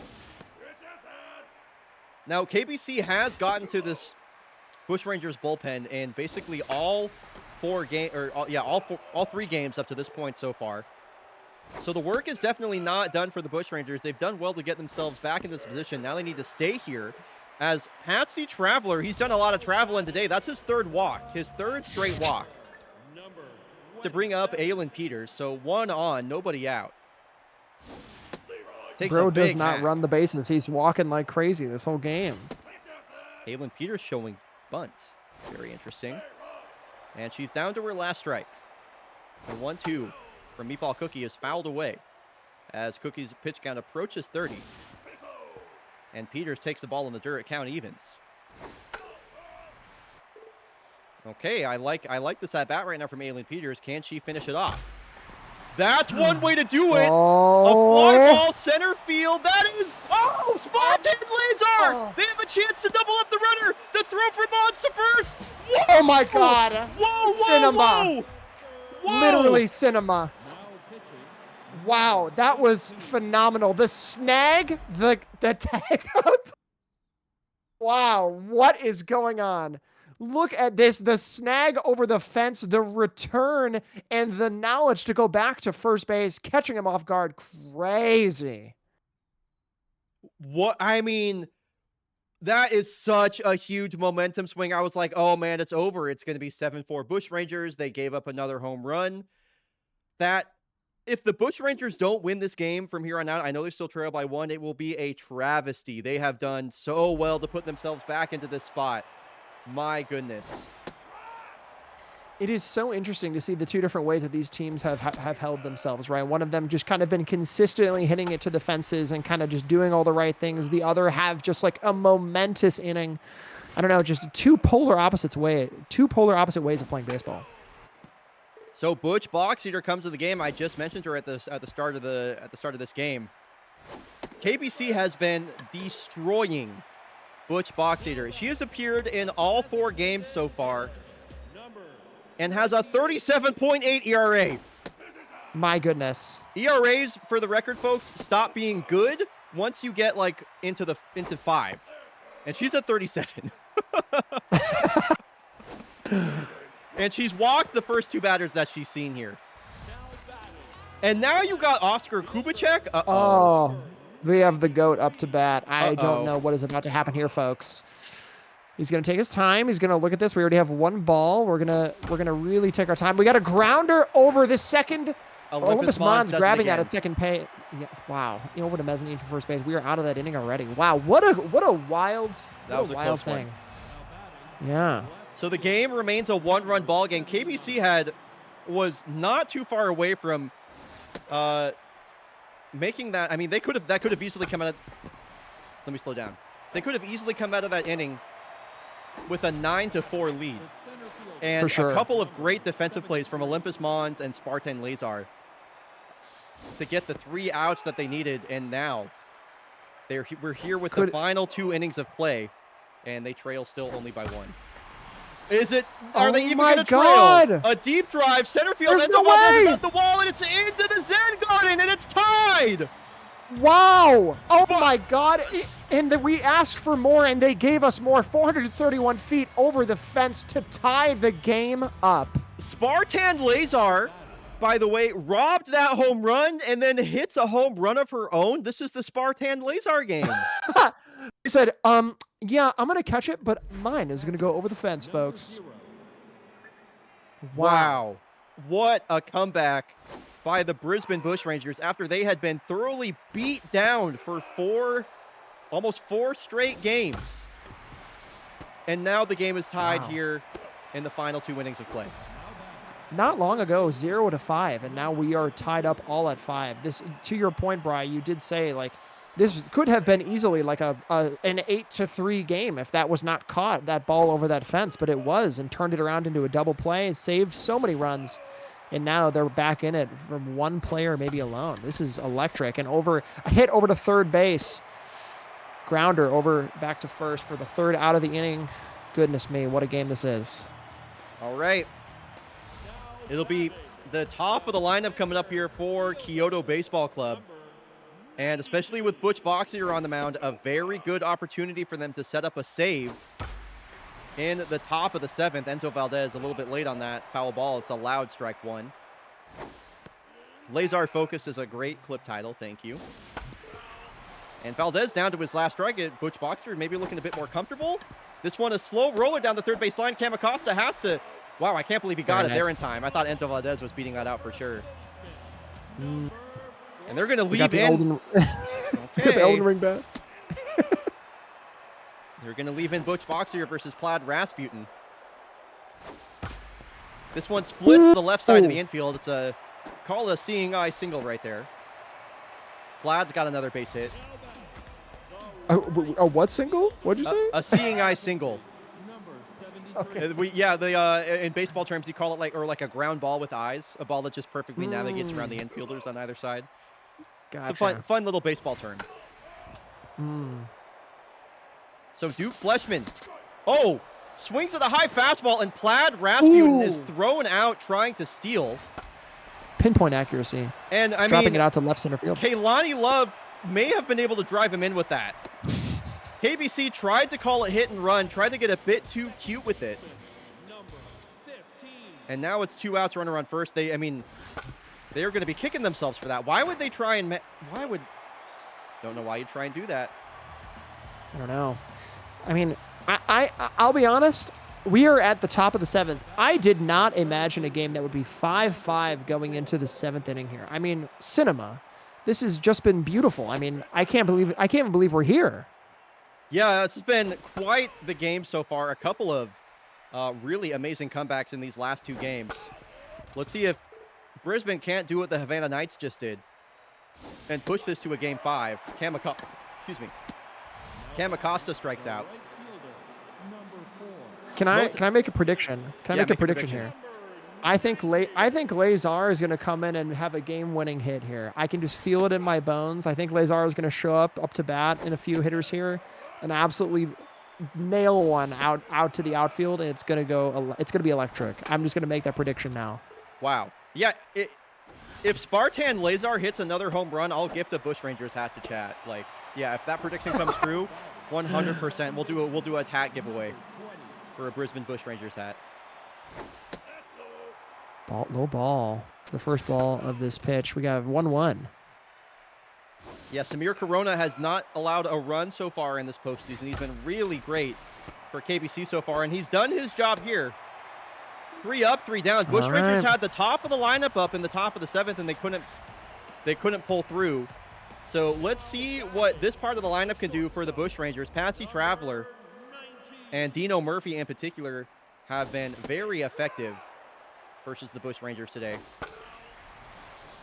Folks in the audience, how are we feeling? Are we on the edge of our seats? We are in 7 of 7 innings in playoff baseball. How are we feeling? Nervous? Excited? Tense? What are we thinking? Ill? Okay. The 2-2 to Patsy. Ooh, just caught up to that 2-seam that was running up and away. This one hit well on a line, but Olympus Mons did not even have to move to make that play. Okay, Aylin Peters. Again, KBC needs one swing of the bat to win this one, and we've certainly seen they have a lot of home run power. That's a very nice strike, too, from Duke Fleshman. This one lobbed out to the shortstop, Miazga, and he gets it flipped there in time. Are we going to extra innings again? Is it happening? Or is it going to happen? Or is the T-Rex Dino Murphy about to send us home? Oh my God! Imagine just a send to the outfield right now. Imagine just a clock to left field or something. Iwala Koala's calling for it. Do it, Dino, he says. He's down to his last strike. Duke Fleshman trying to send us to extras. This one lobbed out to right, and the inning will stay alive. Dino Murphy will hand it off to the next man up. By the way, if it goes to free baseball, I'm not screaming free baseball for nearly as long. I don't got that in me again, but I will be saying it still. So Todd Dorsey, the last hope for KBC, trying to clinch this game and sweep the Brisbane Bushrangers. Goodness, Oscar Kubicek would bat next, by the way. That's a crazy changeup for strike two. Oh, my God. Oh, my God. 2 strikes, 2 outs with a runner on first. And a third out and a strikeout. Duke Fleshman was just painting the outside of the zone in that at-bat. That was a beautiful pitch to put away Todd Dorsey. He can't believe it. It's 94 in the outside corner. You paid for the whole seat, but you only need the edge, says Caboose, because we got free baseball once again. Yaka Miazga swings at the first pitch and is out number 1 quickly. That is your third, I think, free baseball of the day. It is the most upstairs neighbor behavior. We love it. We are going into extra innings, folks. We're going into the top of the 8th with 2 outs already. Here we go, baby. This is peak. By the way, Bobby, I'm just going to DM you really quick. Actually, I already said I'm going to DM you. If somebody's going to ask you down the air. Are you good to go? Because, like, this is going to go way later than scheduled. Like, if you got somewhere to be, that's totally fine. It's this one and then another game, right? One more game after this, yeah. Yeah, that's fine. Okay, cool, yeah. cool. Because, like, I kind of expected us to be wrapping up the 4th game right now, but these games just keep going to extra innings. You're good. I'm locked in. This is electric. All right, cool. All right. Oscar Kubicek leads off, and he will send one on the ground right over to Yaka Miazga. So top of the lineup here for KBC as they're trying to walk off the game in the 8th inning. Oh, almost watched a ball hit him in the face. This one is a blooper out to center field, and Enzo Valdez with another base hit. Already has a stolen base this game. Not sure if he's going to try and do another. Man, Plaid Rasputin getting caught stealing there is so brutal because he has 2 hits today, but 1 caught stealing, and he's already mojo down, which is massive in a high-pressure situation like this. That's why I'm so finicky with letting Cascadia Kodiak players steal.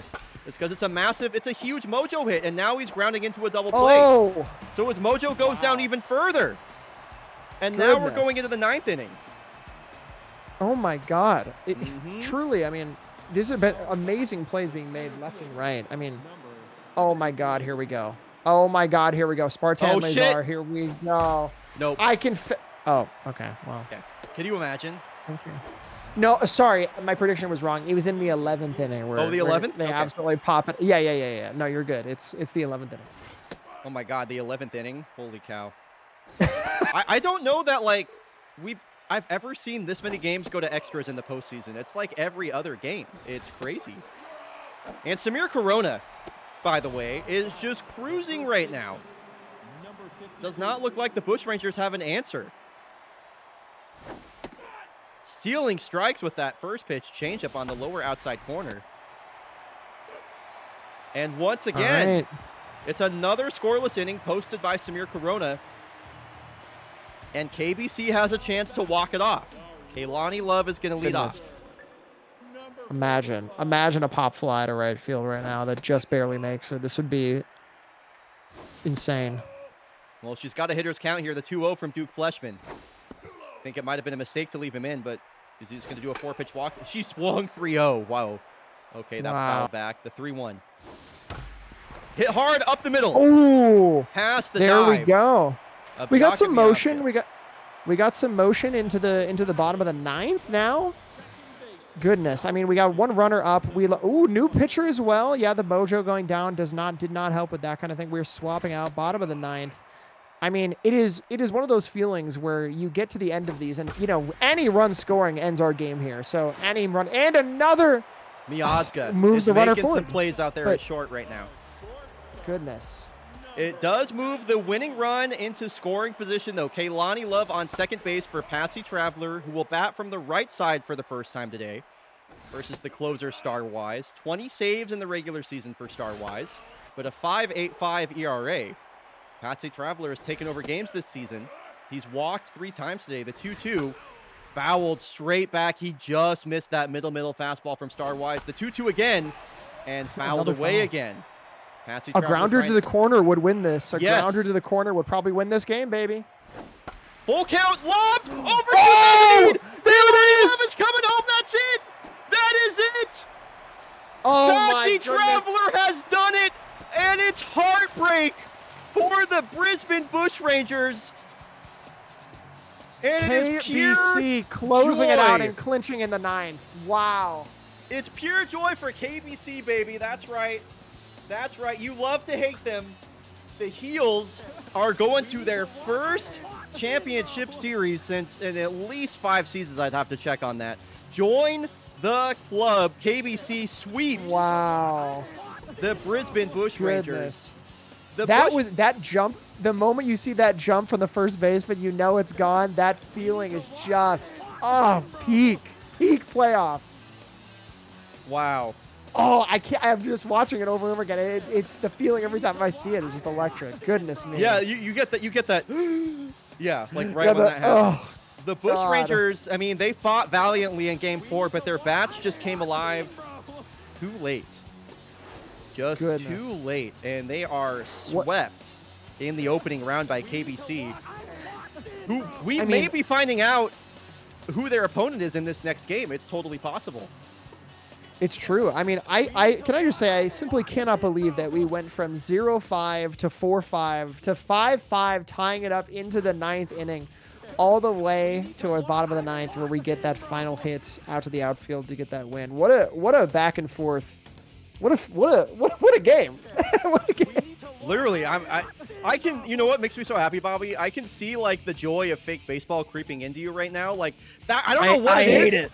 I don't know what it is about like this thing that we're doing here, but there is something about it that like I cannot get enough of it. It's crazy. It's crazy. It's so fun. It's so good. It's the Okay, I need to it's the make a. passion. Every single time somebody gets eliminated, I post about it. So I am currently making the Brisbane Bushrangers have been eliminated from postseason contention. Have in the blog channel. I guess we can run ads while we're doing this too. We'll be back in 90 seconds, folks. Mariners versus Valencia coming up.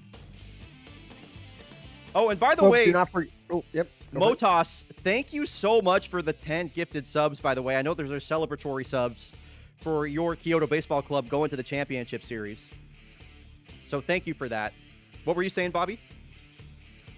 No, I was saying make sure to everyone get a little snacky, get some water. We have one big game. You gotta lock in, do a little bit of a stretch while we're in between games. We have one more to go here today. And again, shout out to everyone giving some love in the chat to Bry. This is such an awesome series. Appreciate you all even just being here. This has been very, very fun. And we got a bunch of gifties. Oh my God, so many gifties. Whoa, holy shit. Oh my God. I'm like typing on my other monitor right now, and I'm just It's like. okay, I looking got over- you. I'll thank them for you. Don't worry about it. It's okay. You're cooking. Shift with the 5 gifted subs to Rayla, Barbecue Monkey Butts, to Jalen, to Ace, to Oh, Silent. wait, Jaden got We're one? so Let's back. go. Love that. We're so back. And Iwala Kawala gifting 5 subs to Glue Drinker, Dirty, Bobby, Nintendo, and Scorch. 10 gifted subs. Thank you both. That's very sweet. Koala, thank you for the gifted subs. Shift, thank you for the gifted subs. Motas, Thank you. The collective 20 gifted subs. Oh, that's way more people that will not be watching ads on the ad break. That is awesome. Bobby Byrne gets gifted a sub. Let's go. Yo, Let's go. Oh, who Bob the A fuck got is gifted a that sub guy? too. Yo, okay. Only, yeah, these are only bangers right now. Shoot. Bobby, Oh, shoot. you fucked up the. You know what? Everybody, you know what? I'm not gonna get mad at you for fucking up the Glorp Jickle. I won't. Not even fake Yeah, mad. you I love you too much. It's like a weird shaking underneath the glorp. It feels so wrong, but it looks so right. It ain't no jickle. I ain't got no jickle. Oh, it's fantastic.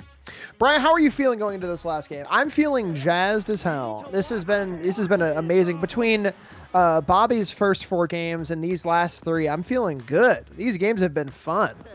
Yeah, this playoffs that just keeps delivering so far. Like there have been maybe only 1 or 2 games out of the, you know, what is this? For the fucking 17 that we've watched, 15 that we've watched so far that have been bad. Or not bad, but even a little bit boring, Just right? slow, So yeah. It just keeps delivering. Every game is so good. And if you're wondering how I'm feeling, I'm a little bit nervous for my Dakari off Mariners. I'm really hoping that they can get the win here because, you know, Golondrinas Valencia are just so good. And what's the pitching matchup? We got Bryson Longstroke versus Sage Cower. So pitching matchup definitely in favor of the defending champs right here. Let's get this prediction going.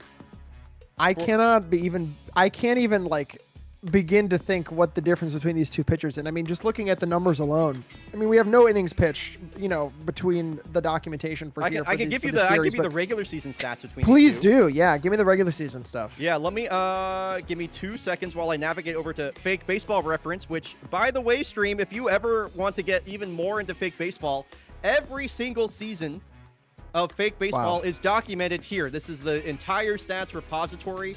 By the way, something else I added. I haven't really talked about this. Stats Guy Matthew's been working on kind of like a fake baseball website kind of deal.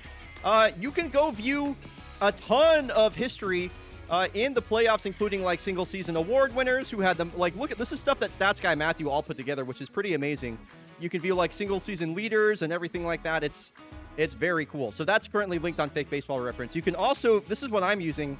Like, I use this actively during the stream because I'm like, oh, what did Sage Cower do in the regular season? Well, I can navigate down here and I can tell you that Sage Cower had a 3.47 ERA over 80 innings pitched with 75 strikeouts, for example. So Sage Cower, a great regular season. And what did Bryson Longstroke do exactly? Let's take a look at that. Bam, bam, bam, bam. Bryson Longstroke in the regular season, 85 innings pitched with a 3.69 ERA. Not quite the strikeout numbers. Definitely was relying on that elite defense behind him. So, you know, talent-wise, it's Sage Cower. Numbers-wise, about the same.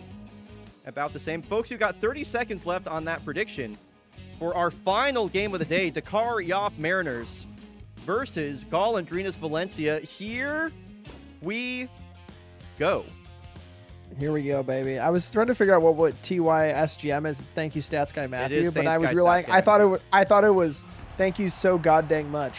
But anyway, anyway, we're moving on. Valencia, we got Dakar. We're so in. We are here for a day game in Dakar. And it's going to be Bertrand Ronaldin leading off. Only 1 hit in this postseason so far. We've seen some pretty amazing starts from Bryson Longstroke in the regular season. Now my question is, can the 42-year-old deliver here in the postseason? He's going to need like a who was the oh my god. He's going to need like a 2025 Blue Jays Max Scherzer-esque start here, I think, for the Mariners to be able to close this one out. I understand that reference. By the way, Yim Chimney up now, right now. Foul ball out. We got Bryson Longstroke as well. Implies the existence of Bryson Shortstroke, I think. I would agree. Who knows? Maybe he'll show up as a rookie in the future. That's what I'm saying. Yim Chimney, a switch-hitting catcher, OPS over 900 in the regular season. He will strike out on a high fastball here. So 2 outs, base is empty for Cheddar Cassidy. And Yim Chimney tore his meniscus on that swing. my God. Oh my God. So he's going to be out for probably the rest of this series at least. Oh no. And that's going to be a Goodness. 1-2-3 inning for Bryson. We've seen Wow. that I mean, quite a quite the few turn of events. times this season, people getting injured on the swing. That's like the 5th one this season. That's right. So I'm curious to see how this Mariners offense responds. They had a lot of batters mojo down in that previous game. So I'm really curious, like, if their offense is going to stay elite here versus, I mean, look at the slider that Sage Cower is pitching right now. That thing has so much Right. movement on it. Dirty. It's so dirty. It pairs really well with this two-seam fastball. The two-seam breaks the same way, not quite as much, and it's about 10 miles an hour faster. Or sorry, his cut fastball, I should say. As Commander Shepard Ooh. right back to business. Wow. Swings at the first pitch she sees and has a one-out double. She has been, I mean, I'm calling her the MVP of this series should the Mariners go on to win. We need to, who's going to be, I wonder, we need to figure out who the MVP of that season, that series was between Kyoto and Oh, yeah. Bush I mean, it Raiders, now has that to I be think about Lazar. Lazar, No, right? they I would lost, though. think. They, Oh, right. They lost. Yeah, you're right. Canes are up 4-0 on the Habs. Damn. Oh, Dino Murphy. You're right. It is Dino Murphy. You're right. Thank you, Yeah, Koala. yeah. Dino Murphy is your Eastern League Divisional Series MVP for that series for sure. Yeah. They lost, though. This one, weakly hit fly ball out to right field. Stranded at third base is Commander Shepard. And we are scoreless heading into the second. We got a no-hitter. No, Maybe a we little technically do have a, well, not from Valencia, but from the Mariners, technically, yes. Right.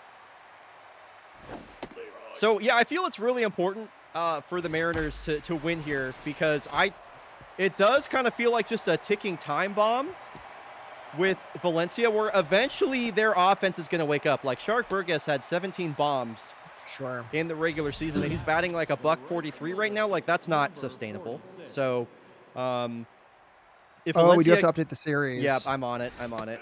So if Valencia wins this game, it's a long shot, but I feel like they have a better shot than anybody at a reverse sweep, personally. So Wow. you don't have. Oh my God, an absolute piece. Out to center, an absolute piece is right. Oh my God, it looked good coming off the bat. An absolute beaut, just making it just over that fence. We have our first home run, our first score of the day.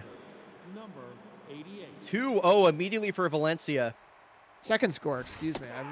Well, technically, whatever. You know what I mean. Yeah, I know what you mean. And is that Ileana Alejo trying to go the other way? She's got So McTavish at the wall. He's trying to square it up, but it's over his head. Back-to-back jacks for the defending champs. Oh my God. The disrespect. The absolute disrespect. Number 26. They are teeing off right here versus Bryson Longstroke. I mentioned the pitching matchup being in Valencia's favor. I guess the Mariners are still yet to bat here in the second inning, but an early 3-0 lead for the Birds. Wow. And now a 3-ball count here to Richie Grab. There's still nobody out here in the second inning. And Bryson Longstroke has allowed 3 batters to reach now and given up 2 home runs. Center fielder, number 52. So Junior Sarsaparilla back in the starting lineup. This was Nevada Steady in the previous game. And Richie Grab takes off and is in there for a stolen base. Valencia is styling on the Mariners right now. It looked good. It looked It good did. almost. It was close. Finally, the first out of the inning is recorded. Now batting, the second baseman. And I believe, I'm trying to think of who's going to be available out of the bullpen for the Mariners. That was a tough stop right there from the third baseman, Ri Kyung Jae, getting his first start of the postseason. Designated hitter. So I think they're going to have Jiri been Bednar on full rest. But I think we saw all of Barney Friedman, Alto Driveway, and Walker Nassir. So if Bryson Longstroke is kicked out of this game early, Oh, going home. it's a sacrifice fly there Knock fly. for Bertrand another around to run make it a in. 4-0 ball game. If Bryson Longstroke is kicked out of this game early, the Mariners are going to be in a really tight spot with their bullpen. I'm wearing the Golondrinas hat I won during last season's World Series game. That is awesome. Hell yeah, Deep Blue Cat. I love that. Exclamation merch, by the way, if anybody wanted to buy some fake baseball merch, for whatever reason. Just throwing that out there. Full count here. See, Yambak Jones, and she walks. Wow. What an absolute inning. We've had a couple slappers. We have now another runner on first and second. Goodness me. I mean, this has been productive. Usted did well to block that ball in the dirt. Oh my God, there's no way we walk another person, right? I hope not. You don't want to load the bases for Shark Burgess batting cleanup. Oh my God, a full count.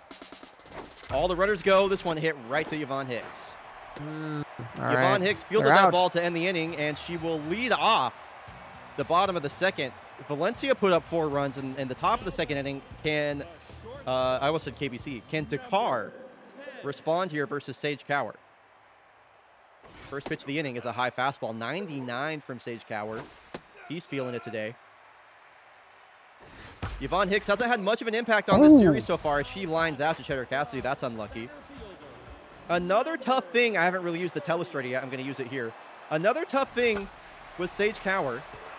Oh, wait, you can see the telestrator if I put it over here. Hold on, I need to turn off monitor. Yeah. There we go. Okay, another tough thing with Sage Cower is, okay, well, now they just took away the thing I was trying to color up, is he has that left-handed specialist trait. Unfortunately, they got out too fast for me to point it out, but he has that. So anytime that he is facing a batter of the same handedness, he's going to debuff their hitting rating. So keep an eye on that when there's a left-handed batter at the plate. Also high. I can do this all the time, and I just don't. But I should use the telestrator more. Anyway. Oh, that's so fun. Yeah. I'll just leave it open, actually. He was wanting to. Alfie Minkelschneider looking for his first hit of the postseason, and there it is. Ooh, very nice. With her trait be damned, he puts together a 2-strike, 2-out single. And Rikyoung Jae is going to get his first at-bat of the postseason. He's getting the start over at third. Probably one due to Solomon Doinkers being low on his mojo, and then PT Beetle being a lefty. So they're playing the matchup game. He swings at the first pitch right there and will round out. So the game remains 4-0 Valencia here. Valencia feeling good moving into this top of the third, almost halfway through the game. Feeling 4 runs up already and a pop fly up to the middle of the field. Is it going to be short? No, we're good. I thought that would be a little shorter than it was, but pop fly out to mid. So Slap Dappy, his bat's been slowly heating up. Got a couple of walks in the previous game in the series and a home run already today. And Bryson Longstroke, over 50 pitches now. What's up, Default Titus? Isaac. The 2-2 here to Slap Dappy. And the payoff. Hit on the ground. Yvonne Hicks has been seeing a lot of action in this game. I feel like they're calling upon her a lot. And now Eliana Alejo also hit a home run her last time up. Valencia went back-to-back in the second inning.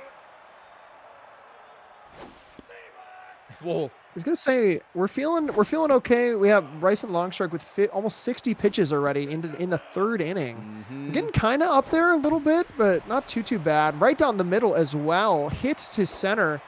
Beautiful little hit there. We got a runner on first. I'm definitely worried about the Mariners in this game for sure. They're gonna leave in Bryson Longstroke versus Richie Grab, which may be a mistake. Richie Grab has been putting some really good swings on the ball in this series so far. A lot of loud contact like that. That's going to be foul, but I'm just like, if he gets his timing correct, he's going to be a problem for the majority or for the remainder of the series. He has a stolen base today as well. That time, he can't lay off 93 up and in. He'll strike out. Goodness. Mariners need to get their bats going because this Valencia offense is not going anywhere anytime soon. That's for sure. They're relentless. They're going for it. We got to get some motion in the ocean, so to speak. We got to start cooking.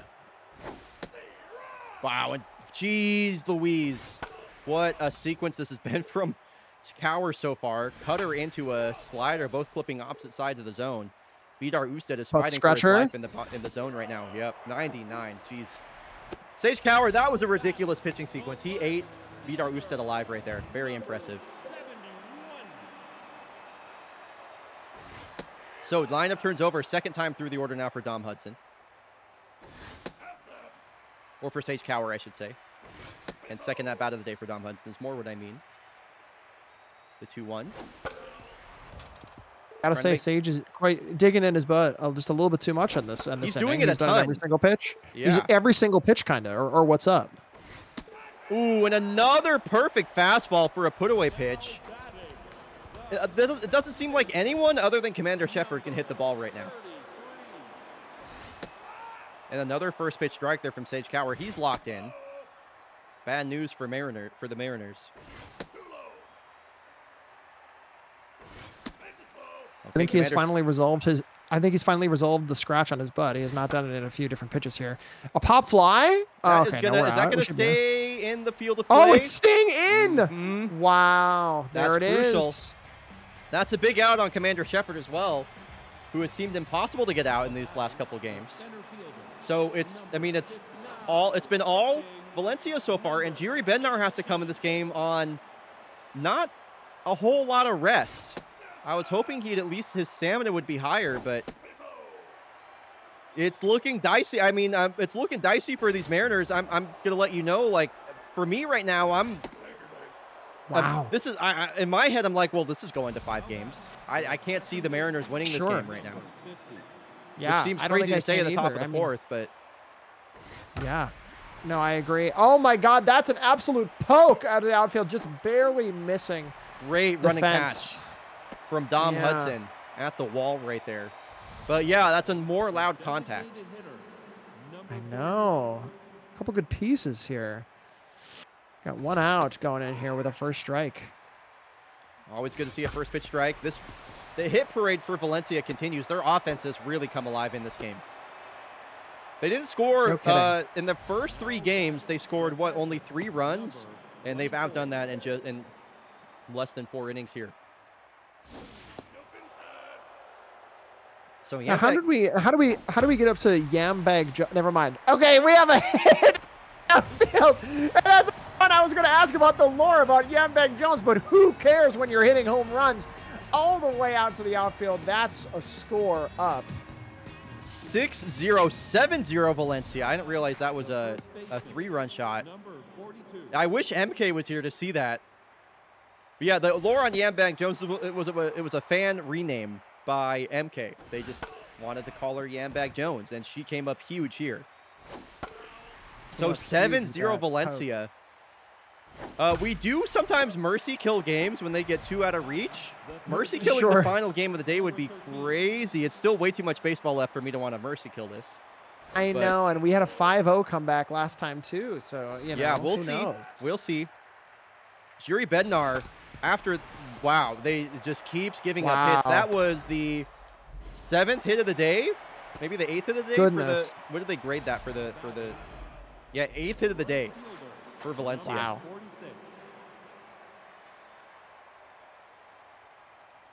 Long hold there from Jiri Bednar.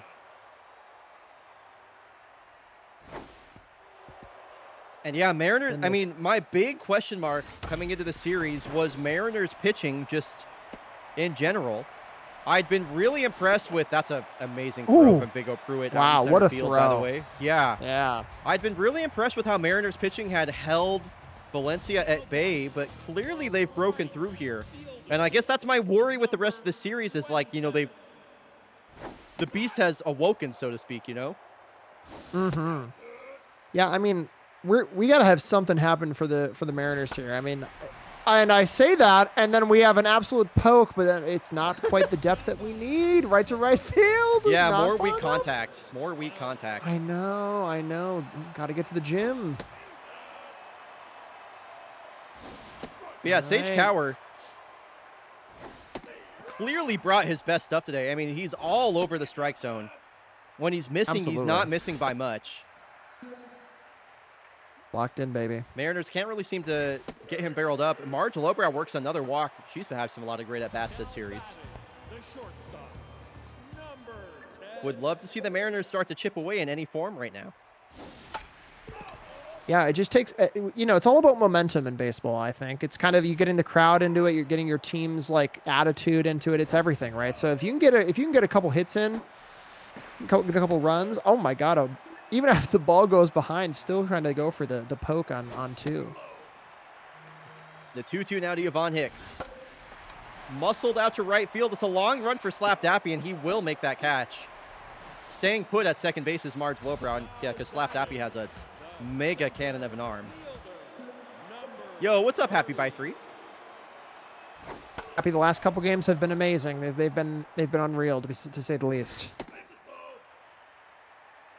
Curious to see if Vigo Pruitt can make anything happen with both RBI dud active and that specialist trait debuffing his hitting ratings. He cannot. 93. He swings through it. Cannot get any motion going. I mean, you got to have at least one or two. If you're looking at coming back, you got to get at least a run or two on the board. Yep. I think you can't get all 7 in one inning. Maybe you can, but that's just really, even just mentally, really tough to do. I don't know. It's not looking good, Brian. Not looking. Yeah. No, it's 7-0. 3 innings left to play, and still a very exhausted Mariners bullpen yet to, like, we've only seen Jiri Bednar so far, and I know everybody else in that bullpen is not doing great either. So, I mean, I think the Valencia lead is only going to continue, and if they're not scoring runs and Sage Cowers pitching into the 5th inning, like, it's... Yeah. So, the Mariners will have Dakota Parra in Game 5. Dakota Parra pitched 7 1/3 innings. The Game 1 went to extras, so Dakota Parra didn't get the complete game. But he completely shut down Valencia in Game 1. So they'll have that to look forward to at the very least. Thought Dom Hudson might have a play on that ball as it went I foul. thought that too. And I think you got to pull Jiri Bednar. I know he appeared in the All-Star game for you, but he just does not have to, Dave. So it'll be Alto Driveway coming in. And, I mean, the stamina ratings on all these Mariners bullpen arms are not great. Yeah. Yeah, I mean, it just makes for bad accuracy and, like, just some weak pitches. So, you know, it just makes for even better poking. The 1-2 to Junior. Man. Yeah, just all over the place, I feel. Yeah. No, I just, so many times, it's, how many walks have Valencia drawn this game? Like, Mariners pitching has just not been there today, and the bases are walked, loaded. Nobody is out. Oh my! I think if we hit a home run on this hitter, I gift 5 on this. If we have a grand slam, and that would be a bit of a dagger emotionally for this Mariners team. These are fully simulated games, Palmers. Welcome in, by the way. Hi, Thanks for Palmer. joining us. That's somebody you know from your stream, or are you just saying hi? Yeah. Oh, cool. Yeah, love that. Double play ball potentially. Commander Shepard tried to get the tag. I thought they were going to miss both outs. Yeah, me too. I've seen the CPU do that way too many times before. That was a little sketchy for sure. Goodness me. I mean, again, we have bases 2 and 3. And a poke out to center field. That's going to score 1, maybe 2. 0. Oh, my God. We're into the double digits, folks. I am... This is Mercy Kill Terror. You're making... Barney Freeman got hit with a comebacker last game, and you're making him pitch? Oh, no. Mariners, this is torture. Oh, no. Oh, no. I'm just curious, how long is this inning going to go on? I'm genuinely like, I wonder how many scores they could get. Yeah, I'm more curious about the volume here and the endurance. Same, actually. Yeah, I am going to mercy kill the game after this inning for sure. Like 10-0 Definitely. Yvonne Hicks, that was clutch. Your boy Barney Friedman needed that so bad. So bad. And even then, they still have a runner on third. One hit out to the outfield, scores at least 1 here. We'll see if it can move. Well, regardless of the outcome of this game, what another like amazing day of fake baseball it's been. So many late game thrillers. We saw multiple walk-offs, multiple extra inning affairs. You know what, Bobby? You didn't. Was it you or Bob A that was saying you wanted to see a super one-sided game with like somebody's offense going crazy or something like that? I think that was me. I said like it's 2 opposite kind of games, like a close one or like an absolute pop-off, and we got it. I think we both might have said that at some point. Yeah, and here you go. It's been amazing.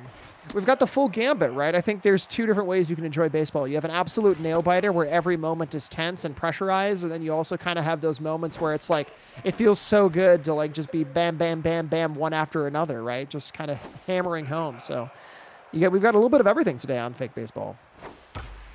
What is the icon on the runner on second? That indicates they have the stealer trait, so they get a speed boost when trying to steal bases. Anytime you see that on the base running HUD. Full count here to Slap Dappy. 91 down the middle, and the umpire's going to emote on him. That's a little disrespectful. The guy has a home run this game. Chill out. So it's 10-0 for the defending champs, and we are going to mercy kill this game for the final game of the day. So a bit of an anticlimactic finish, but 11-1 for Valencia as they have come storming back into this series.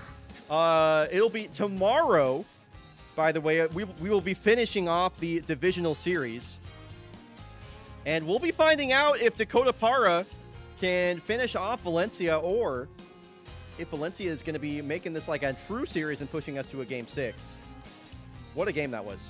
Or what a day it's been of Fake Baseball. It's been awesome. Yeah, I mean, again, I know I just said it, but just seeing like the breadth of different kinds of games today has been truly awesome. Like seeing like we've had a lot of nail biters, which is the best kind of baseball, but also just seeing like, you know, a bunch of slams and a bunch of runs come in for one team is also kind of fun if you're on the winning team, of course. But still, what an awesome day of games.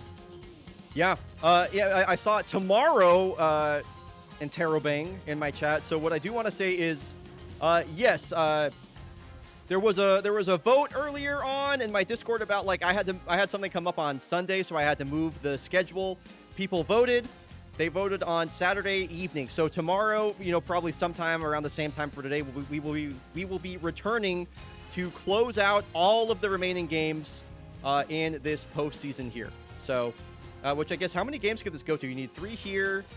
3 here. So, okay, yeah. Okay. Anyway, whatever is left of the divisional series, we will be watching tomorrow. But anyway, that's for tomorrow. For today, Bobby Berm, dude, thank you for being the back half of one Bobby after another. Big shout out to both Bob A and Bobby Berm. Dude, it's been so fun. I mean, I mentioned right when you came on, I've been wanting to have you on for a while. So glad to have finally done that. And it was great to have you, man.